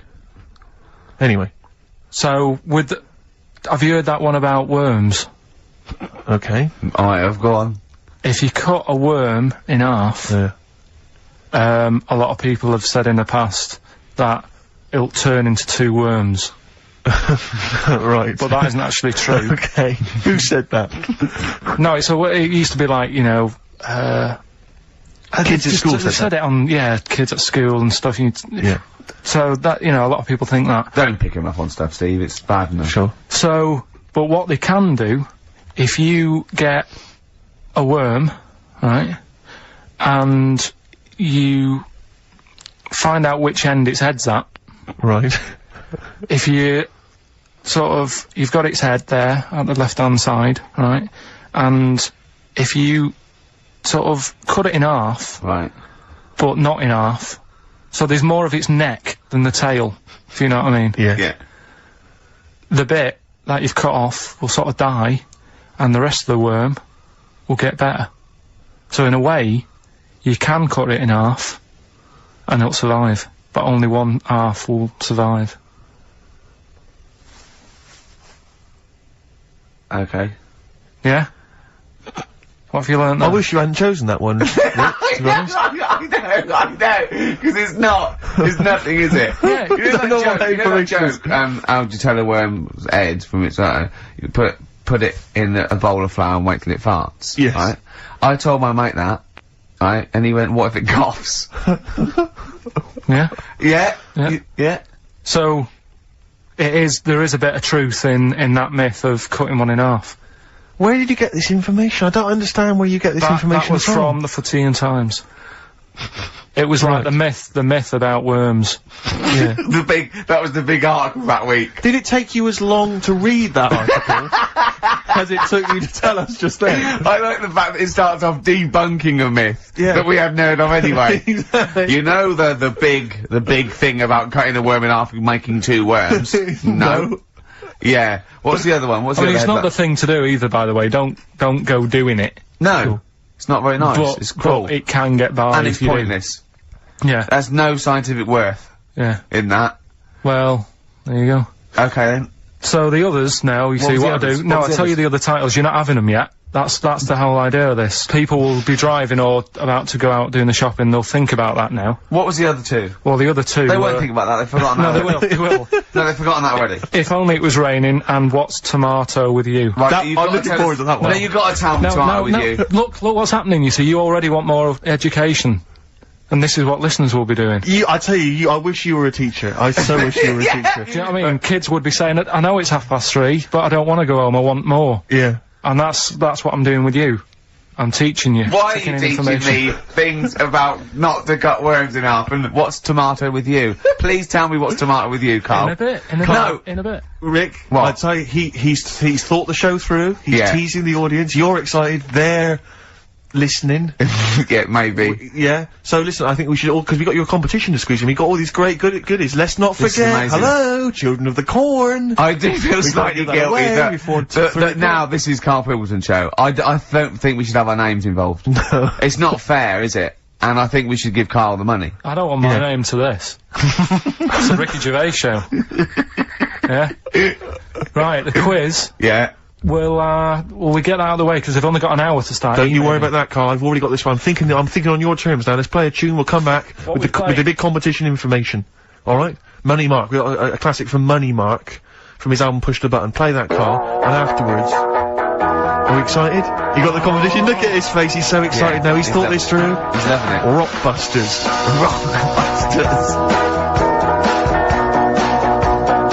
Yeah. What? Agreed.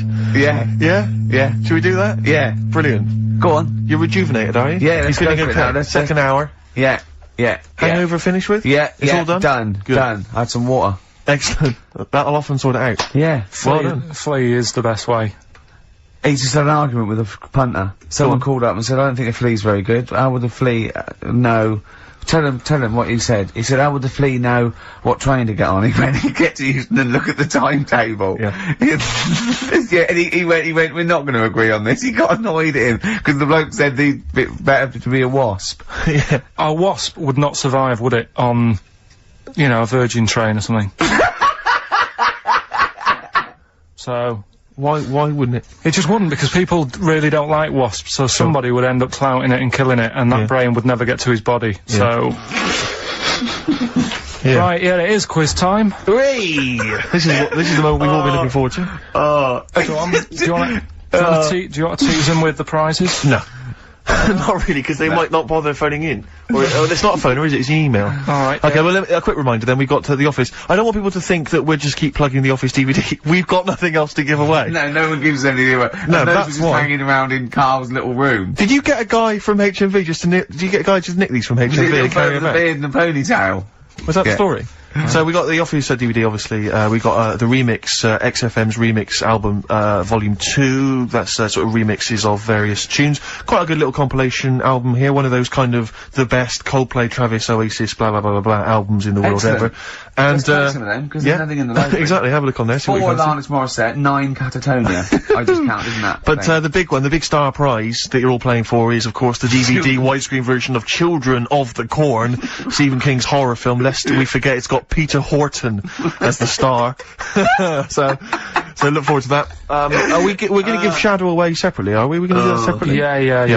We'll give away the DJ Shadow tickets at a separate. Right, so we're playing for those DVDs and CDs, and what And we're it's an gonna email do... competition. Don't bother phoning in. Email, yeah, the phone lines are lighting up a bit, so put the phone down, get the computer started up, Yep. and it's ricky.gervais@xfm.co.uk if you know the answers to these, right?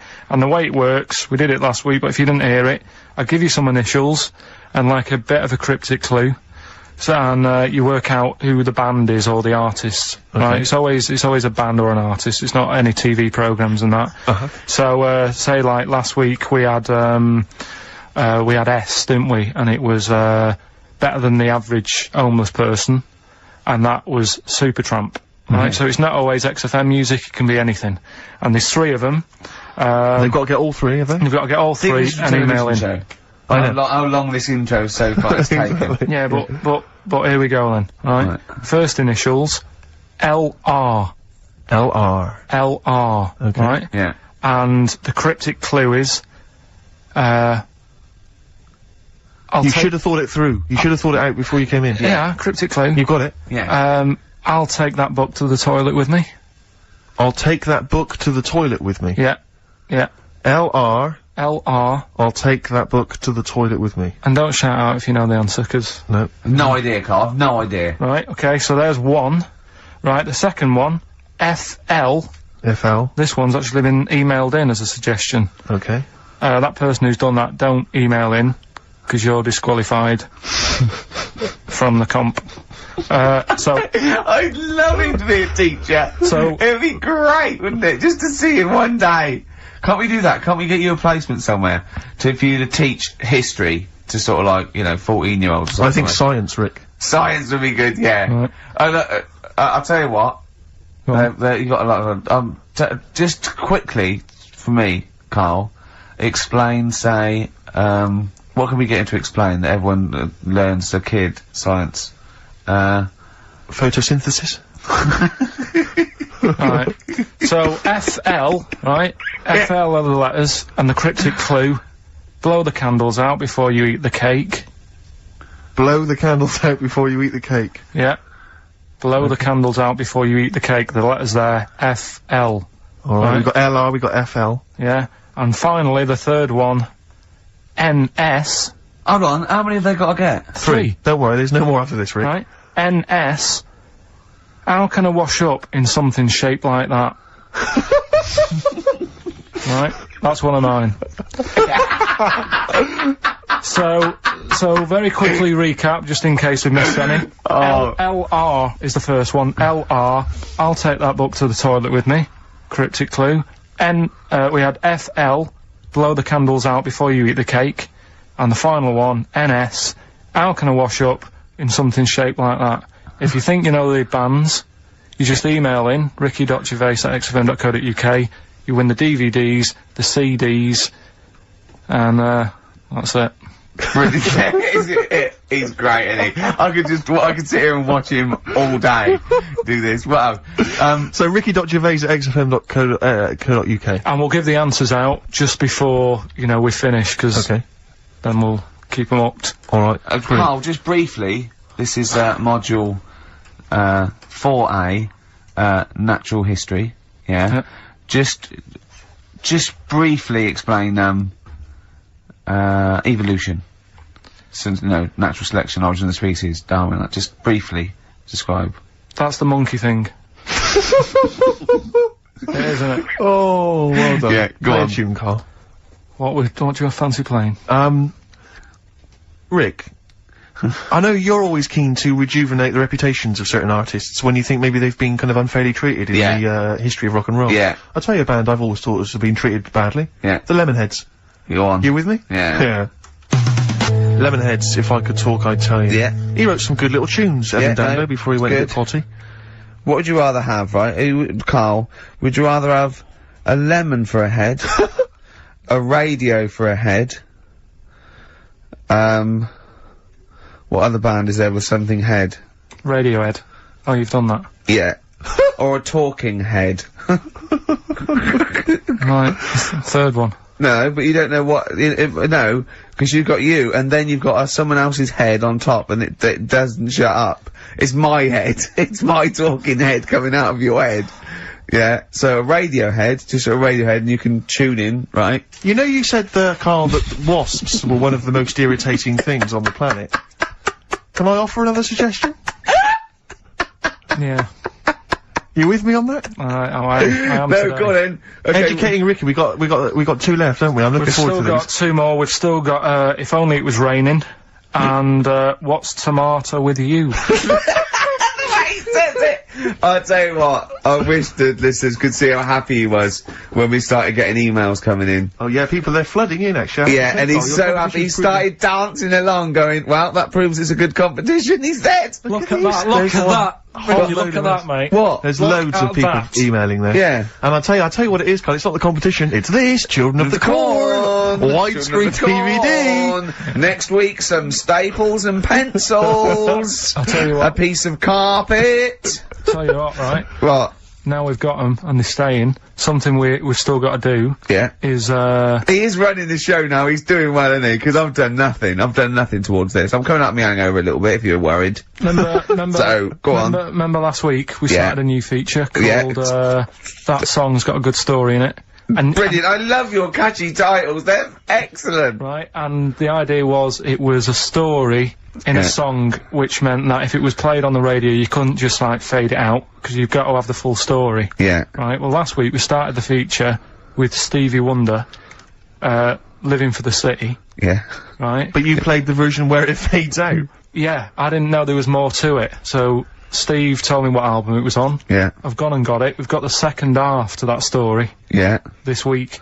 Yeah. So, you've got half the story. What was it? What had happened is, like, the lad's living in Mississippi. There's not much going on there. Mississippi. That's someone off Rainbow's mum. Yeah. Living, what, Mississippi? Yeah. his man was a cleaner. Yeah.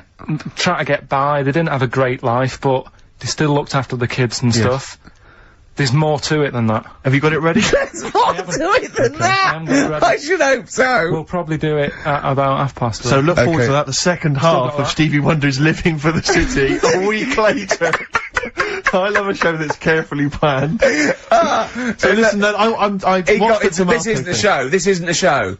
This isn't a radio show. This is. I don't know what this is. No, I don't know what it is. we just might as well start banging tambourines and it's ridiculous. This is rubbish, right? But wait, like, some people emailed in, put him in a wheelie bin, went to Blackpool, right?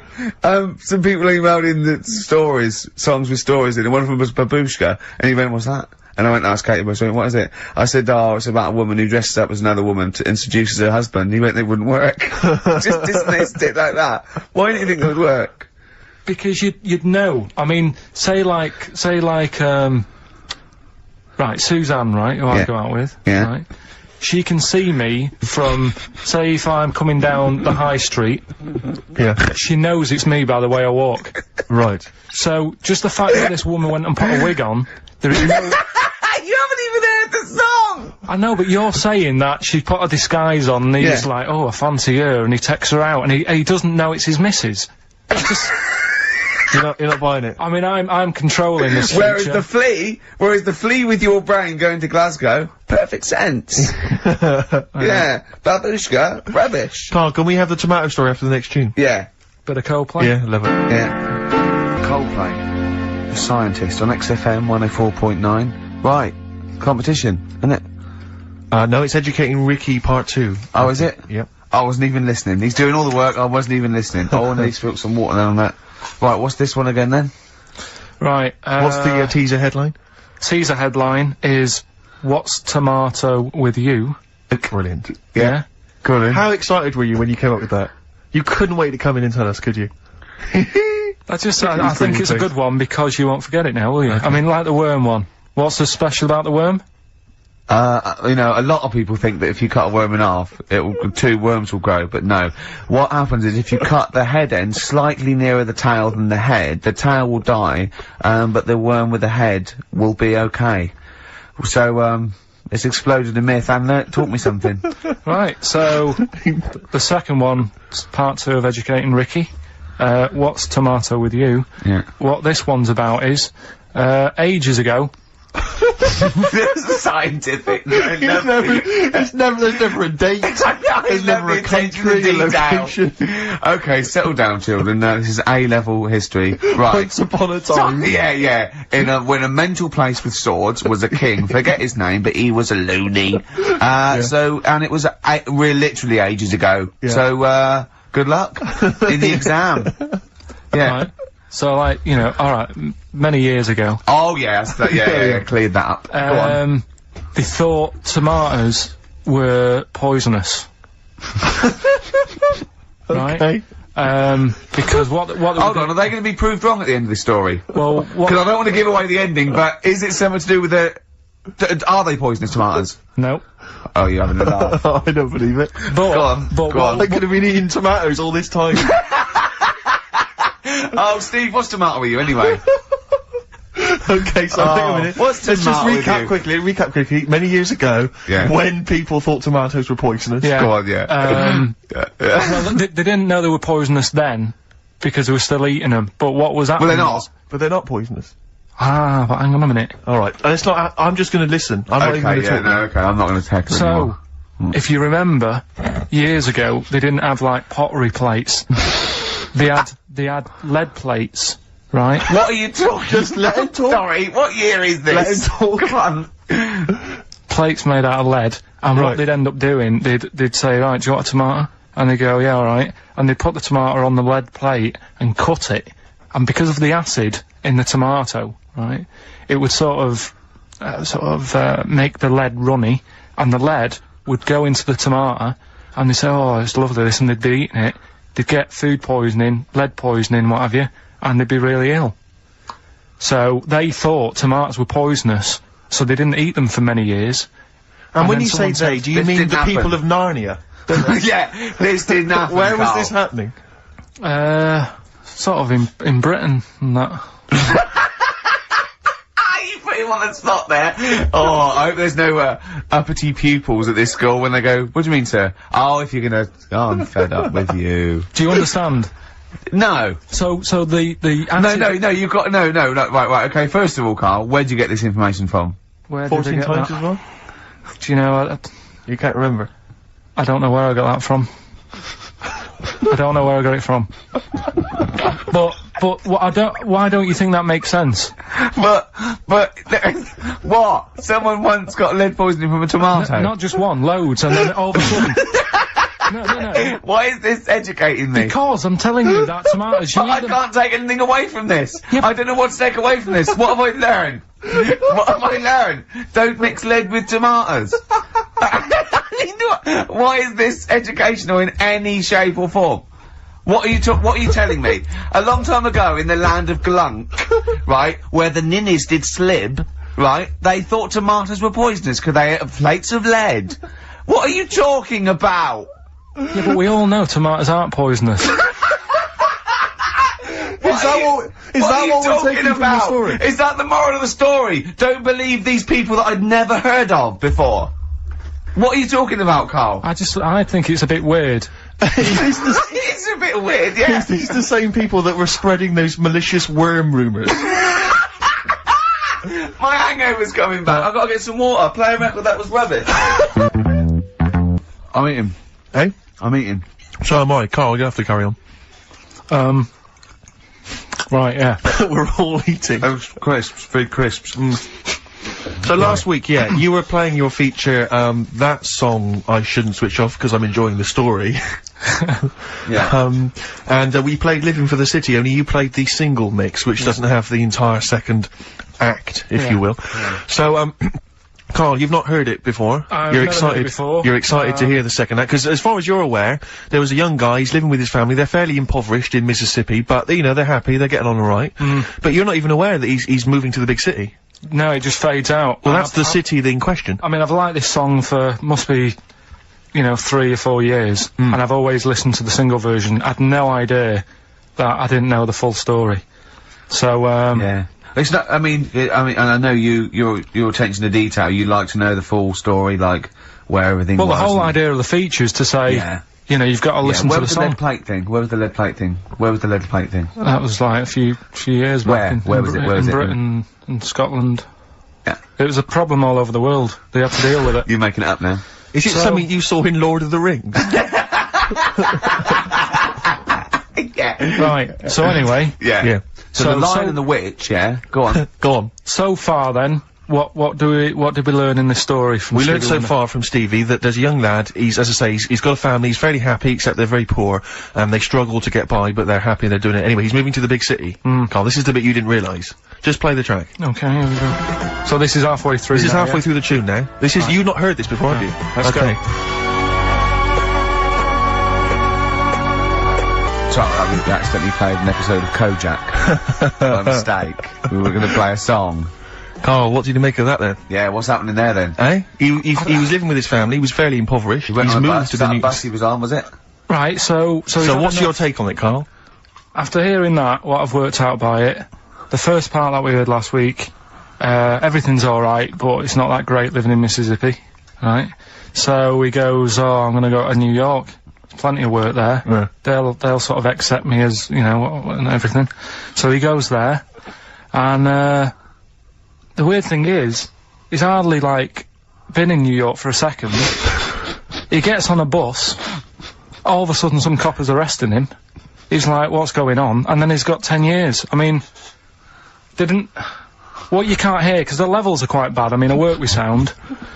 I can't really hear what's going on. You're criticising Stevie Wonder, I'm sort of guessing that he didn't pay his bus fare or something. And, 10 years. He got 10 years for that. I really don't know what was going on. Right. Oh. But you're not happy, because obviously it's quite Do you think Stevie Wonder left out some vital ingredients in the story, in your education? Like where it was, or... At least he got where it was.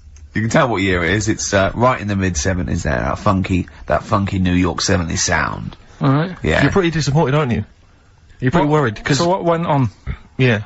What You know, happened? well, you're aware, Carl, that because that shows quite a bad image of New York. It's quite an intolerant city, by all accounts. They arrested a guy, But it is quite seemingly bad, for 'cause being black. That's one song where you shouldn't go to New York. Killing a Georgie Rod Stewart.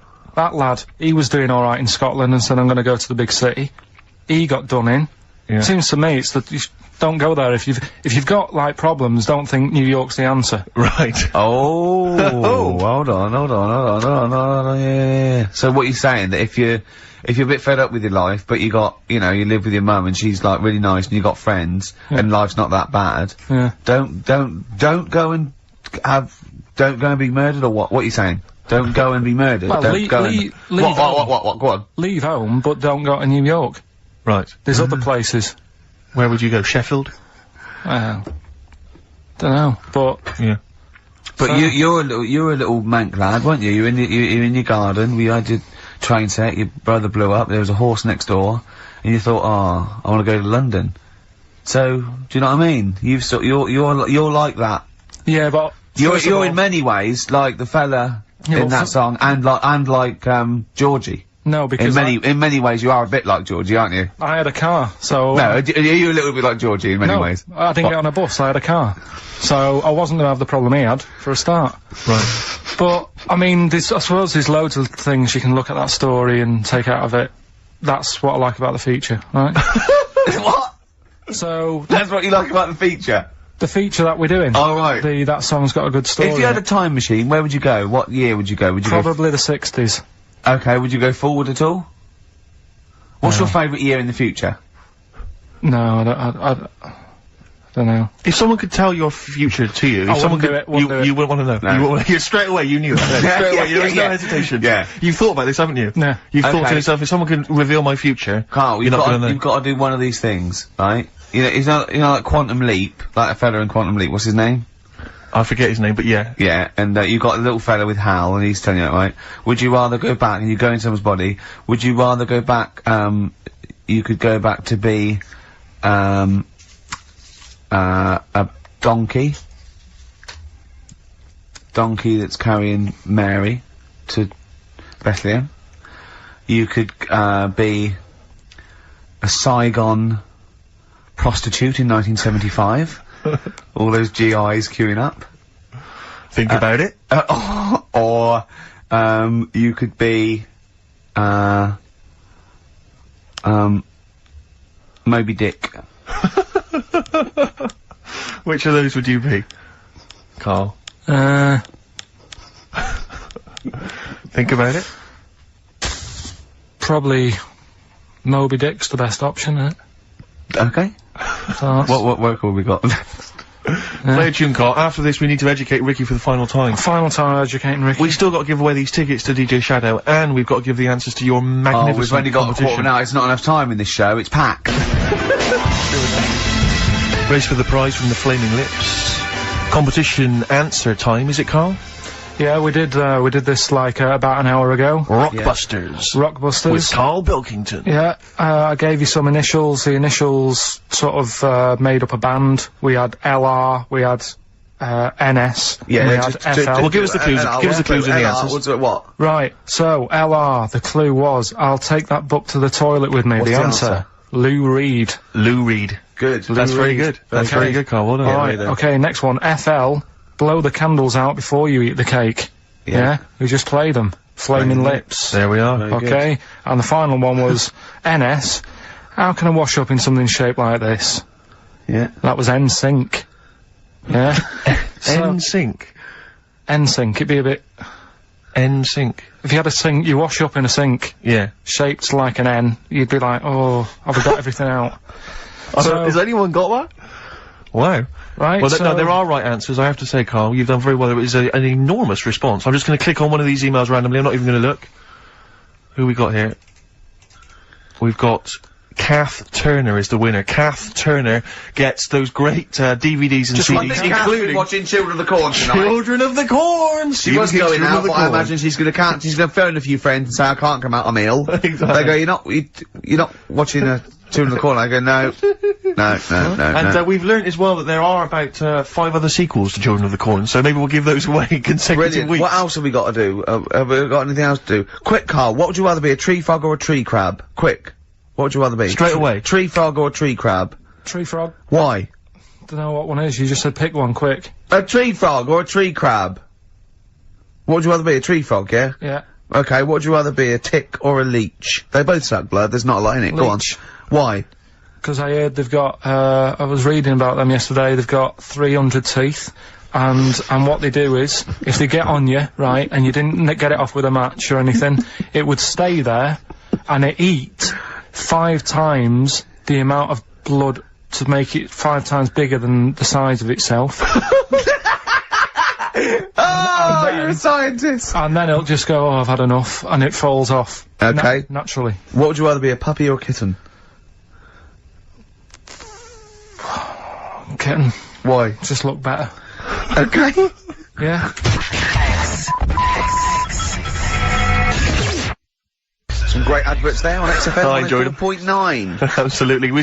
We have to give away these 3 pair. We have to give these away, Rick. Yeah. We've got 3 pairs of I DJ know, but Shadows. turn up with this and is there's just not enough so time. jam-packed. I think we've planned too much for this show. We have indeed. We Next week, I think we have a little bit flabbier next week. Rick, do less. Rick, can we chill out next week, please? Yeah. Go on then. So yeah, any ideas, guys? Any questions? Sort of DJ Shadow related questions? Any Shadow, DJ Shadow. or DJ questions? Carl, any ideas What does there? the word DJ mean? Yeah, it's too easy. It's I'll tell you something I do know, go on. right? But I can't really get a question out of it. Go on, just tell us. There's a shadow somewhere. It's already good, isn't I'm loving it No, already. right. There's a shadow, I think it was in America, Yeah. and it's on a quiet road.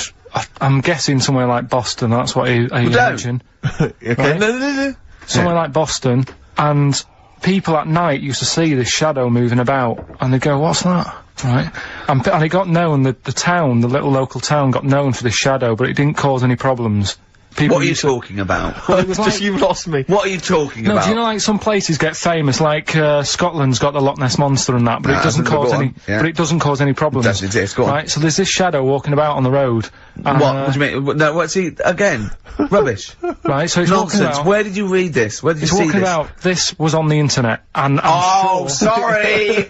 Sorry! I thought it was shite. I didn't know it was on the internet. Right, so this shadow is moving about, and Independently of an object. yeah, and the local mayor and that is like, yeah, it's a bit weird, but it's not harming anyone. The mayor involved! Was he elected to that post? Hey, Mayor, we got a problem down here. Seems like a shadow. Well, it's not causing any. No, it's Is just. it causing any problems? Yeah, go on. But that's the thing. It was left for years, and then it did start causing problems. I see, that's it. If you leave these shadows to go unchecked, Rick, they go crazy. Yeah. You let them run amok in the Yeah. city. Yeah. You've got to stand What down did it do? on What did it Roman do? shadows. What did the shadow do? It was pushing people off the bikes. It was what? It was pushing people off the bikes. Oh! I'll find out more for that next week. Right, that'll tease Oh, them. you're a maniac! We'll do more on that. We haven't had time for Please educating. never have children. Right, listen. You're Just promise me now you'll never have kids. We haven't got time. Okay, now listen, for- alright, DJ Shadow, have we got time for to give these tickets away? Yeah, if they just call up, we'll. No, I'll tell you what, I've got a question, right? Go on. Where does Carl think this may have taken place? If you've been listening to the show, where do you think this evil shadow has been running amok? Let us know. The number, Carl? Good question. 08700 800 1234. So, Excellent. but that's it. We are actually out of time. We are indeed. now. Have I got time for a song for the ladies? It's a bit tight. I was Why? told to finish It's now. 5:02. I know, but we've got to get finished early today. So Why? just because we have, and we're wasting more time talking about why we have to. Oh, this is pathetic. So they call up. Where did they see the ghost? Yeah. And you've got to pick the tickets up from reception. You can go tonight, see DJ Shadow. That's Shoddy. it. This right? is shoddy. Right. See you then.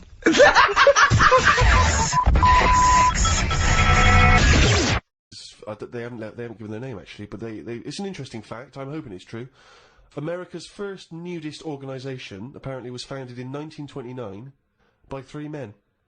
Now, what intrigued me when I read that is the fact that it's clearly 3 blokes just trying to meet some nude women. They're all 52 balding. Exactly. With little, sort of those gold-rimmed glasses. Yeah.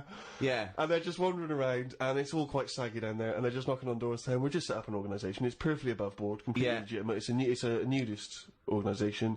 You got any women in there that want to come and join us? Because we Well, haven't got not any really. female members at the moment. Got any women in there interested in, volleyball or trampoline? I can't be doing with it, me. You hate nudists, don't you? Nudists. I don't understand what it's all about at the end of the day.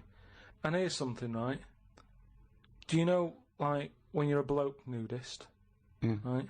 Do you ever get any who just have, like, a small knob? I don't know, I don't understand the question. What's your point? Well, are there any blokes who are knocking about who just have a normal-sized knob, or maybe a bit smaller than normal, who are happy wandering about showing off what they haven't got, if you know what I mean? I don't think nudists are just doing it because they're so proud of their knob. No, but there's got to be a little bit of that in it, isn't there? Why? Say like, Jonathan Ross, right?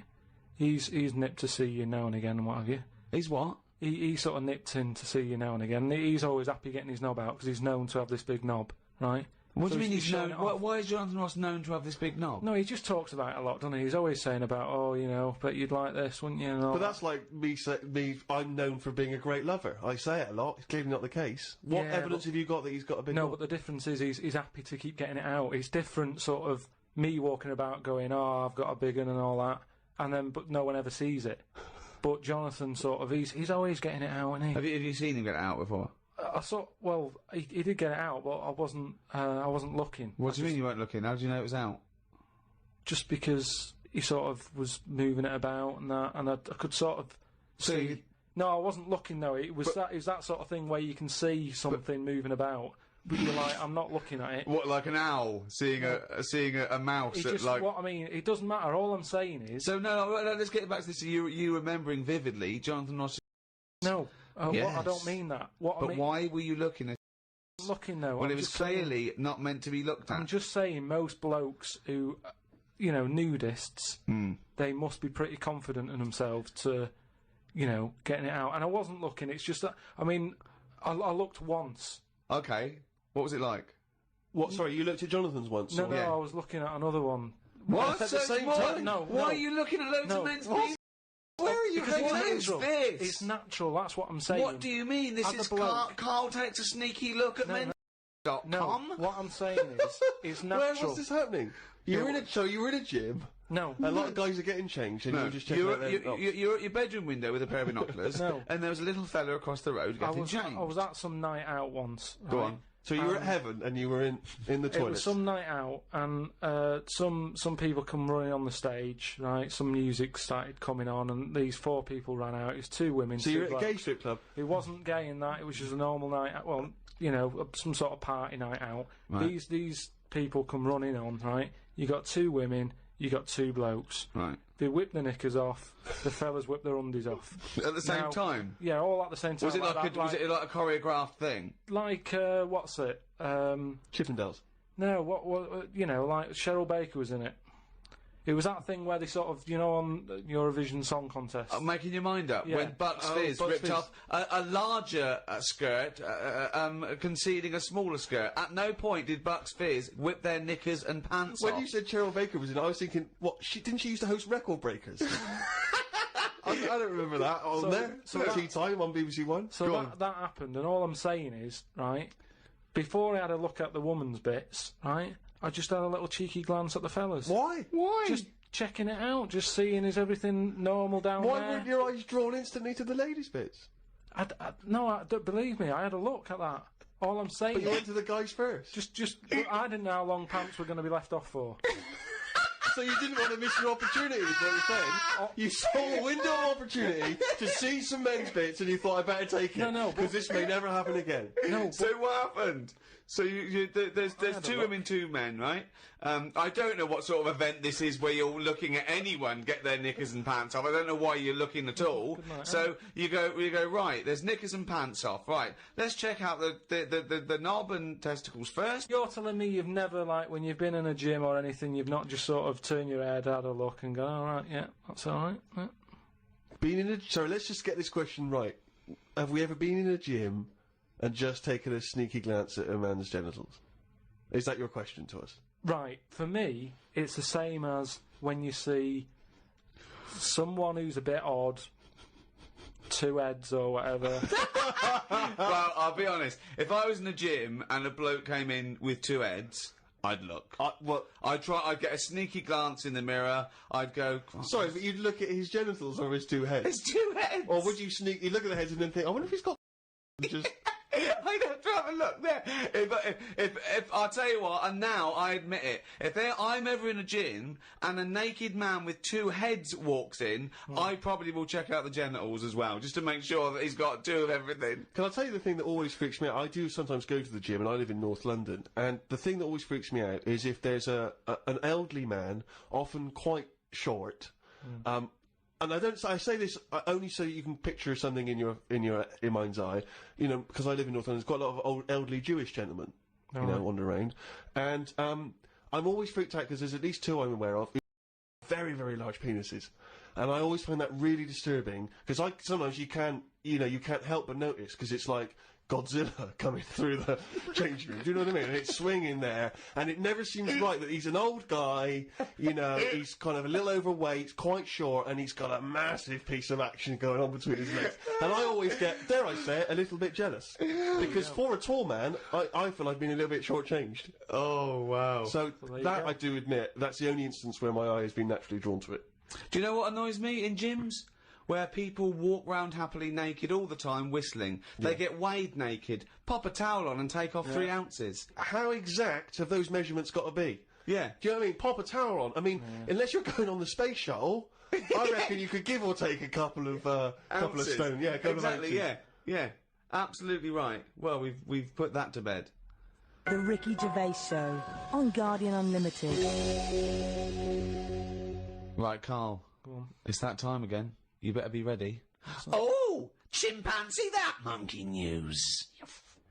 Right. Well, this week, what we're covering is, do you know, like they say, monkeys are pretty close to humans. Well, when you say monkeys, you mean apes, I assume, Well, and when you say apes, you mean chimpanzees. Monkeys and that. Well, no, because they're different species. They're all primates. They've done a lot of tests and that. Like I said, you know, we've talked about the one that went into space. That was We've rubbish. had ones that have worked in train stations. No. So the Barbers, was there a barber one? There was a barber one. He started off sweeping, didn't he? But he didn't immediately go in Straight into, but he worked his way up, yeah. They do apprenticeship. They do a lot of stuff. I've seen the salon. He was probably the top student. But the thing is, you know, I mean, in a way, this is linked to the one in the salon. He could cut hair, but he'd never be allowed to work on the till, right? But these tests that they've been doing now. Why? Are they not trustworthy? Well, they've had problems understanding money, right? But they've got one recently that they've been teaching about the value of money and showing it that, you know, to get this money you've got to work hard, you've got to save your money, and when it's saved, Nice all bollocks. you can do what you want with that money. Yeah, it wouldn't But happen. at the end of the day, these monkeys aren't on that much money. Yeah, So- and they wouldn't. You could never teach a monkey the value of money. So the thing is, they've said to these monkeys, look, you know, there's your money. They haven't said anything You're to the only getting monkeys. so They much have, Rick. money, Please listen to the news. but It's the news. it's important that, you know, they know how to spend that money, right? It's basic rules, really. It's what you teach a human about money, and it's what you teach kids. The So value invest of money. wisely. Invest and all that. Sorry, who's they teaching got these monkeys? past, So, Carl, stop. Just some people and that. But where are these the monkeys? monkey people. But where are these monkeys? Where are these I monkeys think being? it's in San Francisco. Where are these monkeys though? What are they in a shop? What are they doing? Are they in homes? What are they doing? Just in like, the zoo?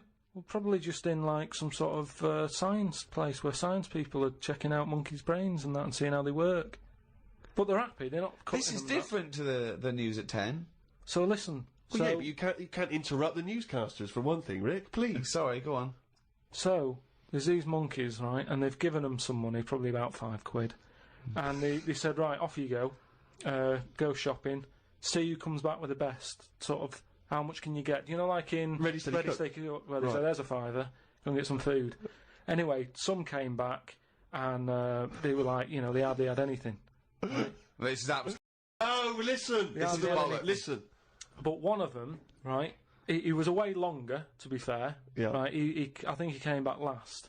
But they were really impressed because he sort of said, this is amazing that you've got all this. Can't believe it. Give us the receipt, right? Oh, this is absolute. Right, forget it then. Forget it. No, listen. forget it. No. This is absolute Forget it then. shit. We want to hear the end. No. Look, hang on a minute, right? So they said, give us the receipt and that, and they looked at it, and it was all official, right? And they went through it all, and what they were really impressed by is the way that they always went for the sort of slightly older veg, where you get 2 lots for the price of one. Right, you're absolute. So, and it just goes to show, This is right, absolute bollocks. Well, There's forget it no then. way. If you're There's not no gonna- way forget a it. chimp went It's shopping not- and right. knew what he was buying. It's I don't know why you absolute. asked me then. Well, it's absolute bollocks. Once again, you've made it up. You probably saw a headline it. on some sort of half-witted website, and you talk. Just to say, if you have any monkey news for Karl that you want to hear on one of these podcasts in future weeks, then you can email Karl, or indeed with anything at podcast@rickygervais.com.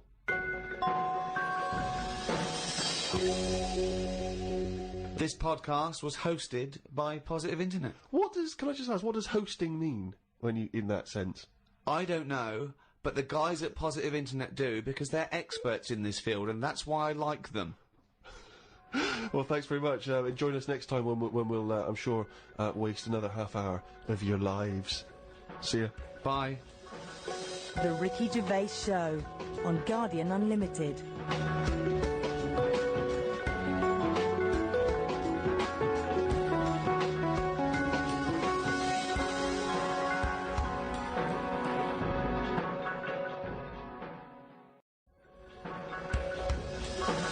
The Ricky Gervais Show on Guardian Unlimited. Hello and welcome to another Ricky Gervais Show with me, Ricky Gervais, Steve Merchant. Hello. And Karl Pilkington. Alright. The 9th in the series of 12 podcasts we're doing for free. Absolutely free of charge. We're getting, we've already done over sort of 2.5 million downloads. We'll probably do 4 million downloads by the end of the series. If I had a quid. I don't even want to discuss it, Rick. You are gutted, I'm aren't you? absolutely furious, because I said to you when we studied this, I said, why, you were going, oh, let's give something free back to the fans, and I was saying, it's not worth it, they don't deserve it. But no, you demanded it, and I wanted to pay, I want to charge crazy money for I've it. been a fool. We've had about something like 6,000 emails as well. If we could only channel this to good, because you know what I mean. This internet has been set up. Billions and billions and billions of dollars go on this cyber highway back and forth, doing good stuff, communicating, sending people into space, commerce, and people, hundreds of thousands of people are sending me pictures of Karl as a monkey. I know, exactly. I mean, it's unbelievable. It's not what this system was created for. Thank you for all your emails as well. That cost us as well a little bit, because they're going through the website, which cost us a little bit of money. But it also costs me my precious time, having to wade through the crap that gets sent to us. Thanks to Kieran Gabriel from Merseyside, who sent me a picture of Karl as Bruce Willis. It's the effort. We'll put all these up on the website. David Weinstein has started his own T-shirt range. I could eat a knob at night. And Paul Devon has sent me this caricature of Karl, and it's brilliant. Again, I think they're wasting their energies. It's actually a brilliant painting of a little round, bald-headed Manx, some sort of like freak creature. Yeah. Whereas he could have done a beautiful painting, but thanks to all those. I mean, I have actually waded through the emails, and I obviously, again, like Ricky, I echo the thanks for sending in all the different questions and comments about the show. And there's so many, it's impossible to obviously even reply to them or talk about them, but a couple of that have struck me. Emily from New York has asked Karl this. Karl, if you were on a sinking ship, or you were in a burning building, and you were with myself and Ricky, but you could only save one of us. I don't know why that's the case, but you can only save one of us. Yeah. Who would you save? Would it be Ricky or would it be me? I think it's a two-man dinghy. Right, okay. Possibly. And we're trapped, and he knows that if he stays there to get both our legs out from under this thing... the girder. Yeah, he dies, so he's got room, he's got time to save one. It's obviously me. It's hard to say, isn't it, at this point? What, because Steve's in the room, you mean? Well, no, just because we don't know what the situation is. Okay, well, let's say we're on a sinking ship, all right? So you're gonna have to rescue one of us, drag us into the dinghy. It's going under. You know, in 30 seconds, okay, this ship's gonna go under and drag you down, and you're gonna die, right? And our legs are trapped, and you've got enough time to untangle one set of legs. Whose legs do you untangle? Now, just because my legs are long does not necessarily mean it's more complicated. No, it's exactly the same amount of time. Just have to make a choice. A terrible choice that Steve would not, hate you for. Well, no, listen. He won't be around for long. He's going to drown in 30 seconds. Well, forget him. Bear in mind this, Carl. You are going to be stuck in a dinghy with Ricky Gervais, and who knows how long that's going to take. Think of all the head squeezing that's going to be going on, the comments, the wind up. And do you honestly think that he's going to, if there's any provisions, that he's going to split them evenly with you? I mean, he's going to have drunk all the water, and there's only going to be about half an hour in. The food's going to be gone. Look at his gut. Look how much, of the food he's going to have to eat. The baked beans that you've got on board. Whereas me, you know how generous I am. I'm always sort of helping you out. Oh, there we go, Carl. I think he's put the nail in his own coffin there. You know how generous I am, Carl. Let's talk about that, Carl. Come on, think about that one. Yeah, I mean, have you forgot about that, Steve? What? What? The time when we went for a coffee, and we had to have a bit of a heated debate about the 50p change. Yeah, you owed me 50p, and you liking- decided you didn't want to give it to me because it was only 50p. And my point was, it's not a question of 50p, it's the fact that it's not your decision to decide not to give it to me. If I wanted to be generous, that's my decision, but you can't go, oh, it's only 50p, Steve. It's my decision who I But say you just given him a free keg of beer. Yeah. No, but that did not come to you, and you didn't pay for the free keg of beer. It was a promotional thing that was sent to you. It's the same thing as the way I gave Suzanne my leaving present from my last job. A lot of people may not be aware of this if they haven't heard us talking about it before. Yes, but you had a gift from your work as you were leaving after however many years of service, which you then gave straight to your girlfriend without telling her that it had been received from people at work. Doesn't matter. She wanted a camera. It's the same thing as you. You wanted that lager that I got for free. It hasn't cost you anything. It doesn't matter where I got it from. So you now decide, because you've given me a free lager, that you can now say, oh, actually, I'm not, in the future, I'll just take your money, Steve, on a whim. Well, listen, stop arguing like this. You're rocking the dinghy. Carl, have some of my cheese. Imagine if he would, do you imagine he would ever say that? Can you imagine him ever offering you any of his cheese? Are you going to save Carl, mate? I don't want to say. Can we say on the website? Can you just do a little explanation of why on the website? Can they... We'll think about it and... I might do a sort of a for and against or something, and then sort of... So the conclusion is... Okay, alright. Something like that. Go to rickygervais.com. The Ricky Gervais Show on Guardian Unlimited. Well, I've been waiting for this for a week. It's a regular feature now. When we read from Karl's diary. Karl decided to keep a diary. He's gone through with it. I can see it there. It's massive. It's a huge desk diary that he has to carry around with him, and the pages are getting full up. You're really keeping to this, right? This is extracts from Karl's diary. Did podcast and went for an Italian with Ricky and Steve. The Italian place is good. We've been there a few times. I always have the same thing, spaghetti. Can't remember what everyone else had. Last time we went there, Steve had little octopuses with pasta. You could see that they were octopuses, they hadn't been cut up or anything. My rule is that I only eat stuff that looks nice when it's alive. A cow, a chicken, some fish. An octopus is an odd-looking thing alive. Even worse when it's dead and limp. It looks like it just shouldn't have been sat in the spaghetti. Yeah, I agree with that. Ricky drew another picture of my head. We've given a few of them away as prizes, but he draws so many of them that they won't be worth as much anymore. Everyone will eventually have one. Like those pictures of a boy crying that caused houses to burn down in the 1980s. What does that mean? What are you talking about? Don't you remember I mean, if you're listening in America, they might not have made it over there. Is it the sort of like the sugary ones with kids? Like, is it Techikov or something?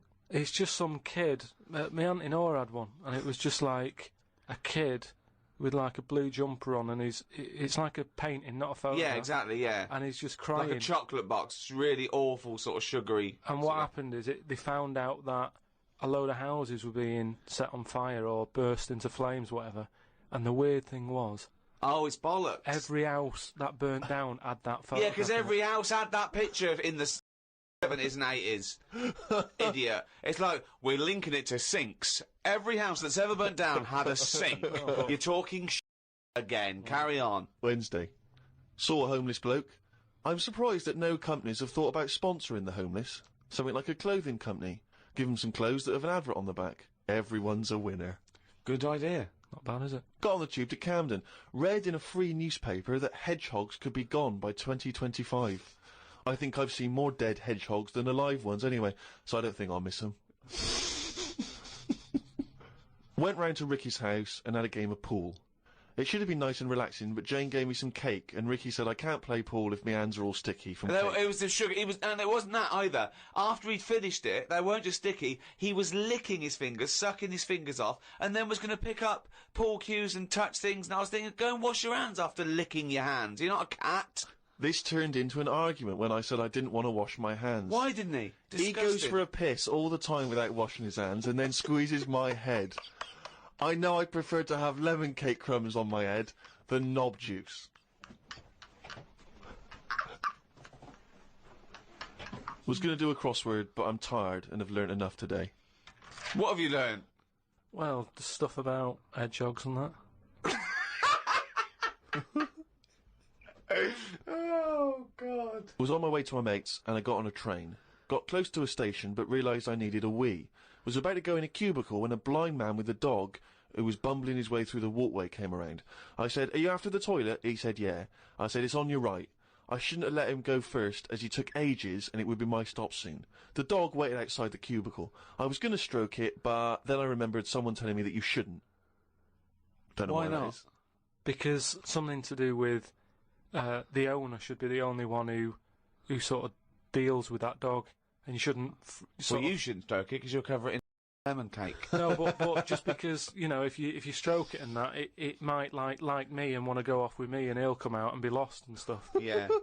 I'm not totally sure, but I just thought. The Ricky Gervais Show on Guardian Unlimited. Few people have sent this in, including Paul, the party animal Parker. I wonder if anyone else in his school. I mean, for some reason we've just assumed he's in school. I don't think there's any actual proof of that. But do you think? I reckon he left in June, and he's doing sort of bits and pieces, but he's still not a party animal. Do you think? I mean, do you think he can hold down a job? Is he just partying so hard that he can hold down a job? He often arrives late. Sure. And the boss, who's in an overall, will go, "Parker, you're late again." He goes, "Yeah." Talk to the hand.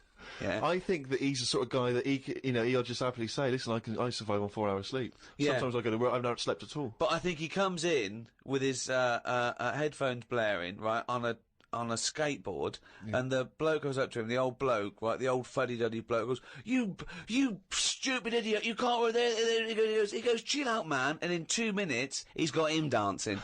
Oh, I know what he's like. Yeah, he is just like, he just can't resist it, because he's just a fun guy. Yeah. Anyway, Paul and a few other people have sent in this piece of information they've discovered from one of the more respected news networks. The headline is this: female kidney turns lumberjack onto housework. Right. Now, a Croatian lumberjack apparently has claimed that he started enjoying housework and knitting after he was given a female kidney. He claims he's going to sue his local health authority because he says he's become a laughingstock. He used to enjoy heavy drinking sessions and things. The kidney transplant saved his life, but they never warned me about the side effects. I've developed a strange passion for female jobs, like ironing, sewing, washing dishes, sorting clothes in wardrobes, and even knitting. Well, if he likes it, what's the problem? It's nonsense. It's nonsense. Hold on, though. What makes me laugh is he's become a laughingstock. So what do you do when you become a laughingstock? Tell the newspapers. Well, yeah. Tell the newspapers about it, because then that'd keep it completely under wraps. Then. But it's the sort of medical nonsense that Karl would normally come out with. Absolutely. That you know, you take on the personality of the person who gave you their blood. Exactly. It's like those old horror stories, you know, you get given a murderer's hand. Yeah. And you go around. But there can be certain medical things that would change the way you think and would change you as a person. Say, like how they can do face transplants now. Yeah. Right? I mean, I don't quite understand how this face transplants work, because do you get a choice of who you have? If you have something done to your face and you go, you know, it's burnt or whatever, or something happens to you and you need a face transplant. Well, if you totally changed your appearance, then you would eventually change because of how people reacted to you. Yeah, but so if you gave yourself the head of an elephant, soon you wouldn't be yourself because I wouldn't have that. That's what I'm saying. If they had a catalogue and they said, here's some faces you can have, pick which one you want. Yeah. Would you be looked upon badly if you go, do you know what? I don't really like the look of any of them. Can I just wait for a better face? Or at this moment in time, have you just got to take what's on offer? Karl, there's no one looking through catalogues at faces they might be able to have. No, they do now because of the face transplant thing. But who are these people putting their face up for? They wait till someone. Yeah, I know, but at some point. Well, I tell you what, I would not have a face transplant if I haven't seen the face before I'm going to have it. You had to. I want to see what I'm having.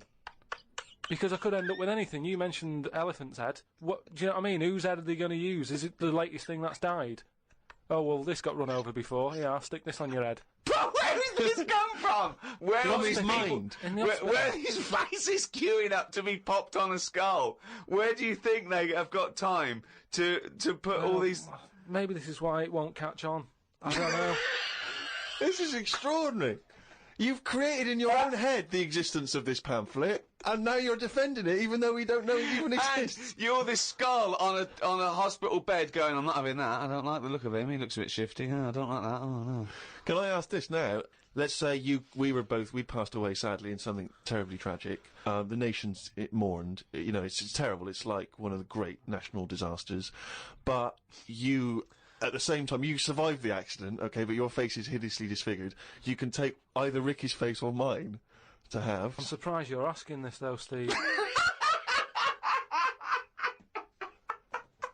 I mean, it's just, it doesn't seem like any of them is like a great option. Oh, thanks. And this is what I'm saying about the catalogue. If those two were on offer, I might go, do you know what? Pop in again tomorrow. Bring in another booklet. The Ricky Gervais Show on Guardian Unlimited. This is from Anne-Marie Melvin in Amsterdam. She says that she loves the podcast. She listens with her 7-month-old baby. That cannot be a good idea. And she says this to you, Karl. If you had children, what is the most important lesson you'd want to teach them? I mean, in a way, if you sort of look after a kid too much, it doesn't learn that much. But if you let it learn by its mistakes, it'll probably grow up alright. But there are some mistakes you can't afford it to make to learn from. Yeah, driving a car the wrong way down a motorway. Testing if the fire really is hot. No, but say like the time... Does broken glass really taste horrible? These are lessons you don't want it to learn from mistakes. Yeah, you can tell them that. Yeah, but what I mean is, there's certain things that I just think there was a kid who grew up in our avenue, right, on the estate, who, when it was born, right, we kind of thought it's got no chance, this kid, because its man was a bit of a rumman. You know, a rumman? Where's that? No, just like, you know, she liked going out and having a fag and like having a drink, and she's never at home. It's the one who had the horse in the house. Sure. Right? Which I don't want to go over. Sure, it's old news. It's out there, isn't it, if you want to find out about the horse in the house. But she had a kid, and everyone was pretty surprised when they saw it, because it was a good-looking kid. Yeah. Right? Which was a surprise, because, like, you know, the man wasn't that good-looking, the dad was a bit rough. But it came out, and she was showing it around the avenue, going, look at this I've had. And she was chuffed with it, because it's probably, like, one of the newest things she's ever had, because everything else was always sort of second down and what have you, but suddenly she's got this brand new little baby, right? Anyway, as it grew up, right, those looks went, Right. And I'm not talking getting old, I'm talking by the age of about 3. It looked rough already, right? And all that just happened because that's the life it was in, right? Yeah. So like it had like a patchy head. Its hair. It what? It had a patchy head. A patchy head. It's just sort of. It wasn't a North American Indian. What do you mean? A patchy head. Just his hair was patchy. He used to chase sort of cars and stuff. Chase cars. Sorry. What do you mean? That's what he did for his. Sorry, did she let it get raised by wolves? No. but all I'm saying is that at the end of the day, what is it that makes a person? Do you know what I mean? Now, I don't know what state he's in now, but maybe he learned all his mistakes by the age of 4. I'm guessing he's not chasing cars now, but at least he's done it. I'm guessing he is. Yeah. Do you know what I mean? At least he can go, yeah, I've been there, done that, and you don't go back to it, and you can get away with doing dafter things when you're a kid, can't you? I nearly man once, right? Okay, right. That time when I was in Wales, and I was having a walk with my dad on the cliffs and that, Yeah. I just picked up a big rock, right? Chucked it off the edge, and as I chucked it off the edge, I noticed a fella was walking down below. Jeez. And I missed his head by, like, inches. Now, I've never chucked a rock off a bridge, or, like, off a cliff or anything. And it only took one man to almost lose his life for you to learn that lesson. Yeah, but that's how you learn your lessons, Yeah. isn't it? See, a lot of people would have said that maybe your dad should have said, "Hey, Carl, what are you doing?" No, but he didn't know I was doing it. I didn't say I'm going to chuck this off here. I just picked it up and chucked it. And, like, as I let go of it, I noticed a fella was down there. You live and you learn. That's a little mantra. Right? Right. You live and you learn. So the woman who's had the kid, sort of look after it, feed it, make sure it's got shoes and that, but let it roam about. That's great. There's the advice for you, Anne-Marie. I love that. Good luck. Just let your 7-month-old baby roam about.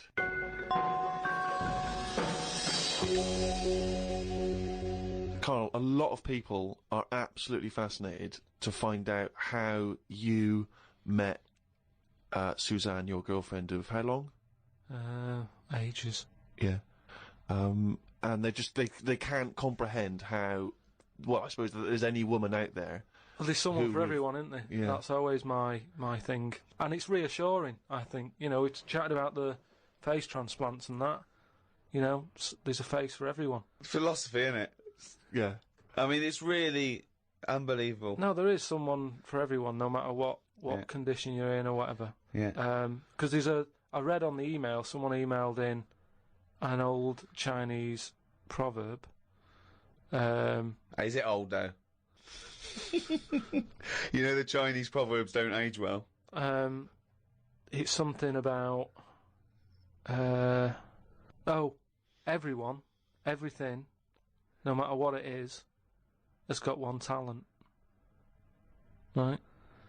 And that's the same way in a relationship, innit? That everyone, you know, there's always someone out there and that. I like the Chinese. There's another Chinese proverb that I learned on an email. Go on. He who cuts the wood up warms himself twice. Yeah, that's good. That's good. Yeah. And then someone sent in that one about too many Chinese cooks spoil the broth. What? Well, why is? Well, that's. I don't know who slipped the word Chinese in there, but I heard it was too many cooks. Well, it was just all sort of Chinese proverbs and that. One of my favourite on the same subject is a camel is a horse designed by committee. What do you mean? Well, it's having a go at the camel, and it shouldn't. But it's just, you know, it's just a metaphor.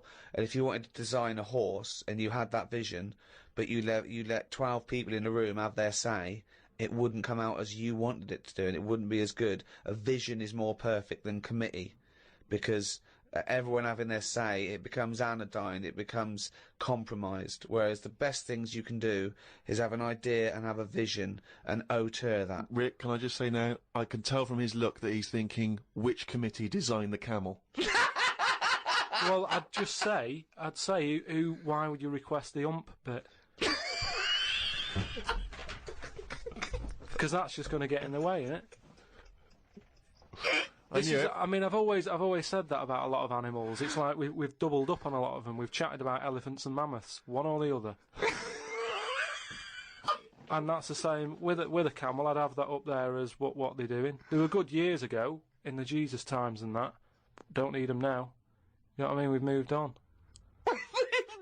Well, not people who use camels to cross deserts. What other? Bedouin communities. I'm going to throw some animals at you, and you tell how you'd have improved them if you'd have been designing them. Okay? Mm. The octopus. So I can now go back. I can look at them and go, what are they doing? And where have they gone wrong? What's up with you? How could you improve it? Like the camel, you go lose the amp. I'd probably give it a bit more of a body. Cut down on the arms. And give it some bones. Because I don't understand all this. It getting in a jar is good. When does it want to get in a jar?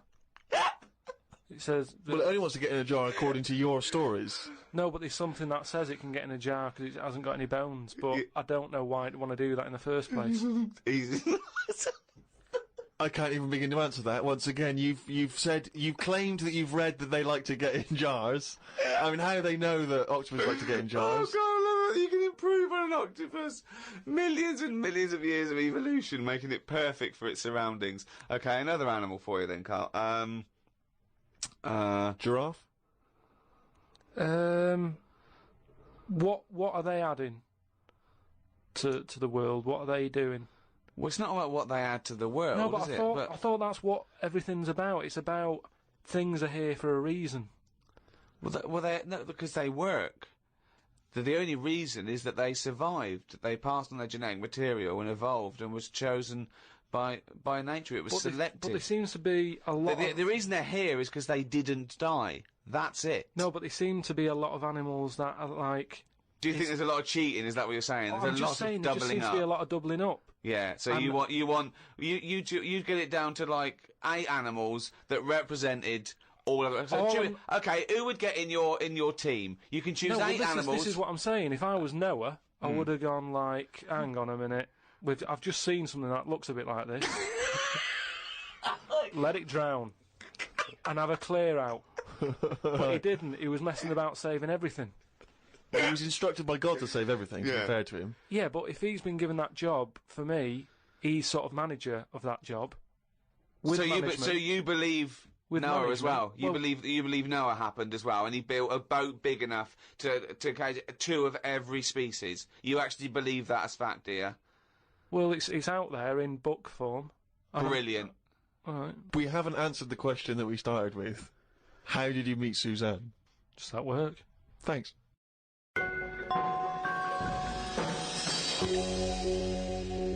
Oh, chimpanzee, that monkey news! There was this airline, and it's having a lot of problems, and a lot of pilots too tall? Yeah, the cabin was so tiny.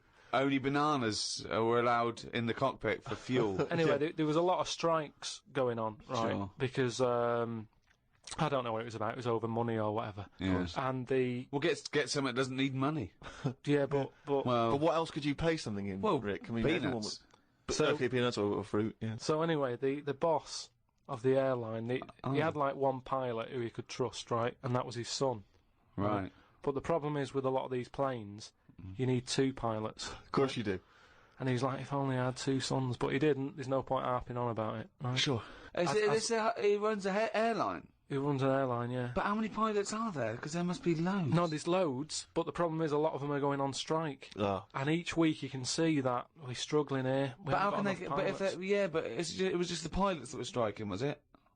Yeah, the pilots were striking, yeah. So all the ground staff and luggage handlers and all that was okay in the cab? They were fine, it's just pilots were not happy with the deal and what have you. Yeah. Well, just close it down. No way, you can't do that, no, Rick. Of course you can't. It's costing him a fortune if he closes it down. Yeah, but one plane's not going to make a difference in an airline, is it? No, it's all the planes. It's all the planes, mate. Yeah, I know, exactly. So if he's only got one person he can trust, knock it on the head. No. What's the point? You've got to keep going. You can't just nip stuff in the bud like that. If you got a dream, keep it alive. I know, but not with one plane and your son. So anyway, I don't know. Well, but that's the least of his problems, Rick, because he's got his son who's a brilliant pilot. He's the only guy he can trust. But it takes 2 people to fly. Well, you can't fly then. So the son He's flying the planes and that. He's getting worried for his dad because of his business. It's falling apart. He's like, anyway, listen. Well, one plane won't make any difference. Don't worry about it. We've found someone who you can work with. And he's like, but I get past the picket line because, you know, they know I'm your son anyway and they'll leave me alone. But any other pilot, they're going to start giving him grief. They're tearing him to shreds, yeah. He said, don't worry about it. Unless he could swing over the heads of all the strikers. He said he's staying over near the sort of quarantine area where all the animals are kept and stuff. Okay. They won't be looking in there. They won't bother. No. So he's like, all right. But there's no animal that could be a co-pilot, that's why. I'll see you, he'll meet up with you in the... He'll be yeah, sure. So anyway, he gets in there, he meets them. At first, little bit of a shock who he's going to be working with, but he's thinking, as long as I can keep my dad's business alive, I can Not keep with a one job. plane. Not So, with one plane. Anyway, what happens is, the strike's going on, he's flying, he's got his mate with him flying, helping out. Who's his mate? What's his mate's name? The flights are brilliant, right? Everybody's loving them. They can't believe how smooth they are. Sure. You know, the shares are going through the roof. Everybody's like wanting to fly. This one plane they've got. That wouldn't make any difference. Everyone's saying, you know, it's only a small plane, but it's worth getting on there. And if it's you a can. small plane because as well. it's a great experience. Gone under, I'd have thought. There's So no anyway- way they can keep that alive. Apparently they can. So they're keeping this plane up in the air and what have you, and everybody's you know booking the holidays. It's almost like the favourite bit of the holiday. They're loving the flights that much. Why? It's just because it's really good flights. It's a I great, don't it's a great understand flight. what difference. Apparently it's a great flight. It makes. It's I don't Steinway. So understand anyway, what difference it makes. Everyone's happy. Then one day, what happens is a little bit of a problem. Oh dear. You're not going to tell us that sort of co-pilot Coco he's not able to make it to work, is he? Well, what happened is one woman who was on the plane got a bit peckish, right? Right. And said to the air hostess woman, said, "I'm a little bit peckish. Have you got any sort of nibbles and that?" She went, "No, I've got a sandwich." She said, "I don't really want a sandwich. You want something, you know, like the usual stuff that planes give out, just like a bag of nuts or something." What, are they not giving those out yet? So no, they don't give it for some reason. She was like, "Look, we've stopped giving out the nuts. We can get you a sandwich." strange, And the woman's like, "I don't want a sandwich. I just want some nuts." Do you know what I mean? A sandwich is quite a big meal and what have you. I just want some nibbles, want some nuts. Well, that's not available. So Done. End of story. Can't get your nuts. She said, "Well, why aren't there any nuts?" She said, "Well, you know, the airlines had problems and stuff, and maybe that was one of the cutbacks. We've never took the nuts back on." Right? Yeah, sure. So she wouldn't just leave it. She wanted the nuts, right? She's having a lovely flight and everything. She said, "I cannot complain about the flight. The No, flight sure. is brilliant. Whoever's up there flying this plane is doing a She's dynamite doing a job. great job, but I need some nuts." Right. Anyway, so the woman There said aren't that any. there aren't Very any nuts. demanding woman. There aren't any. It's a very demanding woman. There aren't any. Look, she's paid big money, right? She's probably in first class. She wants nuts, she's going to get Nah, nuts. there aren't any. Leave it. If she has to force her way into the cabin to get nuts, she's going to get Well, nuts. she can't go there because she will be shot. Because So- with security problems and that, there's no way she could ever go to the cockpit. That would never happen. So she said, "Well, you're saying there aren't any nuts." She said, "But earlier I saw you put a tray outside the cockpit, right? It had a sandwich on it, 2 Cokes, and 2 bags of nuts." Right. She said, "So you're saying there aren't any, but the pilot's getting Well, them." aren't they now? That was the last 2 packets. Done. No. So Let's go home. So she's going, "You can't have any." No. We know, She goes- we understand now there's a dispute So, over so nuts. she said, well, I'll go and have a word with the pilot myself because you only put them out there a few minutes ago. He can't have eaten them can't. yet. I want You some. you I'm cannot going go- over. no, no. I know this is it. This Yeah. is. She was saying you cannot go over. She's going, "Listen, Yeah. I'm going to go over because No, I feel no, like you I'm being can't. lied to." No, you can't. So she goes, starts, No, and, there's and no the way. pilot can Well, they hear all can't this get in anyway. chat about the nuts and what have you, and he's thinking, "What's going on out there?" Yeah. He opens the door. right? Yeah. She gets a glance in. Little monkey sat there with headphones. Bollocks.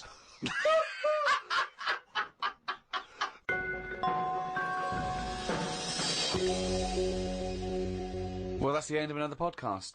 Do register on rickygervais.com.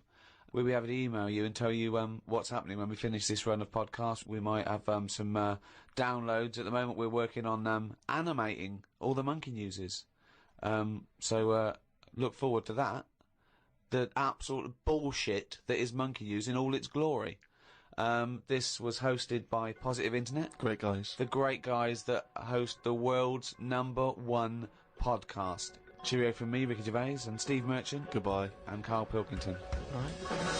The Ricky Gervais Show on Guardian Unlimited.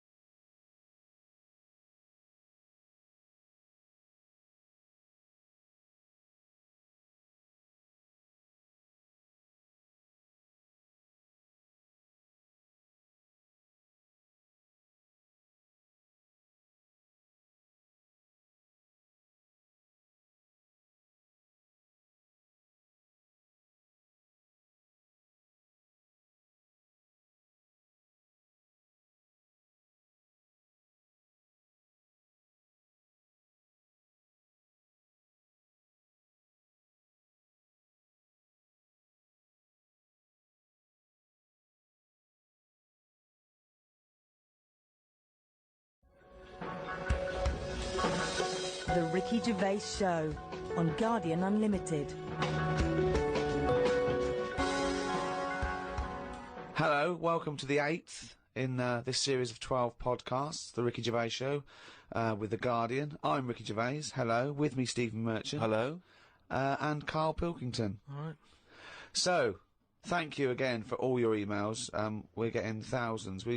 We're up to about 250,000 hits a week now, people listening to this show. Blimey. 250,000 people bothering to go in and listen to this show. Nothing else in their lives. Nothing All around the better world. to do. It's unbelievable, though.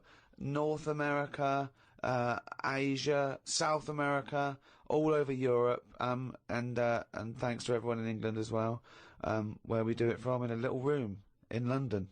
Keep going to rickygervais.com and registering, so when we finish these 12, we can email you when we come back and start again. We're going to need a little bit of time off to record the second series of extras. Well, I'll tell you more than that, Rick. You're going to need some time off just to have a little breather, because I know how hard you work. And you, mate. Well, thanks, mate, but I mean, I know you blinking work hard. But Carl's been on holiday again, hasn't he? Oh, yeah, that's right, yeah, because, Carl, you don't do anything. And you have weekends off. You take at least 5 or 6 weeks holiday a year, even though you haven't got a job now. You're meant to be doing this, and yet you still So go your on whole holiday. life's a holiday, basically. Yeah, why do you need a holiday to you potter around? Your big day last week was going to the cobblers. So why do you need a break so much this week? It's just that, you know, it's good for your brain and that, isn't it? It opens it up a bit. You are not evidence for that. Where did you go?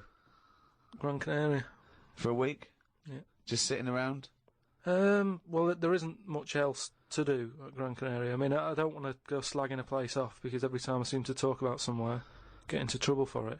Right. But it's just like a big rock. It's Brilliant. just volcanic, innit? It's And just, you must have looked like a little barnacle on that. Have you been there before? been near it before to another rock, which was just. But it what, was the you've same had your sort of fingers thing. burned, why did you go back? Because you think, well, they can't have loads of these islands that are the same, like just a big rock with hotels on. They can't get away with it. So you think, And they well, obviously the next are one. getting away with it. But why do you keep going to these places that are rocks? Why don't you investigate first? Ask your travel agent, is this a giant rock? Because that's what you do, innit? You go and find out yourself. I mean, when Armstrong went to the moon, what was he expecting up there? That's a fact. That's a big rock, and he still went all that way.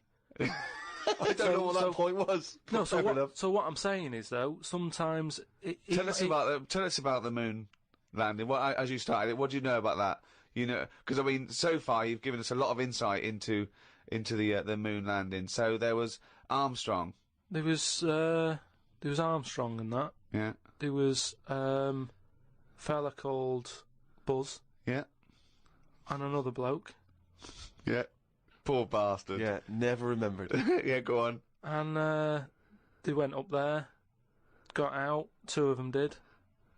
One of them didn't bother. The one whose name, don't know who he was. Didn't even get out, stretch his legs right. Went all that way. They had a potter about, had a wander, came back again. Yeah. So that's all you need to know, isn't it? Yeah. And in they- your opinion, pointless? To me, yeah.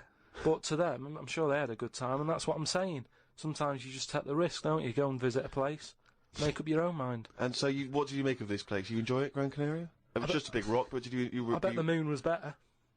Really? What did you do?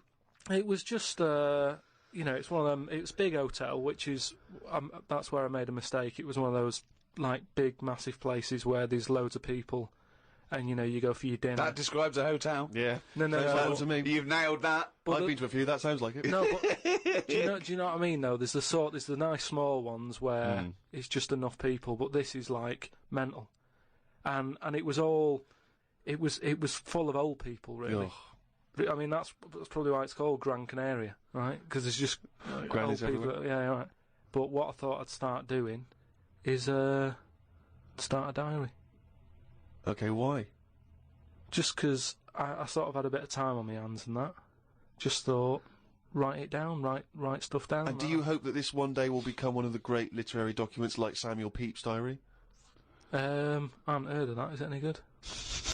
You've never heard of Samuel Pepys' diary? No, The most famous diary, other than probably Anne Frank's. I've heard of Anne Frank's and that, and I thought if she's sat in a loft, knocking stuff up, not much going on in her life at that point, yet she Sure. was still writing it down. Yeah. Whereas Thought, you've well, been I'm to on Gran holiday. Canaria. Yeah. I thought, so there is stuff going on that I can chat about.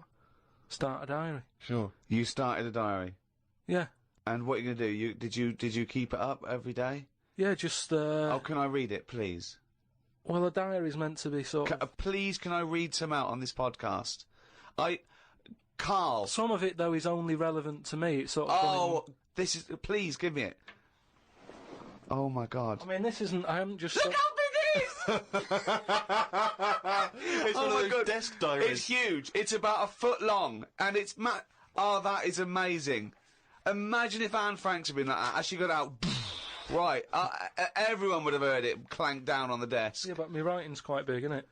Oh, look, give us that. Do you Give us know? that. Do you know about joined up writing? Have you This heard about is that? There's no point. Amazing. Sometimes you can't read it, can you? So it's best Right, to okay.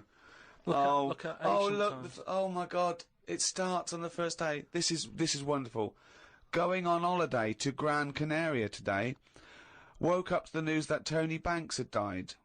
There was a piece on the news about how everyone was shocked. Got me thinking about an invention that would be good. Right. A watch that counted down your life. If it says you've got 3 days left, go to the doctors. Told Suzanne about invention. She said she wouldn't buy one. But she said that about the iPod. How would this device work? This watch? I mean, how would you know when you were about to die? Is that again not for you to worry about? Presumably the boffins and stuff. No, like all that. I was thinking is that Tony Banks fella, you know, he died and everyone was shocked about it. But if you had like a little watch on, But how did it work? You can't just say, wouldn't it be good? How would this work? Yeah, I imagine you in the patent office going, got an idea. They go, oh, certainly, Mr. Pilkington, what's your idea? Watch that counting down your life. Oh, how does that work? What? just wear it, just pop it on your wrist. No, what do you mean, just pop it on your wrist? How does it work? Just pop it on your wrist. Brilliant. You're an idiot. Well, it's interesting that he goes on. The flight to Gran Canaria was a bit bumpy. I thought about the clock that counts down your life again, and I wondered if it would know if you were going to die in a disaster. No, he's querying his own life. He's wondering if it would know. He's invented this. And now he's not even sure. A fella on the plane was reading Koi Mag. It was a fishing magazine. I glanced over and noticed he was reading the Pond of the Month article. Don't think they could make it into a weekly magazine. Well, to be fair to you, because I remember seeing a guy on the train once reading Carp Monthly, a magazine dedicated entirely to carp, and it had Carp of the Month. And I just thought, you know, once you're like 3 months in, the editor must be stressing, have we got any more carp? Have we got a carp that's actually done anything? I reckon if they used the same one twice, there wouldn't be many complaints. No one would be noticing. No, that's the carp they used 2 years ago. There was a really fat bloke on the plane. He was playing on his PSP. While I waited to go to the toilet, I looked at what game he was playing. It was darts. He's that fat and lazy, he can't even face playing a more active game on a games console.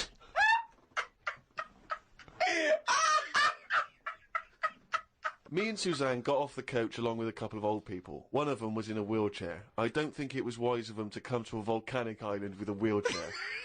Everywhere's pretty rough paving and slopey. Guess I'll keep an eye on it as the weeks go on. Day 2 in Gran Canaria. Brilliant, we're only at day 2. The hotel's a bit odd.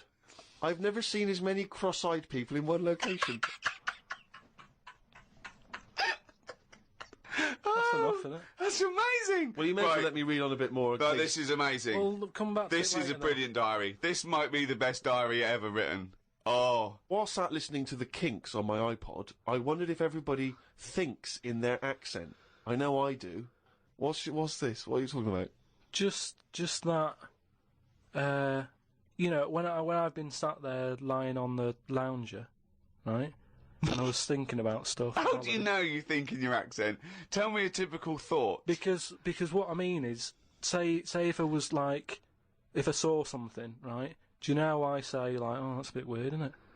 No, but that was I don't being have said. to. But when you think, I don't think the sentence is like I'm saying it. It's just a thought. The thought appears. It's conceptual and it's already there. It's not like I go, Rick, what? Just looking at that fellow over there, were you? Yeah, I was. Yeah. I was thinking it looks a bit weird. Oh, so was I. I don't think out whole sentences. Whereas you have Carl, stop listening to the Kinks for a minute. Look over there. More cross-eyed people. No, well, that's Is that how kind your of- mind works? In a way, yeah. And Brilliant. that's when, because I That thought, explains a lot. It's great that he has to think about whole sentences. because I thought, that's weird, isn't it? Like, I didn't think, that's weird, isn't it? And I thought, I actually think in my accent. And then I thought, does Stephen Hawking, does he, when he's doing his maths and that, is he, I don't know where he's from, so I don't know what his accent would be like. I think he's from Kent or Cambridge or Oxford or something. Right, so, So you think he might think in his voice, in that voice the box computerised thing. voice? Just wondered. Had lunch inside today due to shite weather. Sat next to an old fella. Old men's ears and noses carry on growing as they get older. Suzanne noticed his fingers were fat too. Maybe they continue to grow. Suzanne didn't laugh when I said her arse had the same problem. Day 3, cloudy start to the day. Had pie and chips in a cafe. Had a bit of an argument with Suzanne because I thought it was daft that we were paying for food when we were on an all-inclusive holiday. Changed my mind when I saw they sold pie though. The cafe was called Tattoos. The fellow who owned it didn't have any tattoos. But we never saw his wife.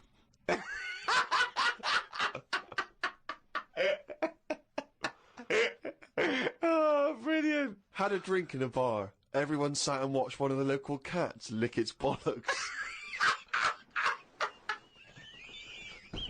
It's the greatest holiday in the world! That's the entertainment in that town! Went back to the hotel and had a sleep before tea. I love the fact you're just moaning about old people, but you're just as bad. You've done nothing so far! He's done nothing, he's got a big hip. Oh, God. Woke up to news about ducks being badly treated. There was a really ugly one with bent legs. I'm gonna die! Why does he write this down? Oh, God. Oh. There is a fat bloke from Bolton who is in the pool as I write this. He's got a big tattoo on his back, but I can't work out what it is. ... He just got out of the pool and burped. You just felt like you had to keep us abreast of that. Everything's in the diary. I just seen it get to the point where you're going, breathed in, Yeah. breathed out again. There was a big fat fella in the sea who kept his t-shirt on. If you're big and fat, is there more chance of you getting burnt because there's more of you on show? I asked Suzanne and she said she didn't know in that sort of not listening kind of way. I wanted to hang about to see if the fat bloke was going to get in the kayak, but Suzanne said we had to head back. Just love him waiting to see if he's going to capsize. We go home today, so we got up early to get the last bit of cloud. No, it's just that it wasn't. It's not that sunny all the time. I mean, I was sat in weather that if it was like that here, there's no way I'd be sat in the garden. But because you're on holiday, it's like, well, we got to sit in it. Put your coat on. So are you going to continue to write this diary? Every single day? It's amazing. Keep this diary up. It's amazing. No, I will keep it up, because what I find as well is, I think earlier on, before I went away, I think I did learn something, and because I wrote it down, I remembered it a bit better. So What was that? I just was thinking then, I forgot it now, but but I remembered looking back at it and not having to read it all, because I remembered the end of it before I read it, if you know what I mean. I have no idea what you're talking about. Well, if you've enjoyed the diary of Karl Pilkington, more next week, I hope. Another week's worth. That's amazing. I'm going to try and get that published. We'll put the odd page up on the web. Go to rickygervais.com. Don't forget to register there as well, so we can email you and let you know what's happening. Brilliant. The Ricky Gervais Show on Guardian Unlimited. Rick, who hosts this podcast? The guys at Positive Internet. Why? No, I know you're a big fan of those guys. Yeah, because they're brilliant. Well, yeah, they are, and I tell you, they're working overtime.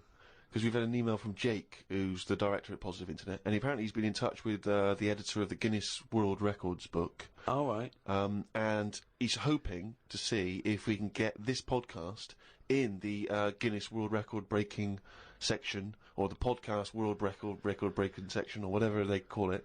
I don't know exactly what record we'd have broken. I assume it's just sheer number of listeners, is it? Or yeah, been the number one? it's the number one podcast, and it's the biggest downloaded show ever at the moment. Right.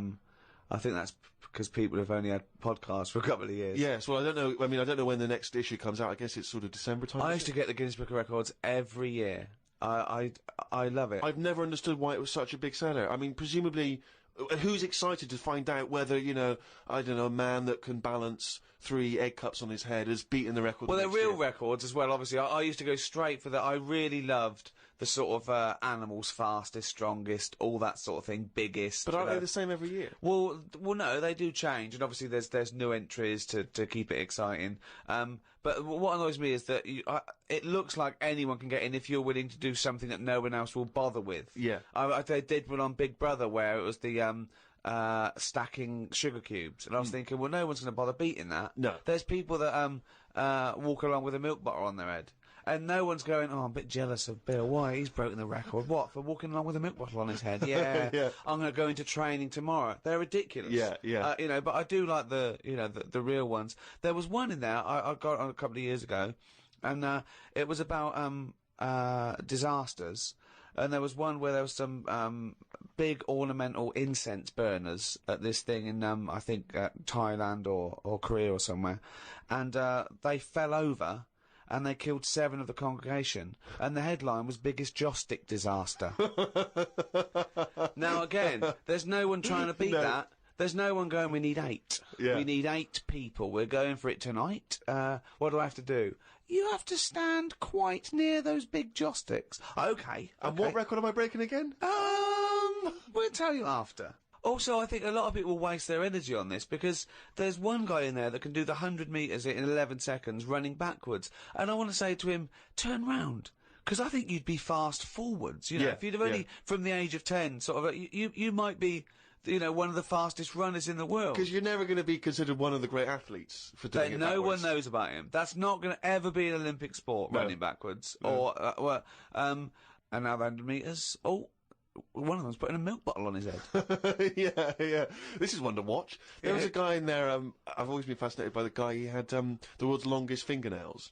And they were truly extraordinary. And they went out and they started to curl around, obviously. And in the end, they almost looked like sort of there's a big spiral of gnarled old fingernail. But I just thought, it just seemed like such a terrible affliction, really, to be walking around, you know, with these giant fingernails. So much you can't do. Just missing out on, you know, Jeff, you coming bowling? I can't. You know, just so many different things that you miss out on. I've never quite understood who's willing to have this eat into their life. You know, it's going to take over their whole life just so they can have their photo in this book. It seems a very bizarre impulse. Karl, have you ever been tempted by any world-breaking attempts? Do you find them fascinating or futile? I mean, you don't get paid or anything, do you? No. They do it for the pride. But say, like, the fella who can run with a milk bottle, could he get a milk round? Do you know what I mean? I can understand that if you can use the skill, but like you say, if it's getting in the way of your life and that, then what's the point? There was a kid at school who said, I'm in the Guinness Book of Records. And I went, oh, yeah. He said, no, I am. And he brought it in. And now, I don't know if this is a valid claim. He claimed to have been in the audience for what, in this particular edition, was labelled, you know, the largest audience ever for a sporting event. Some giant Super Bowl game in America. He claimed to have been in the audience. Now, do you think he deserves to say he's in the Guinness Book of Records? Sort of. I think that's a lot. As it was the largest audience ever, I think a lot of people can claim that one. I mean...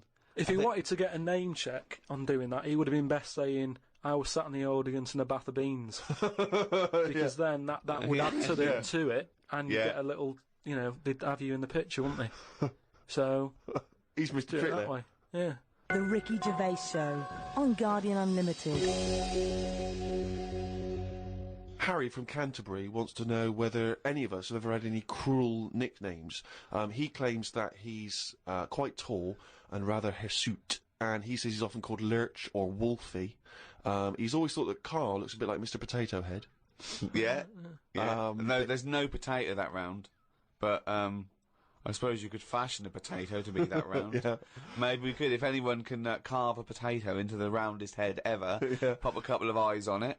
Make it look as much like Karl as possible. Exactly. But yeah, any nicknames? Did you ever have a nickname, Rick? No, mine was boring. I didn't have any. It was just around the name, like Gervais or something like that. No, I didn't have nicknames. I always wanted a nickname.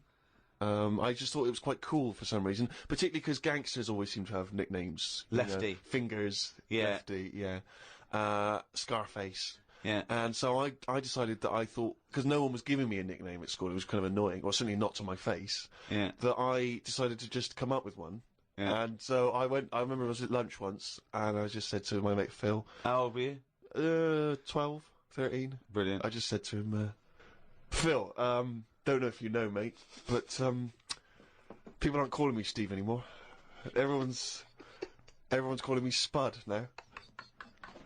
Now, I don't know why I thought Spud, it's weird, we should talk about this a bit, Ted. I don't know why I thought Spud was a cool nickname. I think It's a grown-up name, though, isn't it? and it's also because I think it sounded like, it was probably either something that you'd find in one of those kids' books, like the Famous Five, or like the Bash Street Kids, there'd be Spud. And I always imagine with Spud, he's not the leader of the gang, but he's a reliable member. I think You know what I mean? Spud is the biggest lorry driver in one particular sort of car park. Yeah. And here comes Spud. Yeah. And he gets out, all right, boys. And he's big and massive, and a Spud can eat 2 breakfasts. Exactly, yeah.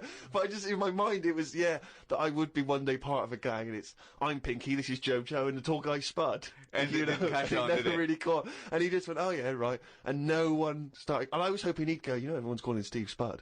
Yeah. But of course- Hey, Spud, the first time I said Spud, you go, what? Yeah, exactly. You'd be really proud, wouldn't you? But I think that it kind of, actually in a way, it probably revealed that I just was probably not in people's thoughts enough to get for the nickname to catch on, because you sort of need to be a real player in the school. I think you should have gone something more memorable. I mean, I'm not going to say anything, goggle-eyed freak or anything. What? No, just... Well, no, that's good advice, Fatty. fatty pot That's belly. the problem, I wasn't fat at school, and I suppose Carl didn't have a round bald head at school, did you? No. No. Did you have a nickname? Not really. I mean, there was a lot of people on the estate that I grew up on. Nicknames are big things on estates and that. Yeah. A lot of my dad's mates, right? What their nicknames did was tell you about them. Do you know how I said about the Elephant Man's a good name? Yeah. Because, you know what you're going to get. If someone said, Elephant Man's popping round in a bit, it wouldn't be a shock when he walked in. Yeah. Right? So it worked in that sort of thing. So there was John the Screw, right? John the Screw? Yeah. Well, he had sex a lot, or he worked in a prison? No, he had a DIY shop. so you had him, right? There was Fred the Veg. Yeah. Which is... I assume it's because he was at the same IQ as you. Yeah. Or he was in a coma. Yeah. Right. There was my uncle, Tattoo Stan. All right. Yeah. He had loads of tattoos that he'd just done himself. Oh my God. The problem was, because he did his tattoos himself, the ones on his left arm were really good. Because he was right-handed. On his right hand, rubbish. Right? So there was him. Great. And there was Jimmy the Hat. Jimmy the Hat? Yeah. Did he always wear a hat? No, he didn't. That was the point there. That he never wore a hat. That's amazing. Brilliant. How can you pick up on someone never wearing a hat? How would you ever notice? I'll tell you what, I've noticed something about Jimmy. What? Go on. He doesn't wear a hat. Why was he not called Jimmy the Parrot? Because he never carries a parrot. No, but that's just the way. I mean, that's how they work in it. Here comes Jimmy 3 Legs. Why'd you call him that? He hasn't got 3 legs. I didn't really have one apart from I had a CB. Like when you'd go on a CB radio and have a chat to people. Oh, this was a craze in the, was it late 70s, early 80s? Sort of early 80s. And, it was just short band radio, wasn't it? Everyone had these little handsets and they'd speak to each other in the sort of local area. Yeah, it was mainly, I think it started off with lorry drivers, isn't it? Yeah, truckers, yeah, because there was that thing from about 1970. Convoy, yeah. Yeah, so I had one of them, and my handle, I had two Handle different names. is your nickname, your name? Yeah, there's loads of code stuff. Yeah. I had a couple. I had, there was Pilkio one, because like I say, there's a lot of Pilkingtons and that in Manchester, so I just thought, give it a number. If someone wants Pilkio 2, it's open. Do you know what I mean? They can have it. And then, like it's people scrabbling for, I want a Pilkio one. And then, because I did boxing and that. Well, you did it once. Yeah. Well, I'd Boxer Boy, because I thought that's quite a good image as well. That's kind of like people going, oh, don't mess with him. Do you know what I mean? If he asks what your handle is, tell him. Do you know what I mean? It's Boxer Boy in that. So just had them two, and I used to just go on there and. Pointless. What is the point of this? Well, you just meet people, don't you? And you don't meet people. You say, "What's your handle?" You go, "Box Boy." What's yours? Rubber duck. All right, cheers. No, it's but ridiculous. then you'll say then you go, "Oh, what's your 20?" What's that mean? That's where are you? Well, why don't you say where are you? Because just in case there's someone who's listening in who you know, you hear about this all the time, don't you? People listening, jotting stuff down. Oh, right, so just in case someone in the world doesn't know what handle means, they're out of the loop. They're out of the loop. It's not a difficult code to crack, is it? If you're trying to track someone. It's hardly the head of the mafia talking to each other because the FBI are on the wire. It's ridiculous. Like I go, oh, he keeps saying that, what's your handle? And they come back with something else. I can't work out what's going on. No, it's like anything, isn't it? That's what codes are all about, isn't it? You set them up and that. Go on and tell me the code then. Reveal at long last to the world what these codes are. Right, so what's your 20? Where are you? This is better than the Enigma. Yeah. Right, now here we go. Right. How many candles are you burning? Does that mean how big's your car or something like that? Horsepower or something? See? No, that's Oh, what time is it? No, how old are you? How old are you? Okay. Right. How many candles are you burning, of course? Yeah. So what's the answer come back? You go, I'm 15. 14. Brilliant. That code, there's no one gonna work that out. There is no one gonna work that one out. So let's just play through this conversation. Give us an example of how it worked. Right, so you turn it on and that, and you start off, and there was something that you said at the start, like hello, just breaker. Yeah, breaker, do you copy or whatever? Yeah. Then someone will go. What does copy mean? No, what his name was. I want to hear because I want to hear the fascinating conversations that Karl must have had. Yeah. And you go, all right, it's Boxer Boy, yeah. What's your 20? What's your 20? And you go, well, just I'm in Manchester. In the flat. Oh, right. And they go, right, yeah. How many candles are you burning? Oh. You go, oh, I'm 13. Oh. So that's the end, is it? Then you might sort of say what was it? It was something like, what am I burning? Right. Using burning again. Confusing, but go on, yeah. What am I burning? The bacon, because I'm busy talking to you, you twat. That's like, what's my power? What strength am I coming in at? Oh, yeah. Because then you can tell if they're quite close to you. So if you're getting someone burning a 1... Well, you've told them. You said, wait, what's your 20? You go, I'm in Macclesfield Street. Yeah, but right. But then you wonder where they are. Well, I've just told you. Wonder how far away they are. But then you go, oh, that's interesting, because you're burning, burning 3. I don't normally get a 3. The least interesting hobby do you know could what ever do. I wish you'd have kept a diary of this, because this has been fascinating. Now and again, someone will come in and go, side on, right? What's that mean? And that means, like, there's someone sat there listening into this chat and going, this sounds interesting. Yeah, no, it doesn't. Unlikely. Yeah. And they want to join in, so they sort of go side on, you go, side on, bring it in, right? And they go, alright. How many candles are you burning?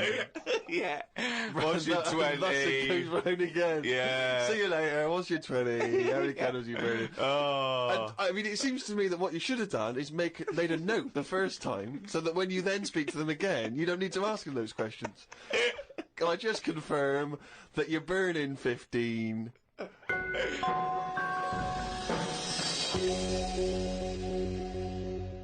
It's that time again. Do the jingle.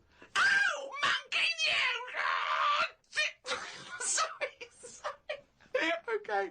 I'm gonna do a really good one. Okay, go. Okay. Oh, chimpanzees that monkey news, you fucking... Right, do you know, it's nearly time for the Winter Olympics again. Okay. Is it? Okay. They sort of come round every 4 years. Is it this year, is it? Yeah.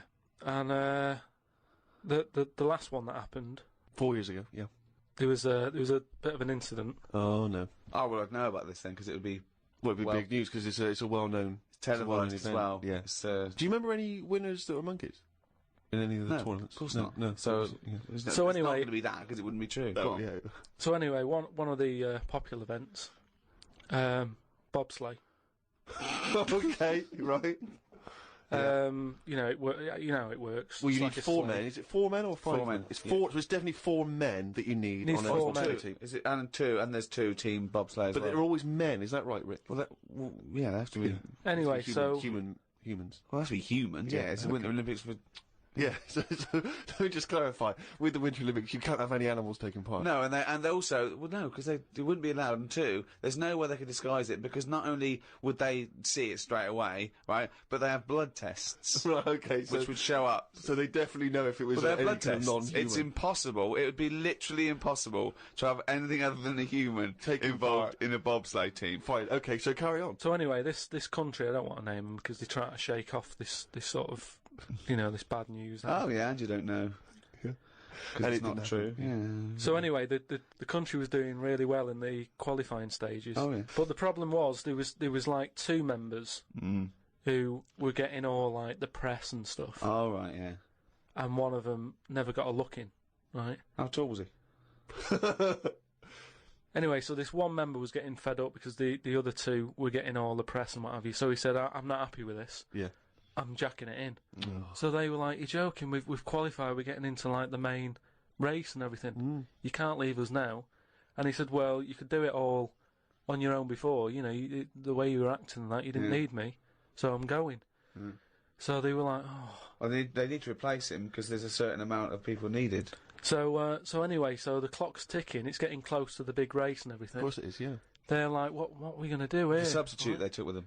What are they Well, going they to do? must have. Yeah, they would take the substitute. So get him No, on. they didn't have any of them and that. It's, you know, a lot of injuries and stuff. Or just get a mate to do it. Just get a mate or a friend Yeah, or the coach to do it. Yeah. But, you know, there's a lot of responsibility on these people and, you know, you won't want to let your country down and that. And they were like, what are we going to do? Get a waiter or anyone. in the Anyway, hotel. the time comes for the race.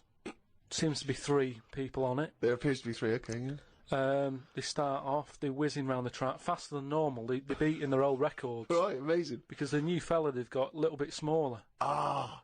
Right? Is he in? So Is he in the bobsleigh? Or is he pushing? He's in it. Oh, right, okay. Right? He's wearing a uniform and a helmet. That we He's got can't see what he helmet looks like. on, We he's can't got see the his kit face. on. Can't see his face. Nobody knows who he is, but the course they do. country's loving it. Of course they They're do. like, well, it looks like we're going to break all our records, you know. Good. It's good that they found someone new. Yeah. Bet the other fella who left is sort of kicking himself, thinking, oh, I could have been part of this. Anyway, This wasn't a bloke that had very short legs and long arms, was it? what happened is they're whizzing round the track and what have you, Faster than ever. Yeah. faster than ever, and the press are like going, beating all records there. They started taking photographs. A lot of flashing. A lot of flashes from the cameras and stuff. Right. Of course. Suddenly, the bobsleigh goes a bit sort of mental and whizzes off the track, right, into like all the tyres and stuff that they have for protective. Oh, they love tyres, don't they? Bobsleigh members. Some of them you can. Sometimes you can find them swinging in one, or maybe eating a banana. Ambulance comes rushing over and stuff. The other 2 members are looking pretty nervous for some reason. Oh, what are they doing? They're saying, look, don't take the helmet off because, you know, you can do more damage to the Well, neck. don't tell the paramedics how to do it. They know their job. Yeah, they know their yeah, job. yeah. So they were Please, like, just you know, and plus, you know, he came in at last minute to help us out. He doesn't want everyone to know who he is. He's Yeah. not after the limelight Yeah. like some of the members we used to have. But he just was helping his country out. Yeah. Leave the helmet on. Anyway, they get him in the ambulance and stuff. The other 2 are looking a bit worried and what have you. They're gutted. They lost the race. The little bloke, is the bloke not saying anything? Is he not? He's in the ambulance now. Is he not saying anything though? Anyway, word got out, right, from one of the ambulance drivers a few weeks down the line, once all the dust had settled on the Olympics and stuff, and light news day and stuff. Yeah. It was reported that one of the ambulance drivers said that on that sort of dreadful night, when, you know, the country lost out on a medal in the bobsleigh, he sort of reported that there was a monkey in the back of the ambulance. People were like going, you're joking, I don't remember this. I don't remember this at all. Well, this is it, you see, because they sort of swept it under the carpet a little bit. right. They were like, this Bullshit. is crazy talk. This is Bullshit crazy again. talk. Once talk, absolutely.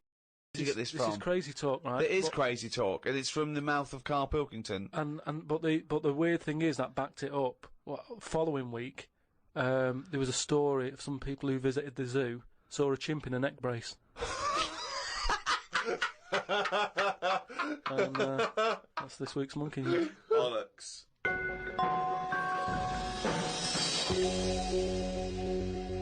Well, that's the end of another podcast.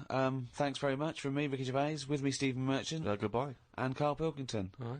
And thanks again to those guys at Positive Internet who host this podcast, the world's #1 podcast. We'd also like to congratulate Steve Carell from the American office, who won a Golden Globe. Yes, congratulations, Steve, and obviously everyone involved with the American office. And for our American listeners, if you haven't checked out the American office on NBC, it's dynamite. It really is a cracking show. I don't know if you're a fan of the original, but if you are, or even if you're not, just watch it. It's great. It gets better and better week by week. It's absolutely brilliant. That's NBC. I think that's Thursday nights, isn't it? After My Name Is Earl. That's got to be the first time a Golden Globe has been won by 2 different people for the same character. I think you're probably right, mate. Cheers. Hey, congratulations again for winning it all those years ago. 2. All right. 2. I don't need to mention 1, 2. Bye. The Ricky Gervais Show on Guardian Unlimited.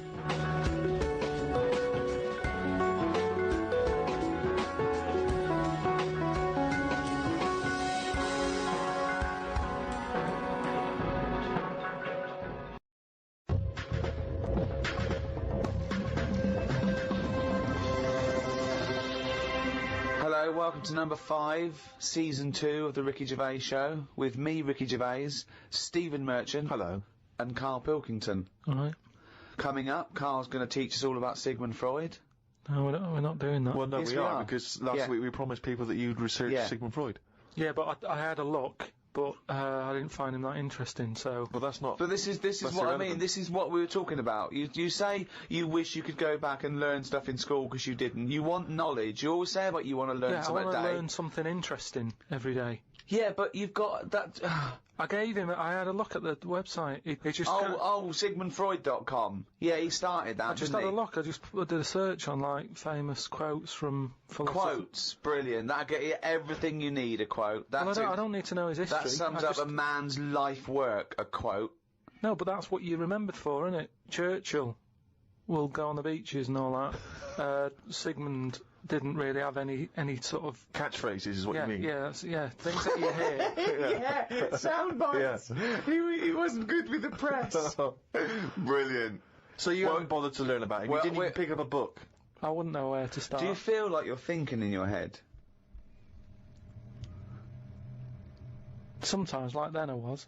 But I don't know if I am, because it's got a mind of its own, hasn't it? Did look at some of the things that he'd said, and the one Do it now. Right, what have you learnt about Freud? Okay, here we go. This is Karl Educates Ricky and Steve. Number 1, Sigmund Freud. Karl, tell us what you learnt about Sigmund Freud. Right. All I remember was that he said a baby... You know, you look at a little baby having some milk from its mum's breast, right? It looks well happy. It has enough. It's full up. It goes to sleep. It's got a smile on its face, right? He said that's what happens when you're older as well. That's all I remember from all the things that he was saying on his thing. He just said it's weird how, like... It's like... Now, to be fair, Rick, that is obviously in translation. Yeah, I know. From the original, so I don't want you... No, I'm not having a go at Freud. But, you know. I mean, Freud has been discredited on some issues, and we've moved on with experimental psychology and But that's the one that was interesting.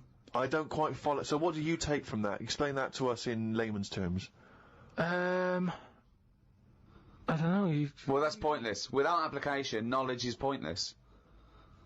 But it's not knowledge, is it? He's just saying drink milk all your life. It's good for you. No, he's not saying drink milk all your life. What is this? Is this an advert he's doing now? He now? also came up with go to work on an egg. Yeah, oh, Christ almighty. But like I said, I wasn't that impressed by his work. So... Unbelievable. Karl is allowed to vote.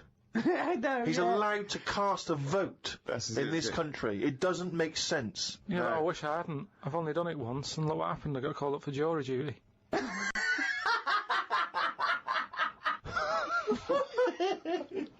Not doing it again.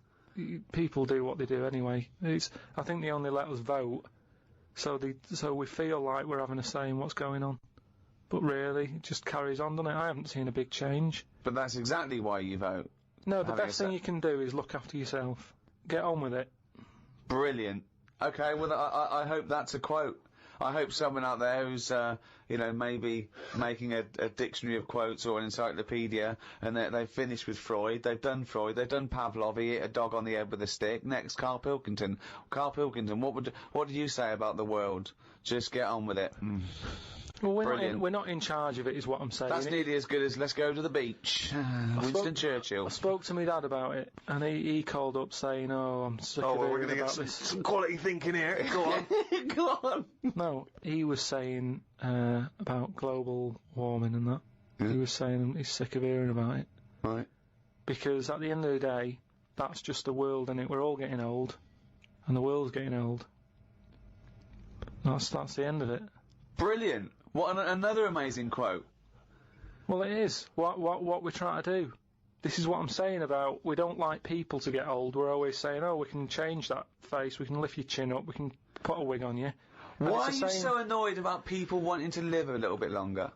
Because enough's enough, is what I'm saying. The world's the same. It's just getting old, and you know, it used to have more green on it, but now it's gone a bit bald, so it hasn't got as much green. It's got more soil. Treat the world like a head. That's an amazing quote. Treat the world like a head. You've actually come up with one there. I thought of another phrase. You could just sitting here talking to you, flogging a dead horse. Yeah. What do you think that means? Flogging a dead horse. A number of people are still amazed by your complete lack of understanding some of these famous sayings and phrases. So that's an easy one. Yeah, that's like you know, get a new horse or No, he hasn't got it. No one's going to buy it. No, it doesn't mean that sort of flogging.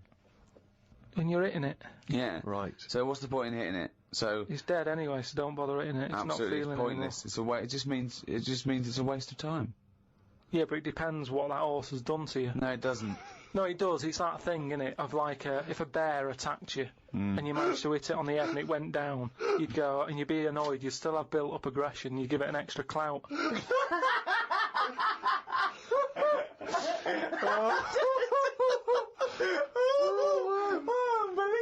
That's extraordinary. I don't know who's compiling this book. Sometimes it's worth flogging a dead horse if he did something to you, if he annoyed you. Carl, I've got a couple of little facts for you, just to try and inflame your imagination. Go on.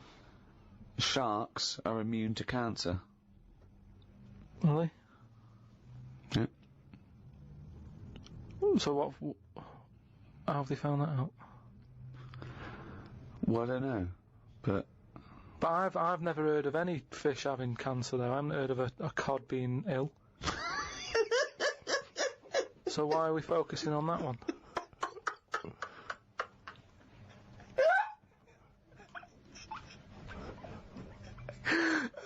Good point.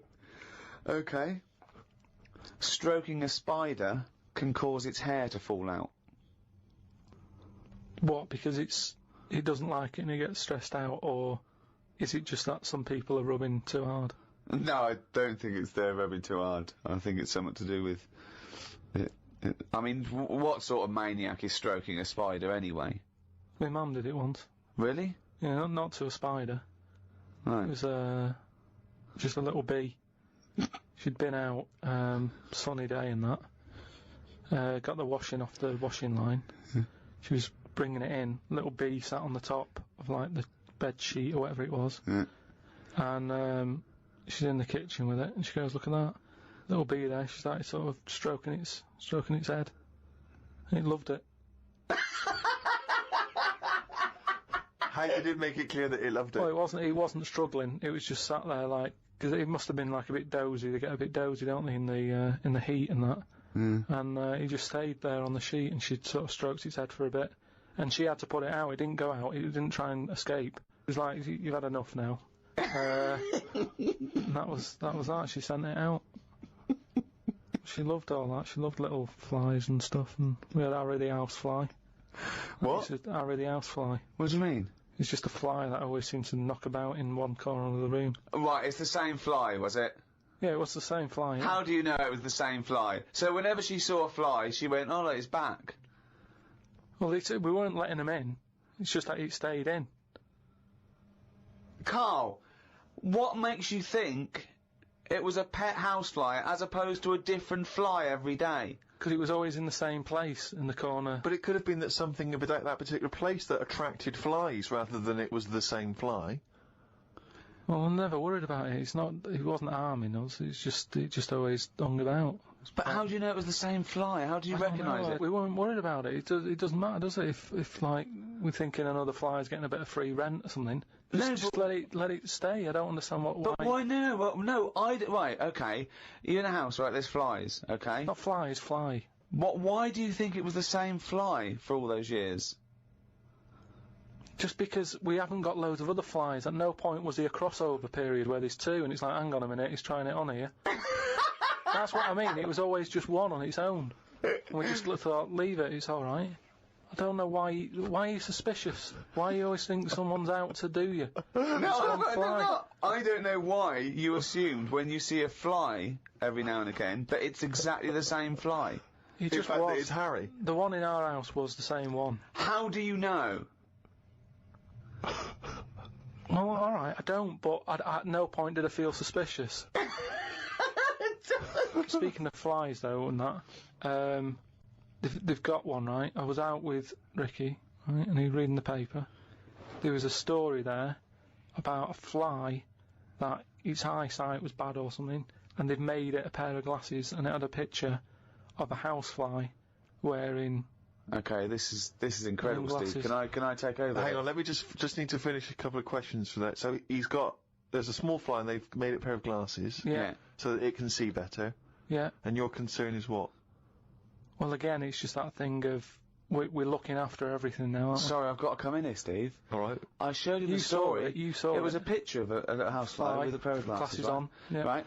It was about a one-sentence thing. It was about how far technology's come. Yeah, And we're a group helping of flies scientists out. using microscopy, right, and laser tools had, as an exhibition, shown that they could make a pair of glasses smaller to fit on a hat. They put it on there and they'd taken a picture of it and it's on as a display. At no point was it actually, because the fly had bad eyesight, the fly was presumably dead, it was purely an art installation or a show of technology. I thought you were going to say, Rick, that you'd drawn the glasses on there. Yeah. And he believed it, like, there's a bearded lady in this paper. No. My God, Tony Blair looks like Adolf Hitler. No. What do you think of that, though? But they did it as an Flies experiment. Yeah, but all things start as an But experiment. why would they make a pair of glasses for a fly? How would they know he had bad eyesight? How would they know it was the same fly? Bumping into stuff? I don't know. Bumping into stuff. But why would they bother making glasses for it? And they've got a compound eye. They'd have to make about 1,000 pairs of glasses for a fly. It's just that thing, innit, of human nature is something's wrong with something, let's fix it. And they try and help people out all the time, don't they? When you know, we're always doing it. We're always trying to help people out. Instead of just going, you've been dealt a duff card, cope with it. We're always fiddling. Always fiddle about. It's like that bit about, what was it? This is technology going mad and that. They're doing operations on people, right? And instead of injecting you with stuff that knocks you out, they're going to hypnotise you, and they operate on you when you're hypnotised, but you're still awake, so you sat there awake, you're aware of what's going on around you, but you can't feel anything because someone's hypnotised you. Why are we messing about with that when there's nothing wrong with the injection? Well, there are. I mean, it's not healthy to constantly give someone Very anesthetics. dangerous. Yeah, Very but you've dangerous time. just said it yourself there, constantly. If But you if you keep do coming in multiple having stuff operations done, on someone, don't be doing multiple operations. well, sometimes you need to Why? because of Knackered, whatever the forget complaint it. may be. Yeah, but no, not multiple. Give them 1 or 2 max. After 2, it's like, enough's enough. We've operated on you, we fixed that. We're not fixing anymore because it's just there's gonna be something else wrong with you. Because you're getting old. Like the world. Get on with it. That's what I'm saying. Stop sort of ploughing stuff into it. Like I've said before about a car. You know, the gearbox has gone. Alright, we'll replace it. Oh, exhaust. Well, alright, we'll put an exhaust on it. Oh, the oil filter, forget it.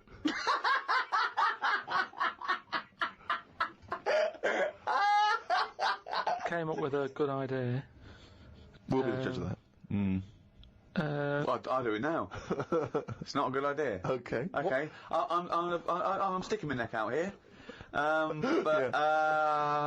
think this isn't going to be a good idea. Okay. Thoughts? Well, I'm going to agree with you. I'm going to second that motion. Okay, let's see. Let's see if we're both right. See-through skin. High five, Rick!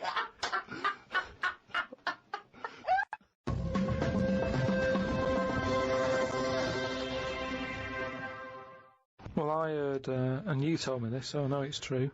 What? Do you know when I talked about replacing blood with ink? Yeah. They can do it, not with ink. With coconut, what was it? Well, one, it said coconut milk can be used as plasma, but I haven't had that verified because it's off one of those websites where there are spurious facts. I've seen facts like the impala's fur is just nearly the same colour as grape juice, which I don't know who's that aimed at. I don't know, you know. So. What do you think of that, Steve? I mean, I've sort of touched on it. But I've just got to echo what Ricky said. I can't have an opinion unless it's been verified.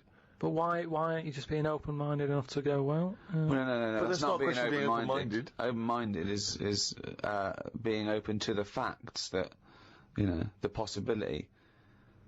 Open-minded isn't believing everything you hear. You don't believe everything you read, do you? A lot of stuff you kind of go, well, that's interesting to... But what, we talked about this, what about Noah's Ark? What about it? Well, you know, you said you believed it because it's in book form, but according to that, didn't he get 2 of every species on a big boat? But we know that's impossible, don't we? Depends where he was. If he was above a zoo, there would have been a lot of different stuff knocking about. That's my only problem with that. A zoo hasn't got 1% of all animal species. No, but they've got more. What I'm saying is, where was he floating where he could get an elephant, a giraffe, a cat, a dog, a gerbil? Where were all these things floating about? Well, exactly. Right, That's these my Old only Testament downfall. zoos, they were quite... Yeah, quite but big, exactly. really. But you're right. You're questioning it. How is it possible? But I've just said, a zoo. But what are you talking about? A zoo? As I said, there's no zoo that has got 1% of all animal species. Well, I don't know where he got them from then. There's a couple of million species of animal. And how did he round these animals up? Because they were drowning, so they were looking for any boat. So they were actively seeking out an ark. Well, they would have just been looking for anything to get hold of.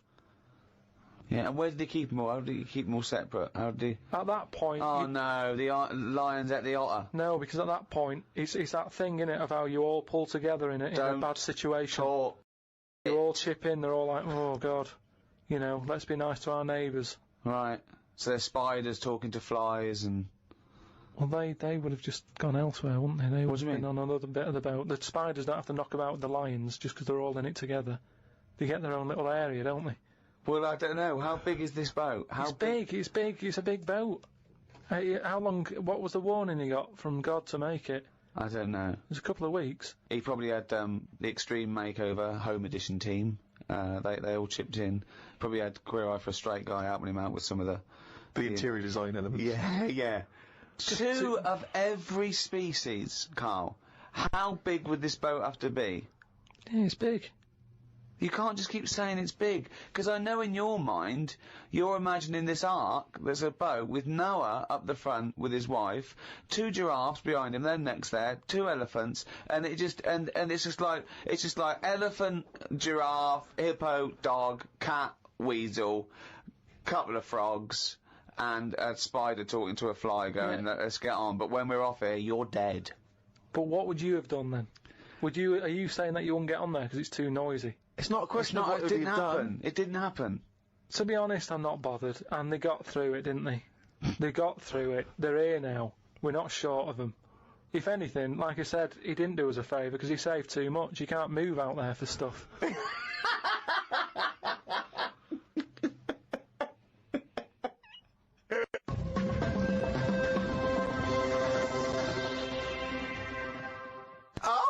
fancy that he's raining down again.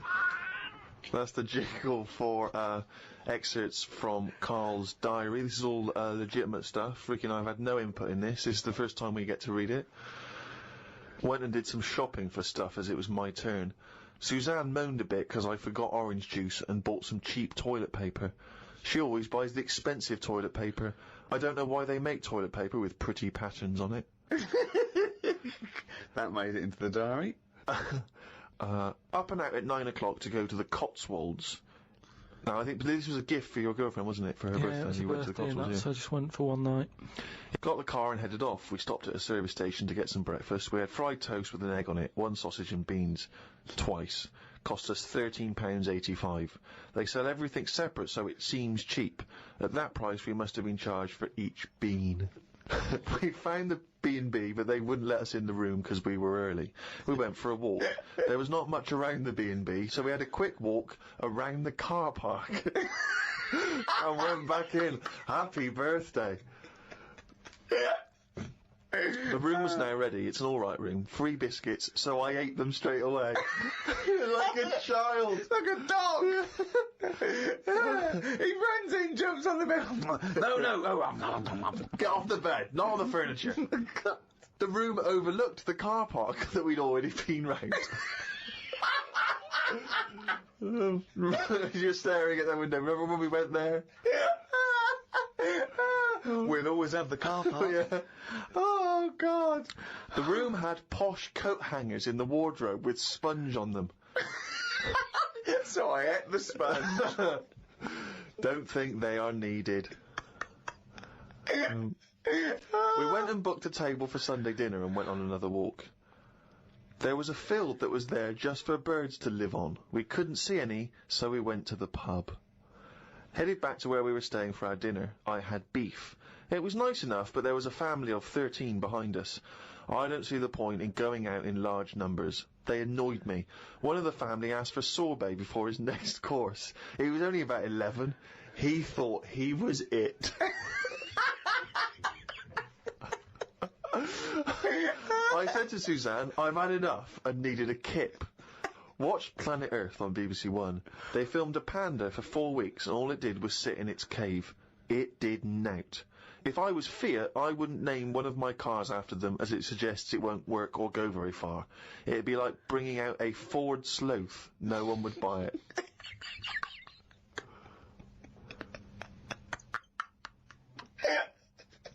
A Ford Sloth. I would love that ad campaign. Oh, that's amazing. Oh, God. The new Vauxhall Slug. We had a look round the local village. There wasn't much to it. We did the usual thing and had a look round the church graveyard to see how old the dead people are.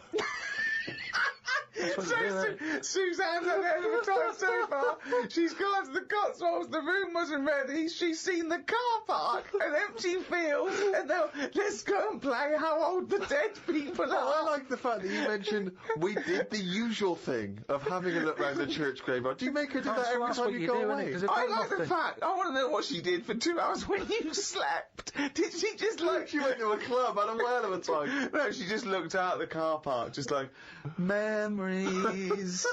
But that's what you do, though, isn't it? When you go to these places, there's nothing else unless you want fudge, or you walk round the church graveyard and have a look. There's nothing. We went home. It took 3 hours to drive back. People say they go to the country to see the wildlife. I saw rabbits, pheasants, and a fox on the way home. They were all dead in the road.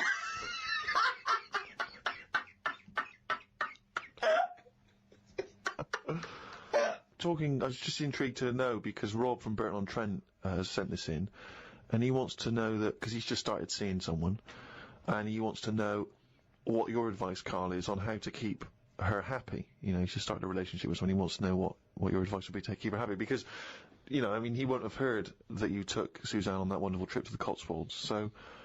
What's your advice, really, for someone who's perhaps just started a relationship? I mean, you've been with Suzanne for, what, 9 years? Ages. Mm.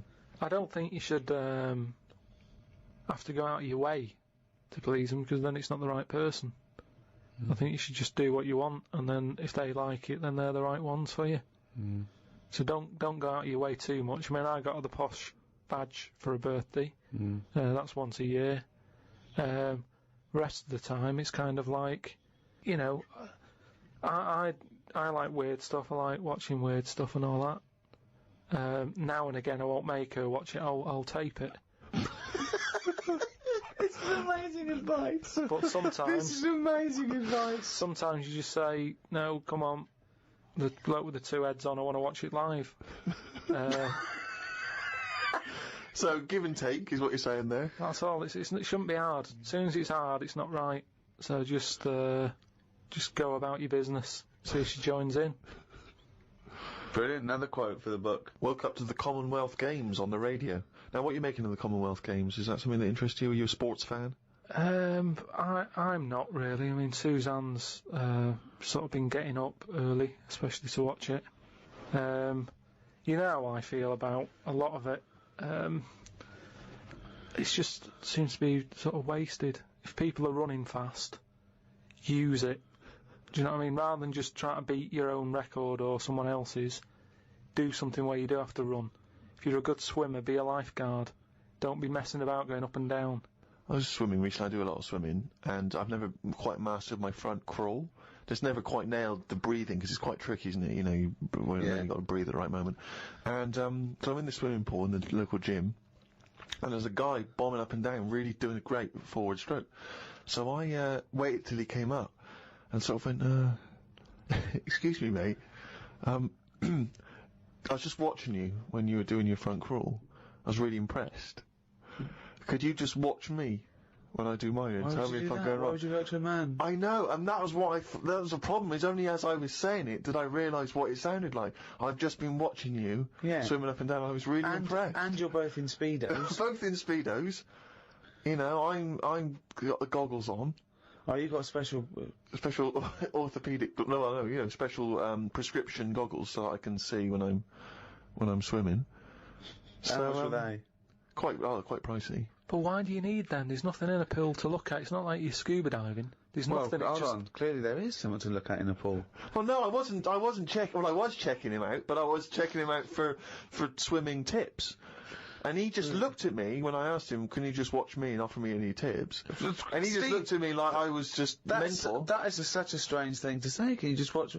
I don't know how you had the nerve to do that. Well, it was innocently motivated. Well, I know it's innocent, but what a strange thing to go up to someone and... But what civilization are we living in where we can't just ask our fellow man to help us out with our forward crawl? But we're in a society where we can't. But you know that. It's a strange thing to say. But sometimes it's nice to just think, no, do you know what? I'm not going to fall into the trap of thinking he's immediately going to think I'm gay, or that I'm chatting him up. I'm just going to ask him to do me a favour. There's nothing wrong with that. What if he said, yeah, it's good, yeah, do you mind coming and help me with, my plastering? You'd have said, no, I can't. But it's not the same. He's in the swimming pool. He's there in the pool. He's swimming up and down. He's, you know, it's not no skin off his nose to just offer a bit of kindly advice. If your car's broken down in the middle of nowhere and someone drives by, you know, it's a generous thing to do. Just stop and maybe look under the bonnet and help them out. I agree. But I don't see how that's any different. You know, and in the end he did, and all he asked was that I wake him off. No, he didn't. I'm joking.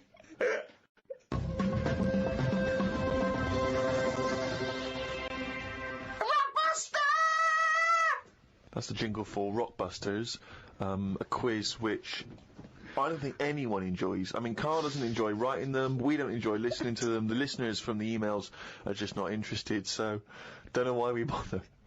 But anyway, here we go. Last week's clues, go. The first one, it's cryptic clue, just in case. No, it's the stop first time saying you've heard cryptic, it. because they're not cryptic. Clue with initials of an artist or a band. You work it out. You know, you send in the answers. Right, the first one, the initials were SC, right? And the cryptic clue was, I went into the restaurant on Monday, Tuesday, Wednesday, Thursday and Friday. The fella making the food, he was there each time. Okay. Right?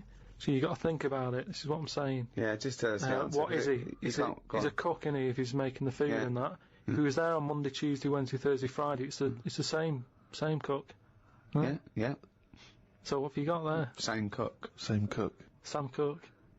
Sam You Cooke. said same cook. Yeah, but if I went, the way I look at it is, if I worked in a record The way you shop, look at it is, if I worked you in a get record close you shop, can someone and came in just and say said, "Have you it. got Sam Cooke?" I'd go, "Yeah, sure, he's in the jazz section or whatever."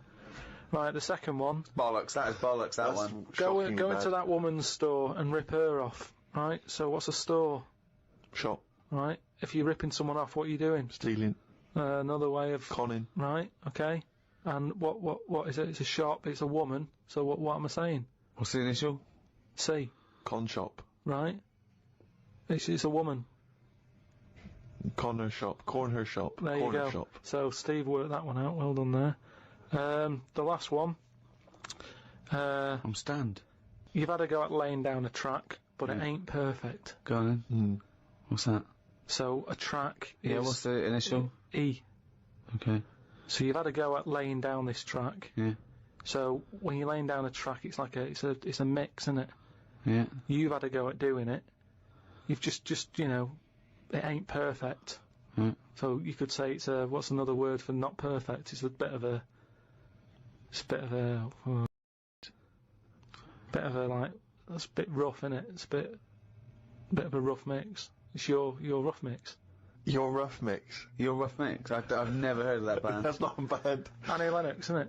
Your rough mix. So Your rough mix. Candice Morris in London. Got them. I really don't know what to say. So signed picture off to her.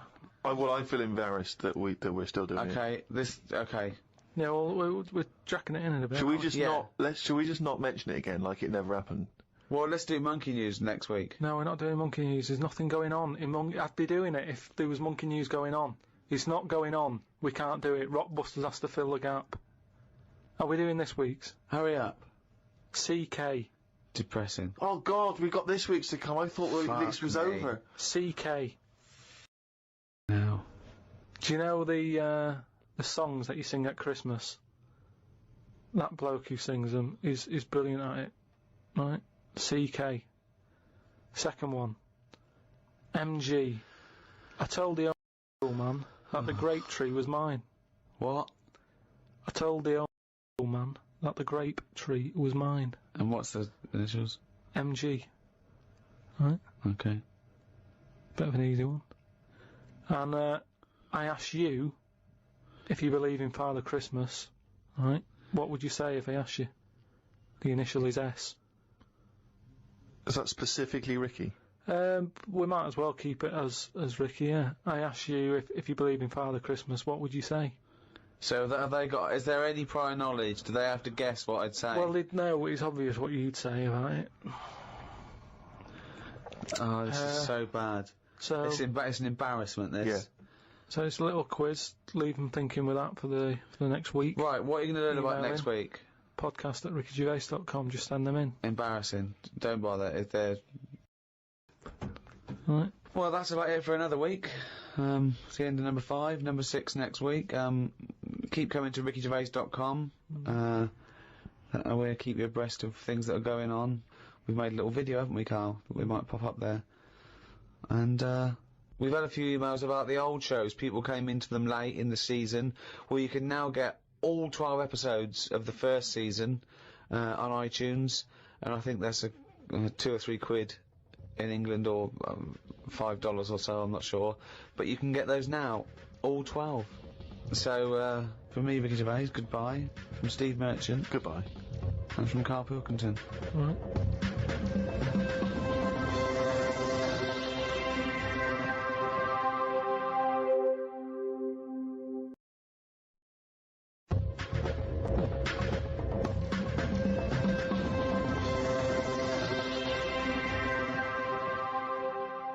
Hello, welcome to the third in this new series of the Ricky Gervais Show with me, Ricky Gervais, Stephen Merchant, hello, and Karl Pilkington. Right.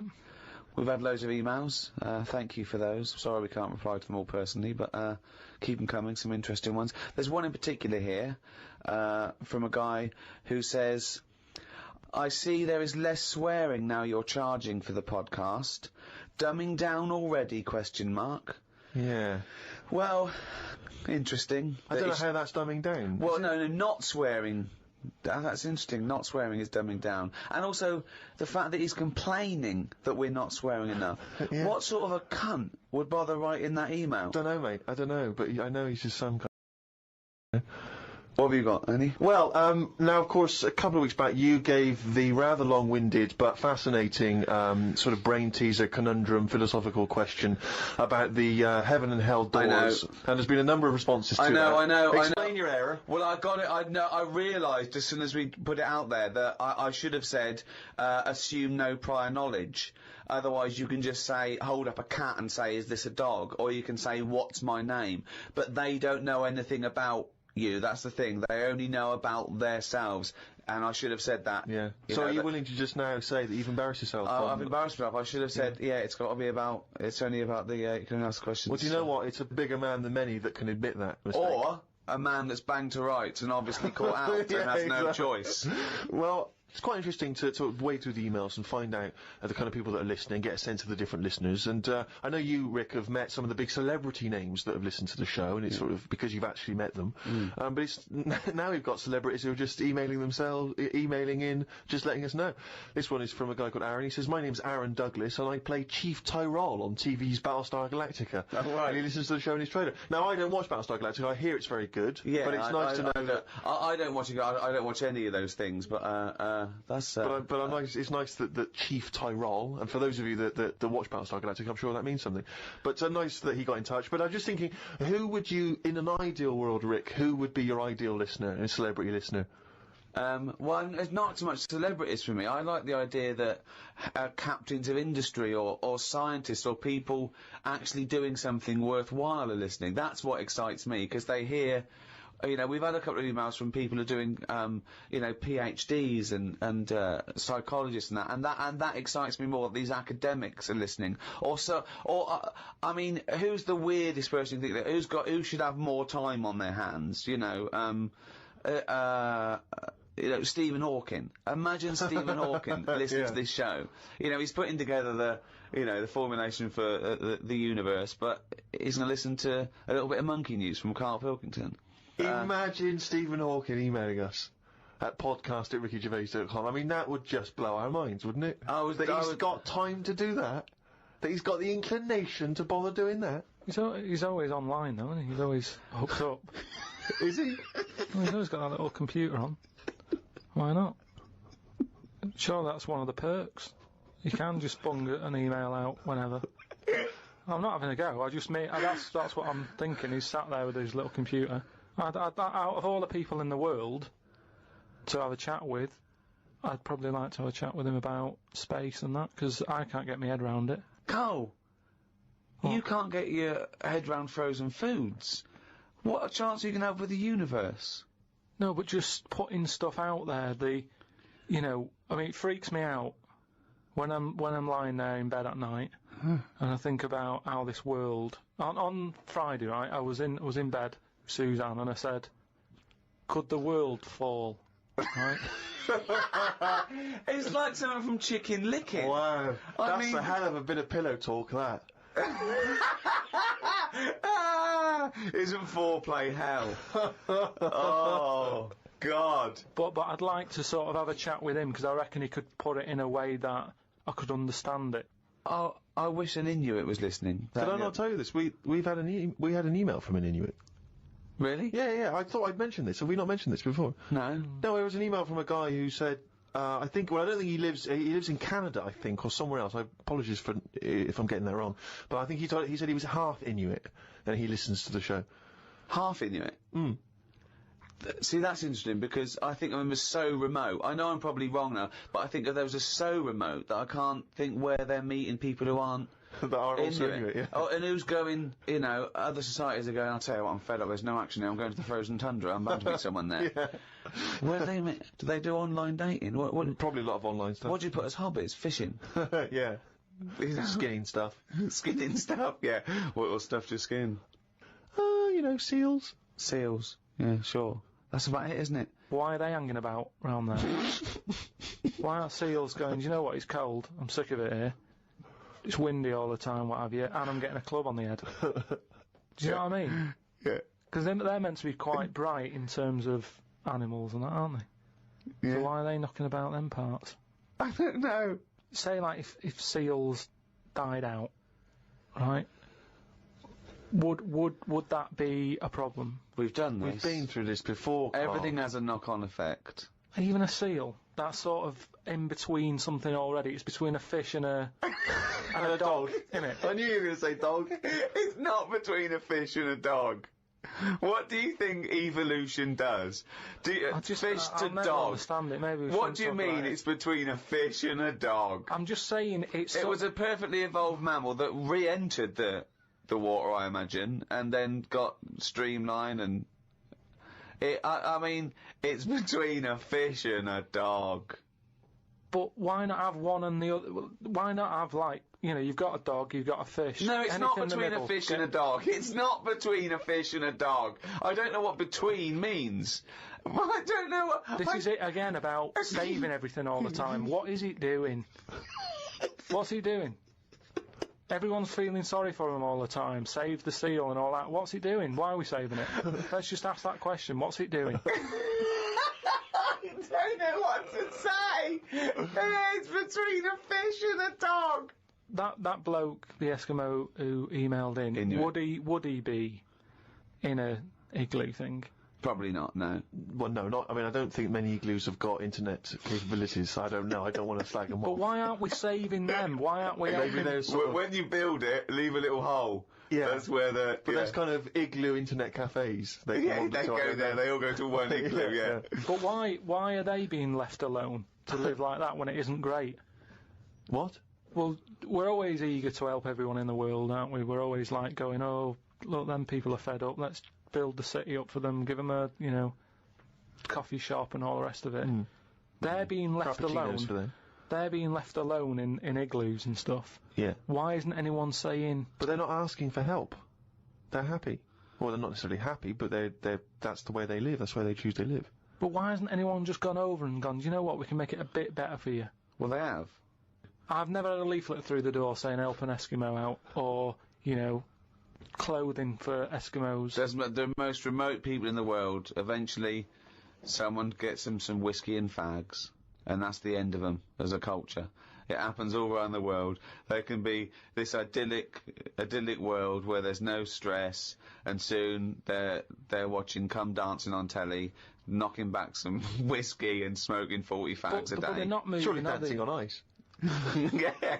But what I mean is, like, Oxfam collects clothes for people in Africa where it's warm, probably don't need a jacket. Nothing for Eskimos where it's freezing, where they'd be quite happy to get a jumper in the post. Right, okay. So what you're suggesting, to Africa we send parasols and sun cream. Yeah. You're an idiot.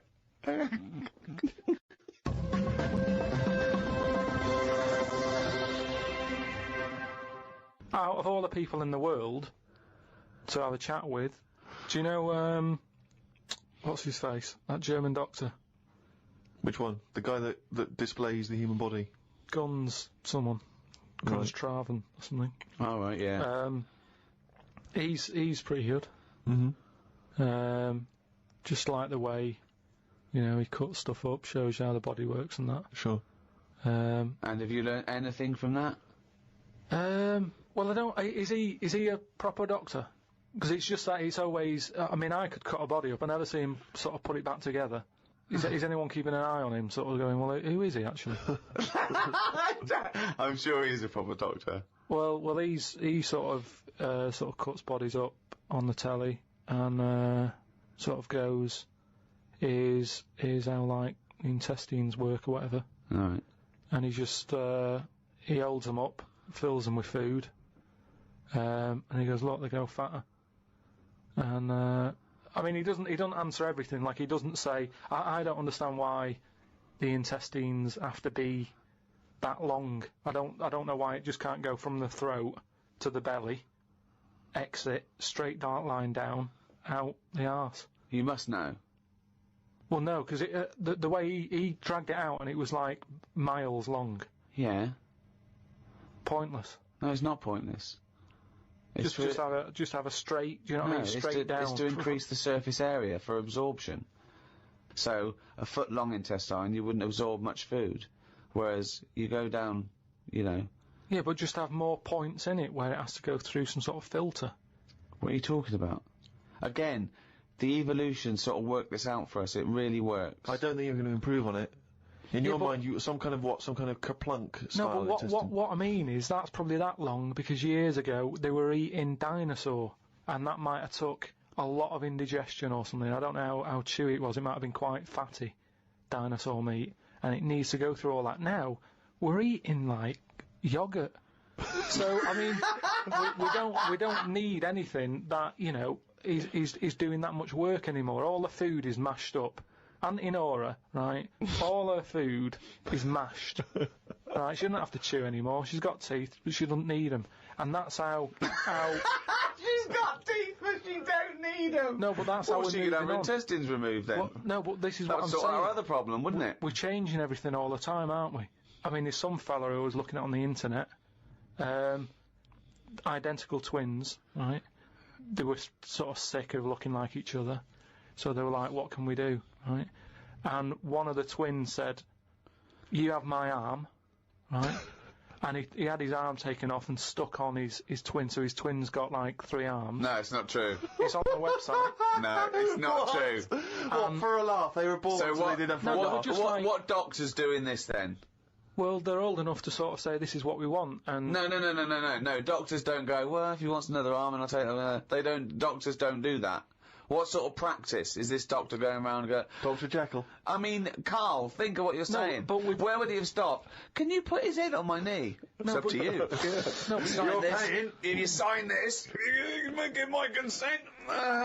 But we, it is annoying. What do you think these doctors sit around doing? Playing Mr. Potato? Or what do you think these doctors are doing? Just to do as they're told. They don't do as they're told. They do if someone wants it, and twins sort of it can get you down, can't it? Being a twin, because it's like. Sorry, what would this solve though? I thought you said he gave one of them a bigger nose or a beard or 2 front teeth to make them look different, right? I'll tell you what we could do. Go on. Would you like 1 arm? Go on, what are you thinking? Well, me 3, you 1, therefore not twins. Novelty. I mean, you are a mental man. But they can do it now, can't they? There's no sort of there's no line drawn anymore. They don't go, you're crazy, we're not going to do that. Yeah, in Saw 2, not in the real world. No, they don't do things like all this. right, there's another bloke, right? I don't know the sort of full ins and outs of it. Go on, you surprised me. But what he asked for, something happened to his tackle, right? Mm-hmm. His penis. Yeah, right. So he was at the doctor's, and they were like, "Oh, what can you do for me? It's a bit embarrassing. I've got nothing down there." Right. So they were like looking at it, going, "Yeah." Doctor, I don't know if he started like rubbing his chin with his finger or something. Looked down. He's thinking, got an idea. You've got a lot of fingers. How many of them do you use?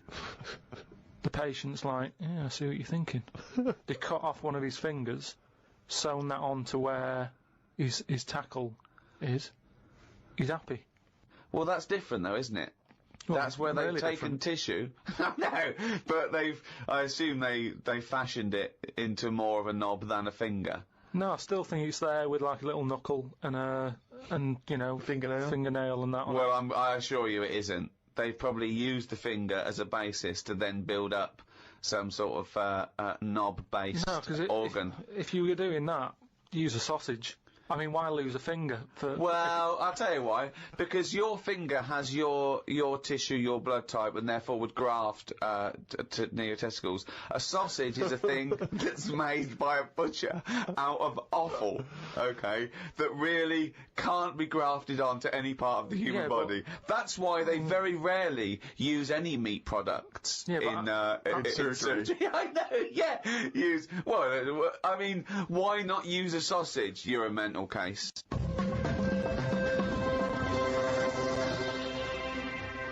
I saw some bloke the other day in a meeting, and on his desk he had a picture of his kids who were twins, right? And they looked alike, and he did that thing of dressing them the same, that sort of thing that annoys me, right? And I sort of said, you've only got a small desk, just have a picture of one of them. He looked at me like I was mental. It's just That's weird, amazing. It's not. I think it's it's sort of common sense. You know what you've come up with there? No solution to anything. That's what you've come up with there. You've come up with the best no solution I've ever heard in my life. Or it's solutions to problems that don't exist. No, because more room on the desk, isn't it? Yeah, it's no solution to a problem that didn't exist in the first place. Well done.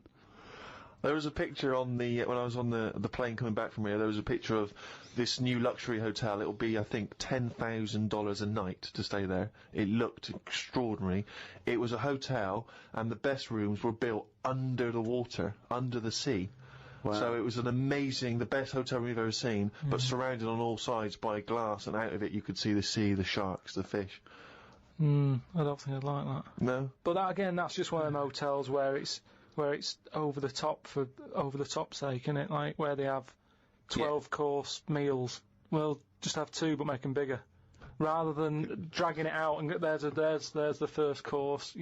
A couple of snails. Yeah, it's just for me all that is. Don't eat a snail. Don't have one snail.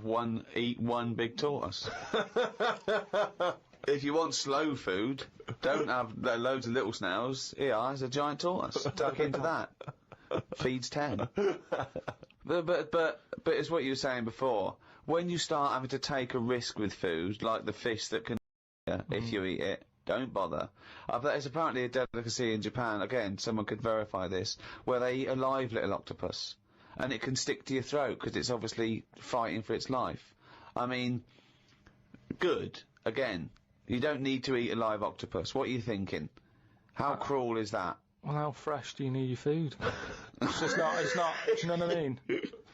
But I always remember this story when I was a kid about, some bloke who, a bit sad, this story, but weird. He had, throat cancer, right? And his doctor said, carry on with your life, right? It's not going to be that good, but just carry on, but don't eat meat. And he was like, I love meat.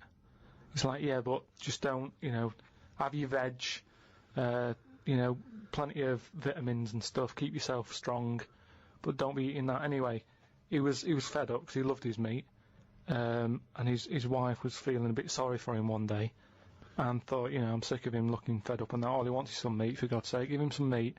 So she goes to the butcher's, gets him a big piece of, steak and what have you. He can't believe it, he's like, oh, brilliant, cheers for that. Anyway, he's got the meat on his plate, just about to tuck in, and the cancer comes out from his throat. What? No, it's something, I know, it sounds really weird, but it's something that I was told about years ago when I was growing up. What are you talking about? It was just some bad illness, some cancer thing, and it sort of, it was coming out waiting for the meat. It was sort of dying. Again, a lot of your medical knowledge is from the film Alien. So this guy with throat cancer, okay, as opposed to it being a disease of the cell, it was like a living. The alien. It was alien. So it was the animal. It was the little animal cancer. That's why what he wasn't allowed to eat meat. He wasn't allowed to eat meat. So it's sitting there. So it's actually sitting there and throat. Well, I'll tell you what I'd have done if I'd have had some cancer in my throat. I'd go, there you go, get rid of that. What are you talking about? So what happened? He choked to death on this thing, and the wife was like, "Oh, I shouldn't have given him the meat after all." Just that's a bollock story. It's all. There's loads of weird stuff like that that happens in medical stuff. Well, the terrible thing is, if you got testicular cancer and you eat meat, your bollocks come out of your trousers, and they're all over the plate, and you have to be asked to leave the restaurant. The other thing that I was told when I was younger about medical stuff and that. Who's telling you this stuff? My mum told me about it. Jeez. Because she always says to me dad, because he has too much meat, and she's always like, Remember the fella with the, and he goes, the troll in his throat.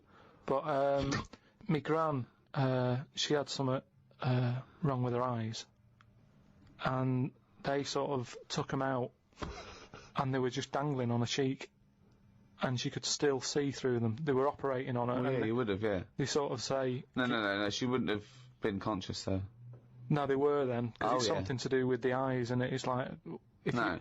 No, it's no good operating on eyes if your eyes are asleep. What do you mean, your eyes are asleep? It's like a heart, isn't it? You want to keep them awake. No, So keep what the do you eyes mean you want to open. keep them awake? What, heart surgery is blokes awake? Stop talking shit No, all your life. what I mean is they don't stop the heart. They sort Well, they don't stop your heart, 'cause you. Yeah, I know. So what I mean is it's like the eyes. They wanted to make sure they were working, so the only way to do it is keep her awake. No, it's not, because you don't know whether they're working or not. You can't see what she sees. What, you think, you can plug something in and see what people are thinking? It was something like that. No, it wasn't something like that. Well, she could see. She No, said it she was couldn't. really weird. How, like, you know, you can see... She can see her knees.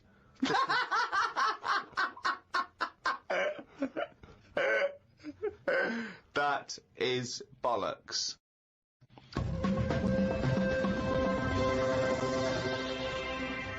Oh, chimpanzee, that is only gone and written it down, the little... That's the jingle for Karl's diary, excerpts of which we read each week. Get straight into it. A band from the Conga have won the Best Newcomers in a Radio 3 competition.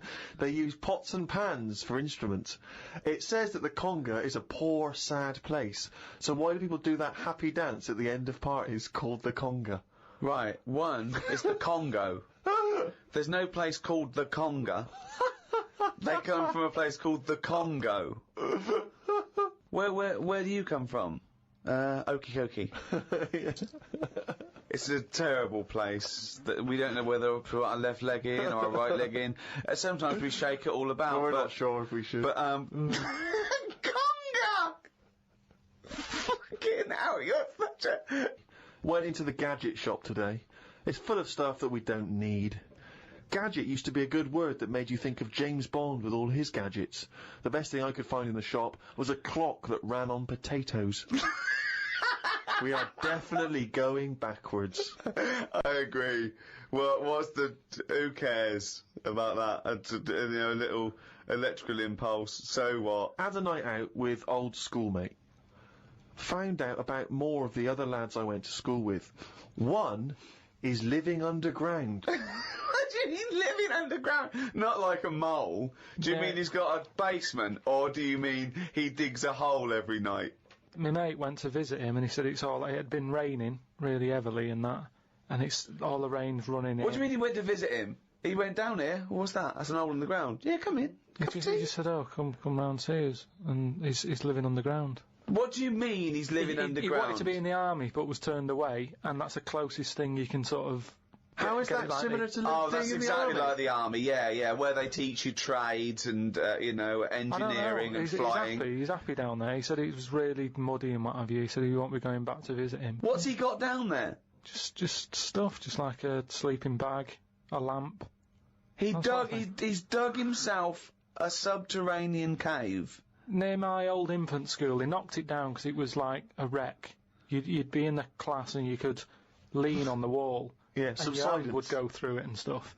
And they knocked it all down, and I think that's when he was at his most happy, this bloke. I believe this, though. I believe someone he went to school with now lives in a hole. That doesn't shock me.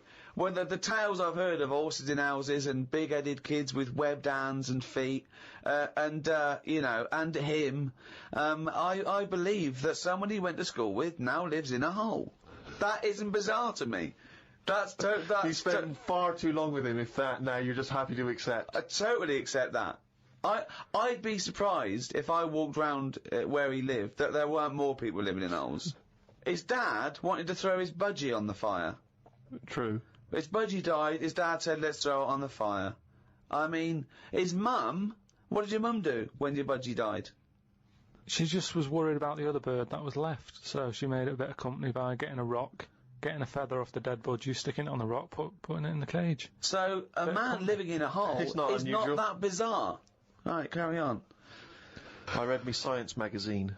Some things I learnt from the science magazine. Number 1, space is running out of space. We should stay out of the sea because shark attacks are up. Yeah, probably 4 a year now. Well, he just says here, we should just stop going in the sea. Yeah. There's no need for it. Exactly. Why is there no need for going in the sea? Just because there isn't now, is there? We've got loads of land. So just, you know, one or the other. We walked out the sea. Now, this is what I mean about going backwards. Getting back in it again.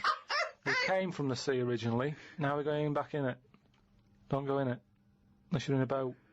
The rules, according to Karl Pilkington. The rules of Karl Pilkington. Oh, God. Did the podcast and then went for a walk round Manchester Square. Years ago, a woman lived round there who had a head like a pig. She was known as the Pig Woman of Manchester Square. That made me think if there were other pig-headed women knocking about London. Do you know what I mean? Why was she nicknamed that? Why not just the pig-headed woman? That suggests to me like there was loads of pig-headed women, and that's the one of Manchester Square. Right. Well, no, it was more to do with identifying her, not amongst other pig-headed women, but go, have you seen the pig woman of Manchester Square? I.e., go down there and see the pig woman, it's in Manchester Square. What happens if she's walked off from there, though, and you go, well, no, but I saw one on New Cavendish Street. No, Is that the same woman? she'll always come back if you rattle the feed. Watched a film about Hitler. Didn't watch all of it as it was subtitled. Can't be doing with that. Asked Suzanne if cinemas are full of deaf people when they're showing subtitled films. She said, shh, I'm trying to watch it. I said, what do you mean, shh? It's subtitled, I can make as much noise as I want. Yeah. She's a lucky, lucky woman. You must be a joy to watch a subtitled film. I mean, the concentration is up there already. I mean, it is hard to concentrate. It's not as easy as when you're hearing it, because you read things, but you know, it's possible. If you had a buffoon going, I'm just gonna sit here and make as much noise as I want, what's the point of that? Yeah. What is the point of that? I mean, it's possible, but why do that in a cinema? Just walk into a subtitled film and go, right, everybody, let's all do the conga. Well, yeah, or during ballet. You know, I mean, ballet, they're just dancing. You don't need to listen to the words, just have a conversation. We're having our bathroom done. The bathroom man was round at 9 this morning. We weren't allowed to use the shower because it all had to be bone dry before we could use his waterproof filler. Not that waterproof, then. Went for a brew with Ricky. We talked about monkeys and how they are closer to humans than they are to apes, and how bees will drink cider to get off their heads. Now and again there is a bee that lets the drinking get in the way of the work, and other bees sting it to death. Blimey. Yeah, well, there's bees. They love a drink, and they will drink pure alcohol. They drink 100%. They drink ethanol. You know, I don't know why. They love getting off it and they fall down and they're drunk, right? A bee can take in the equivalent of 20 litres of wine, right? But some bees get addicted in the same sort of percentage as human addiction, like 10% of bees, they can't get enough of it. They take ethanol, they take cider apples and that. And then when they get back to the hive, they go in a bit pissed and they've got guard bees and they go, come on, we've all had a drink. Bouncers. Yeah. They sort of are, right? And they push them away, and they push them away again. Then the next time they go, right, I've had enough. And they give it a good hiding. And, Karl couldn't get over this. I saw his face, but I knew that he was thinking of that bee with sort of like eyes rolling round his head, a little bit belligerent with his jacket on backwards. Yeah. You know, and the bouncer going, come on, son, we've all had enough. Let's move away, Yeah. move away. You're not coming in, alright? You're wearing trainers. Yeah, you know, you're wearing 3 pairs of trainers, and, I'm sick of it, you know. But what I did find out, because I went home and went on the computer trying to find out about drunk bees knocking about, they're not actually meant to fly. It's only because they don't know. Fly. Well, no, but if they were told that you're not actually designed to fly, they wouldn't bother.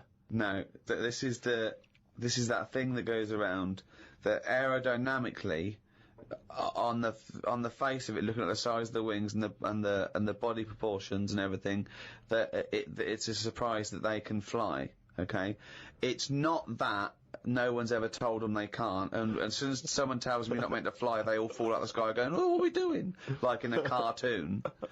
No, but it's something about the confidence and that. At the moment, nobody's saying it's nothing to do with the confidence. There is no such thing as confidence in bees. A bee never loses its nerve. That's not why it drinks. Because what are you drinking for? I'm just not confident anymore. There's no point to turn to the bottle. I can't go up there again. You're an idiot.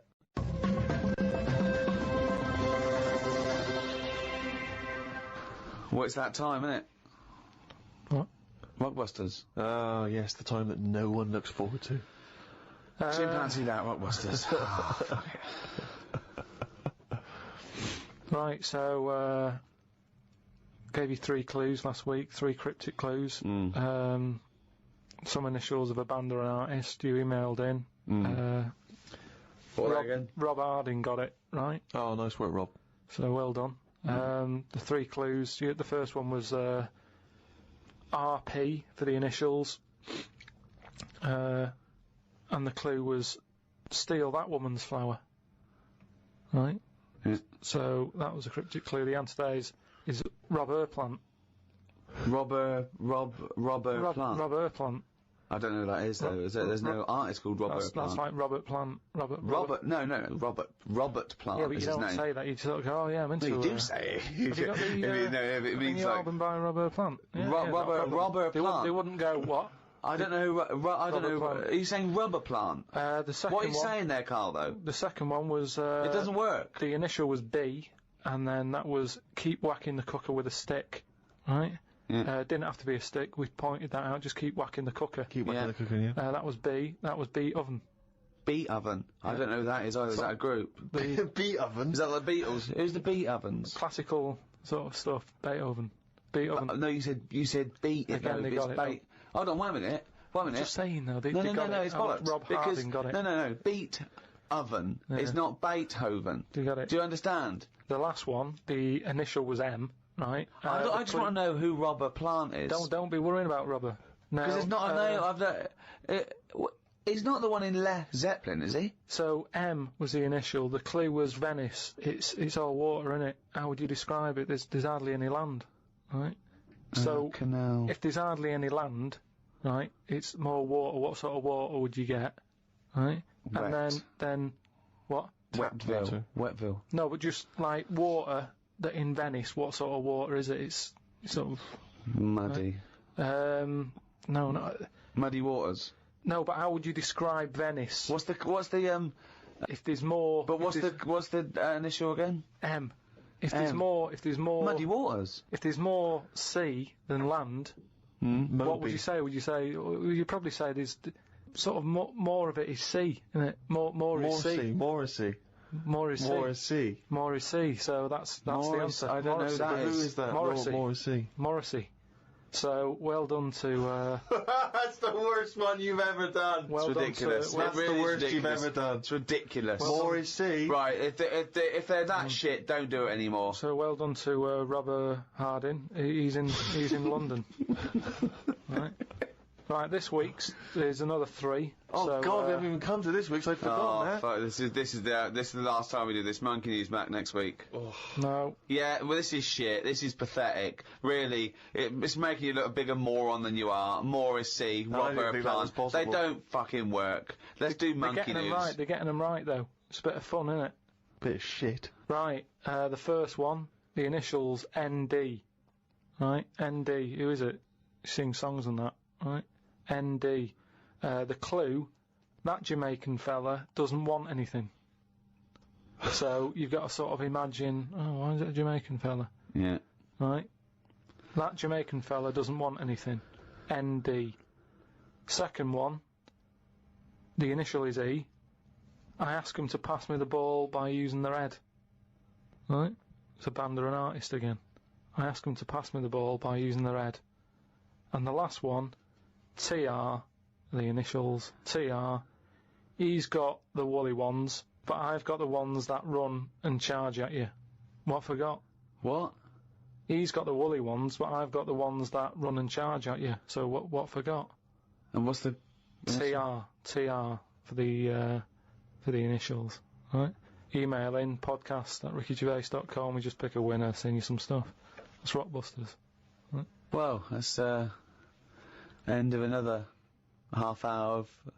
Could I just say this? Absolute drivel. Yeah, I mean, really more than ever. I mean, can I be honest with you now, Rick? I'm embarrassed to put my name to this week's show because of the amount of twaddle that has been spoken. It's my name on it, which is the embarrassing. But you know, let's take the village idiot that is Karl Pilkington. It's his fault because I realised not only he's got an head like an orange, he's got a fucking IQ of an orange. So it's goodbye from me. I'm not saying my name. Goodbye from Steve Merchant. Why are you mentioning my name? Don't mention my name. But mostly, goodbye from Karl Pilkington. Mainly his fault.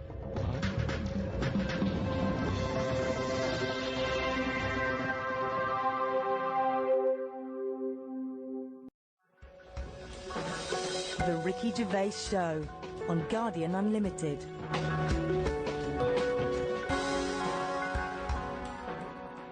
You're listening to Ricky Gervais, with me, Stephen Merchant, and Karl Pilkington. Now, you probably know me from such works as The Office and Extras, Stephen being my co-writer and co-director on those things. For those people who are not so aware of Karl Pilkington, he was our producer, sort of given to us when we first started on XFM, and you're thinking, well, why are we doing a podcast? Why are we doing a podcast for no money? Is there no money? No. It's free, innit? It's free download. But this is what I'm here to answer. It's because I like to be in a room with Karl Pilkington. You know, like some people go and help sort of chimps. Do they? Yeah. Well, they go to the jungles and things. And help out little sort of endangered Diane species. Fossey or whatever. Exactly. You're very much the Diane Fossey of the Manchester scene. Of the little bald mank world. And Karl Pilkington is an ongoing experiment for me, because I've seen him blossom from an idiot into an imbecile. And I want to see it through. Look at the way he's looking at us through the glass. Look at that. He's got a perfectly round head. And that's why I'm doing this podcast, or bodcast, as I'm going to call it in his honour. Little round-headed bod-type freak. If you're not familiar with Bod, we can maybe put up a picture of Bod, the popular cartoon kids character. Go to rickygervais.com and you will see a picture of Karl and a picture of Bod. And you draw your own conclusions as to the likeness. Karl, what do you think about all this? That's alright. Are you excited by this new technology? What?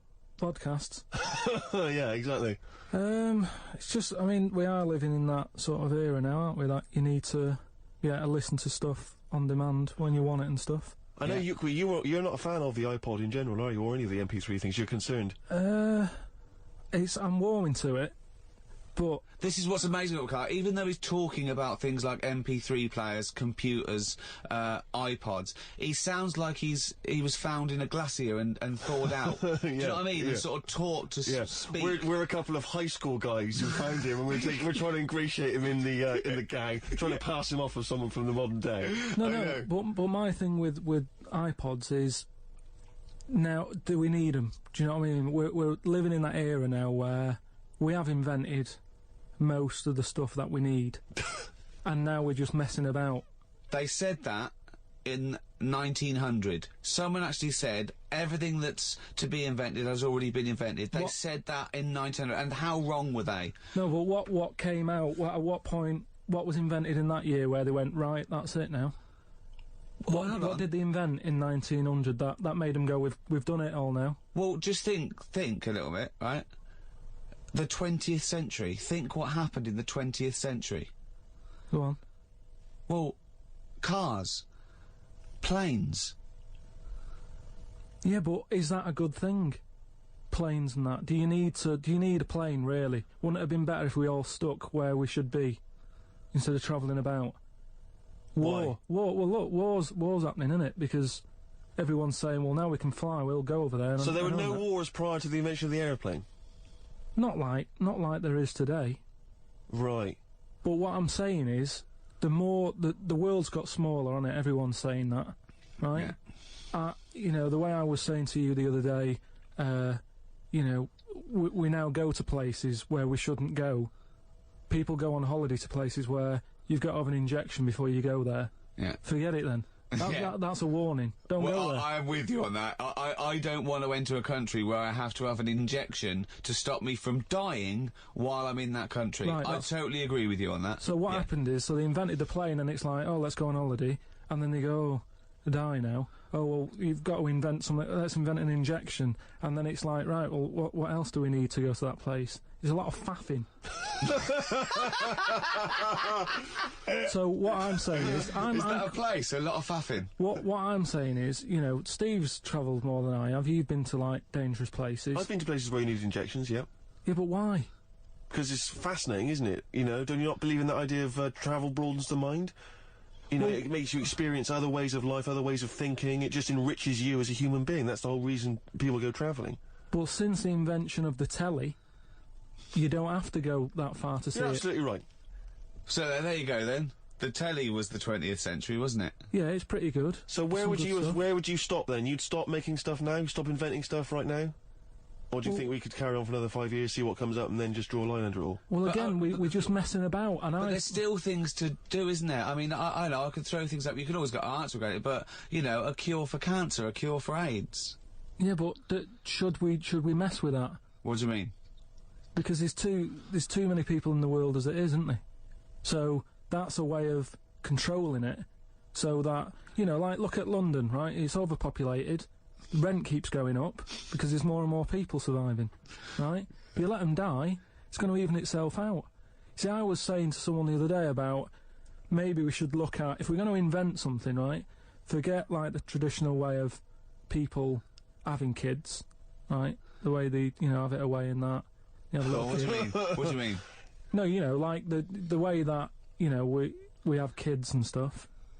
If it'd be good if what happened was to control it, is if man and woman, right, they're born and that, they enjoy their life, they learn a lot, they live to be about 78, I think, by that point. So specific. Yeah, 78, No, yeah. but by 78, I reckon you've sort of got to that point where you go, do you know what, I've done everything I'm going to do. If you haven't bungee jumped by the time you're 78, you're not going to do it. No. You know what I mean? So it's kind of like... Your hips have come off. You've done it all now, so I've had my innings. Yeah.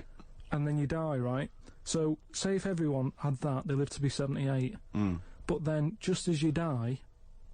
They give you the bumps. You get... You have a little baby inside you, and as you die, your life carries on. Sorry, How is this happening? Sorry, are you mental? No, but don't you think... I mean, what? I've never heard such drivel. You're saying that, but if Newton said it, you'd go, interesting. That's what annoys me. The point is, Carl, he never would. He'd what? never say it, that's the point. If you never say it, I don't understand what you're talking about there. What? How was it? How is there a little baby in a 78-year-old? No, what I'm saying is it's like an apple, where the apple grows and it's got its little baby pips in it, and the apple goes and the seeds are planted and a new one's born. But that's what happens. But that is what reproduction is. Yeah, but I'm saying babies aren't being born left, right and centre.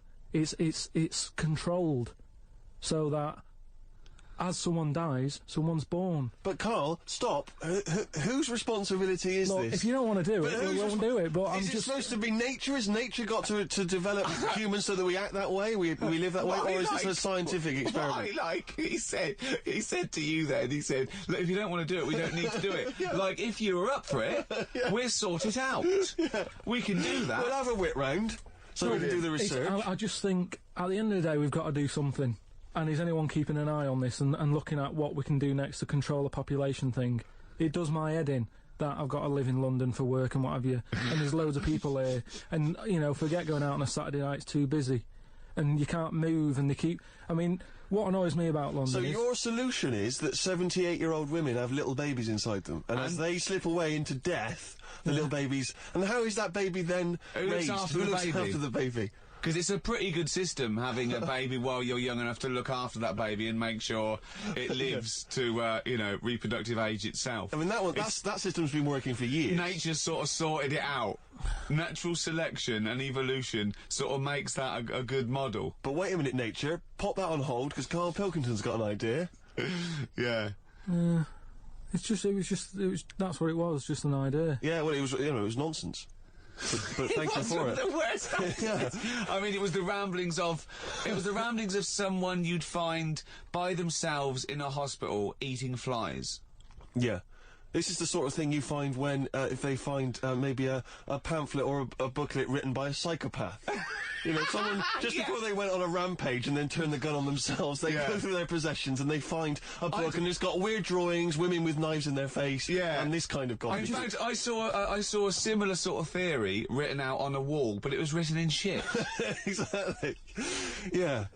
No, all I'm saying is, I think it's, you know, when people die normally, everyone's fed up about it, aren't they, and a bit down.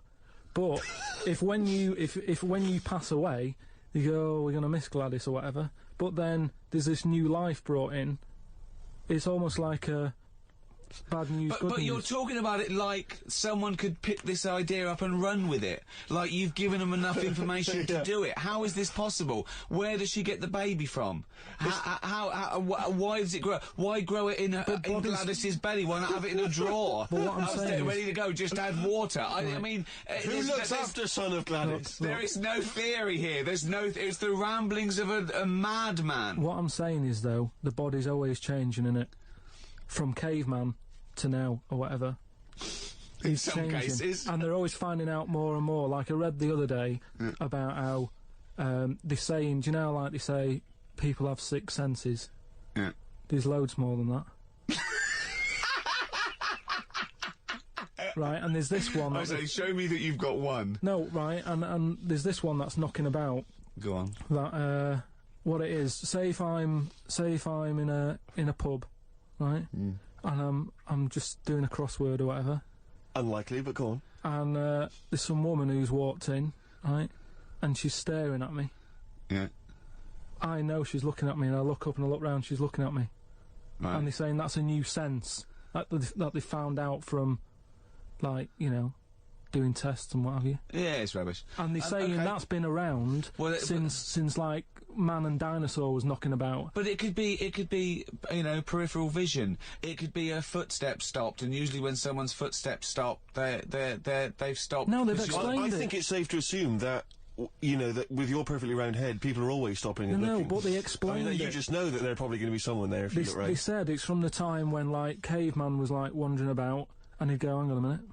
And he'd look round, there's a dinosaur there or whatever, and he'd leg it. This is nonsense. I hate when people use the term when caveman was wandering round. Caveman and dinosaurs, oh, they used to live together, yeah. Oh, that's the same era. Yeah. What have you been watching? Raquel Welch? What do you mean? Well, what do you mean caveman wandering, knocking around with a dinosaur? You know the Flintstones is only partly based on fact.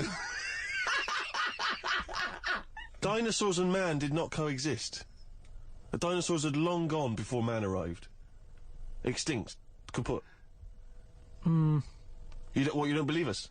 What, you don't believe because you've seen... Because you saw that film where they took pictures of lizards and magnified them and put them next to men in films so they looked like they were fighting. Yeah. No, but why couldn't that have happened? What is the film with Raquel Welch? A Million Years BC. A Million Years BC or something. A Million Years BC. Brilliant. Yeah. Yeah. No, but... She had a sort of woolly mammoth bikini. Fact. But why wasn't the dinosaurs back then just like how we have dogs now, in a way? He's watching the Flintstones. He's watching the Flintstones. He's thinking of the Flintstones. Yeah. That's what he's when thinking. When he puts out the saber-toothed tiger, and then Dido and he mixes his concrete in a pelican. Yeah. Yeah. I just think that there must have been a crossover point.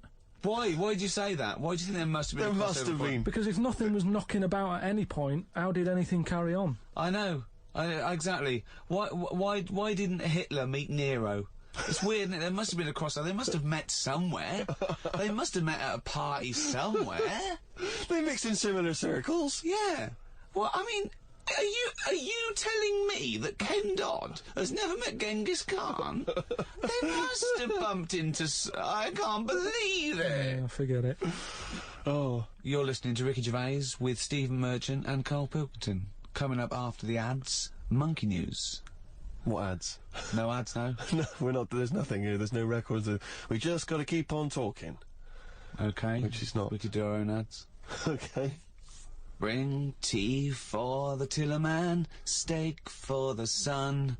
Out now to own on DVD, Ricky Gervais's and Steve Merchant's award-winning extras. With Ross Kemp. Oh, zippy.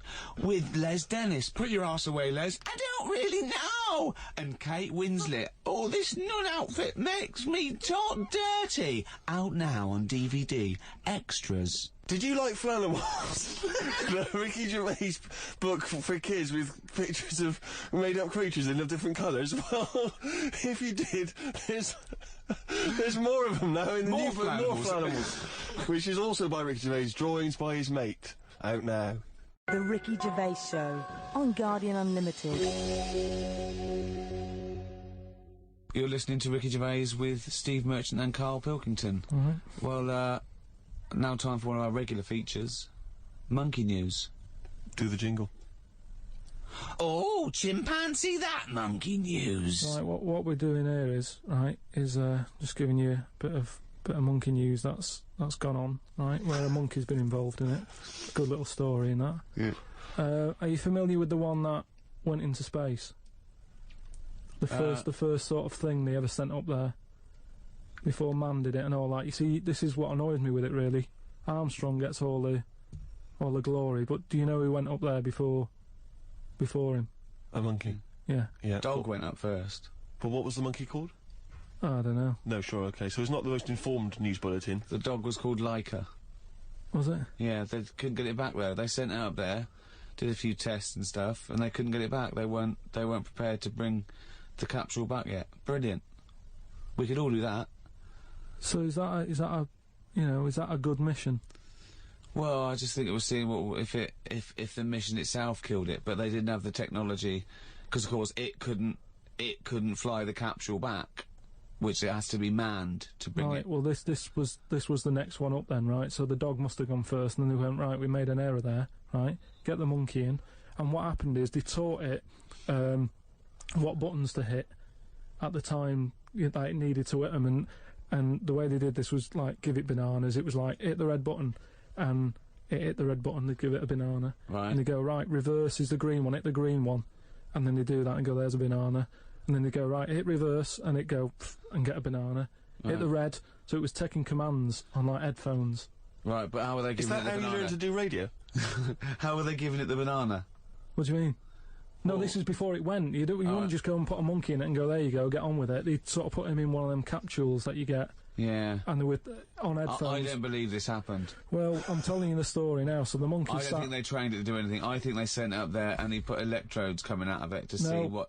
it wasn't any of that. They did a thing like they do. Like they can with animals. If you give something, like a treat, you can teach it how to do it. It's just like a dog, isn't it? It's called Pavlovian conditioning.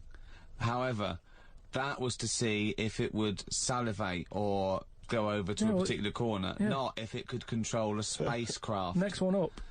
It's the next one up. As far as the monkey's not sat there going, oh, I'm a bit under pressure here, it's a rocket. All that's knowing is, I'm getting a banana if I hit that button. That's all the monkey's thinking about. They wouldn't put billions of space dollars. How can they be sure that it's going to press the button at the right moment? Because it's got headphones on.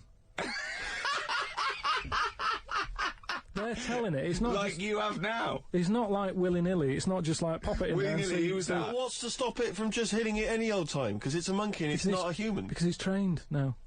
But anyway, it's trained. So it's fully trained. Yeah. Go on. So what happened is anyway. Oh, this is absolute rubbish. They pop the monkey in there. Yeah.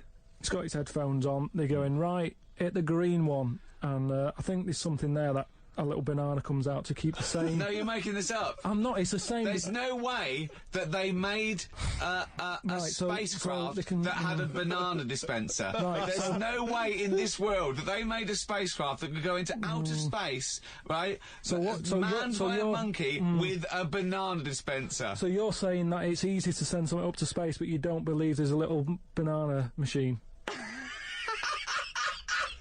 Right, okay, so in your world, there's a monkey and it's been conditioned and there's a little monkey dispenser, monkey dispenser or a banana dispenser? Right, so it comes to the launch day, monkeys sat in there, everyone's ready, bananas are stocked up and all the rest of it. They go, right, hit the green button. Right, and the rocket goes off and what have you. No, they would not make the monkey launch the rocket. Carl, you are living in a cartoon world. So the rocket goes off, right? This is absolute bollocks. It's all going well. I mean, I don't know what you're going to... It's not going well. There's no way a monkey launched a rocket. There's no way a monkey launched a rocket, you idiot. It's all going on, so they're going, hit the left button, and it goes a little bit left. Left button? Right, well-known spacecraft command. This is Houston, hit the left button.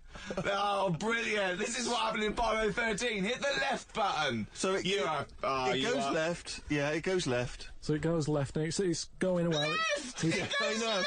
Yeah. No, the moon! You're going right! It goes for the moon, everything's going well. Right. They get up there, it does whatever it does. Hit reverse, it comes back. Right?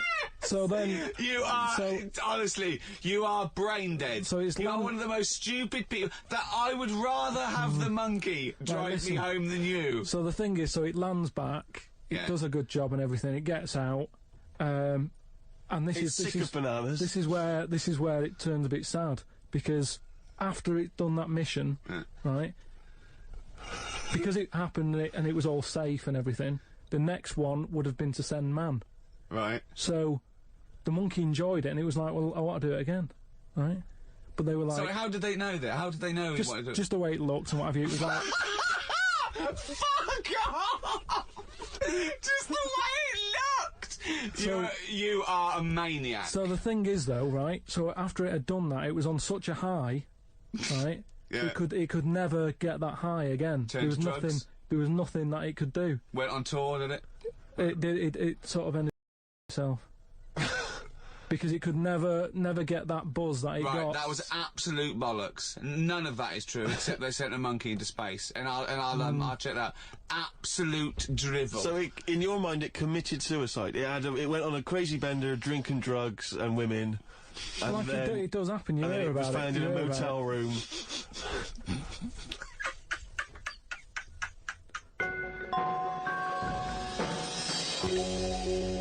Right, do you know, like, you don't believe in, like, scary stuff?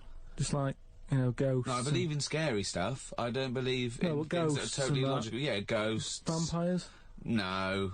Anything made up by a man. Well, there was something in the paper the other day about a vampire. Oh, they found one. They dug something up. It was in the paper? And, oh, it's true then. It's definitely true. But we'll leave that. But we'll leave that because you're just going to do that, so it doesn't matter. No, come on. Come on, quickly, tell us about. No, it's just that they found a body in a coffin with a bit of wood through its heart and a knife in its mouth. But if you don't believe it, It was a then what's the vampire point? pirate. Well, It was a vampire pirate. But that's definitely proof of a vampire, then, and of course, and not some grotesque murder. Yeah. That's definitely proof of a If vampire. it was found, if it wasn't Right, made up. hang on a minute. Yeah. Hang on a minute. As far as I'm aware, when you put the thing through their heart, they just turn into dust. And also, all their victims get their own life back. Yeah, exactly. Yeah, that's Right, the truth. and here was the second bit. Yeah. Somebody had dug it up, got the heart, blended it, burnt it, popped it in some water, drank it, and they're in prison now. Now, if it wasn't dodgy stuff, why are they in prison? Because they're mental, because they dug up a body, liquidised its heart, burnt it and drank it. That's why they're in prison. There's your answer. Right. But anyway, that isn't what I'm talking about, right? But I met Derek Okora the other week. Oh, yeah. Right? Now, who's he? Which one's he? He's Is he a medium? He can contact the dead, is that right? he just chats to him and that, passes messages on. Nice of him. So I said, oh, tell us something a bit weird and that. So he said, what do you want to know? I said, just something weird. So he goes, alright then. He said, here's one for you, right? And he said, there's this pub out in the country. And he said, there's this mug. Do you know those old mugs that they have? Where they used to like leave their own cup knocking Like a about, didn't tankard. they? Oh, yeah. Tankard thing. Yeah. So there was one of them mugs in there, right? And everybody... Tankard, let's use tankard if we've established that's the word. Tankard, yeah. Because you're the only mug in this story. Right, Believe in it all. High five. Great. So this tankard's knocking about, right? And everyone who's running the pub keeps going, oh, I wish they'd stop leaving this tankard about, right? And they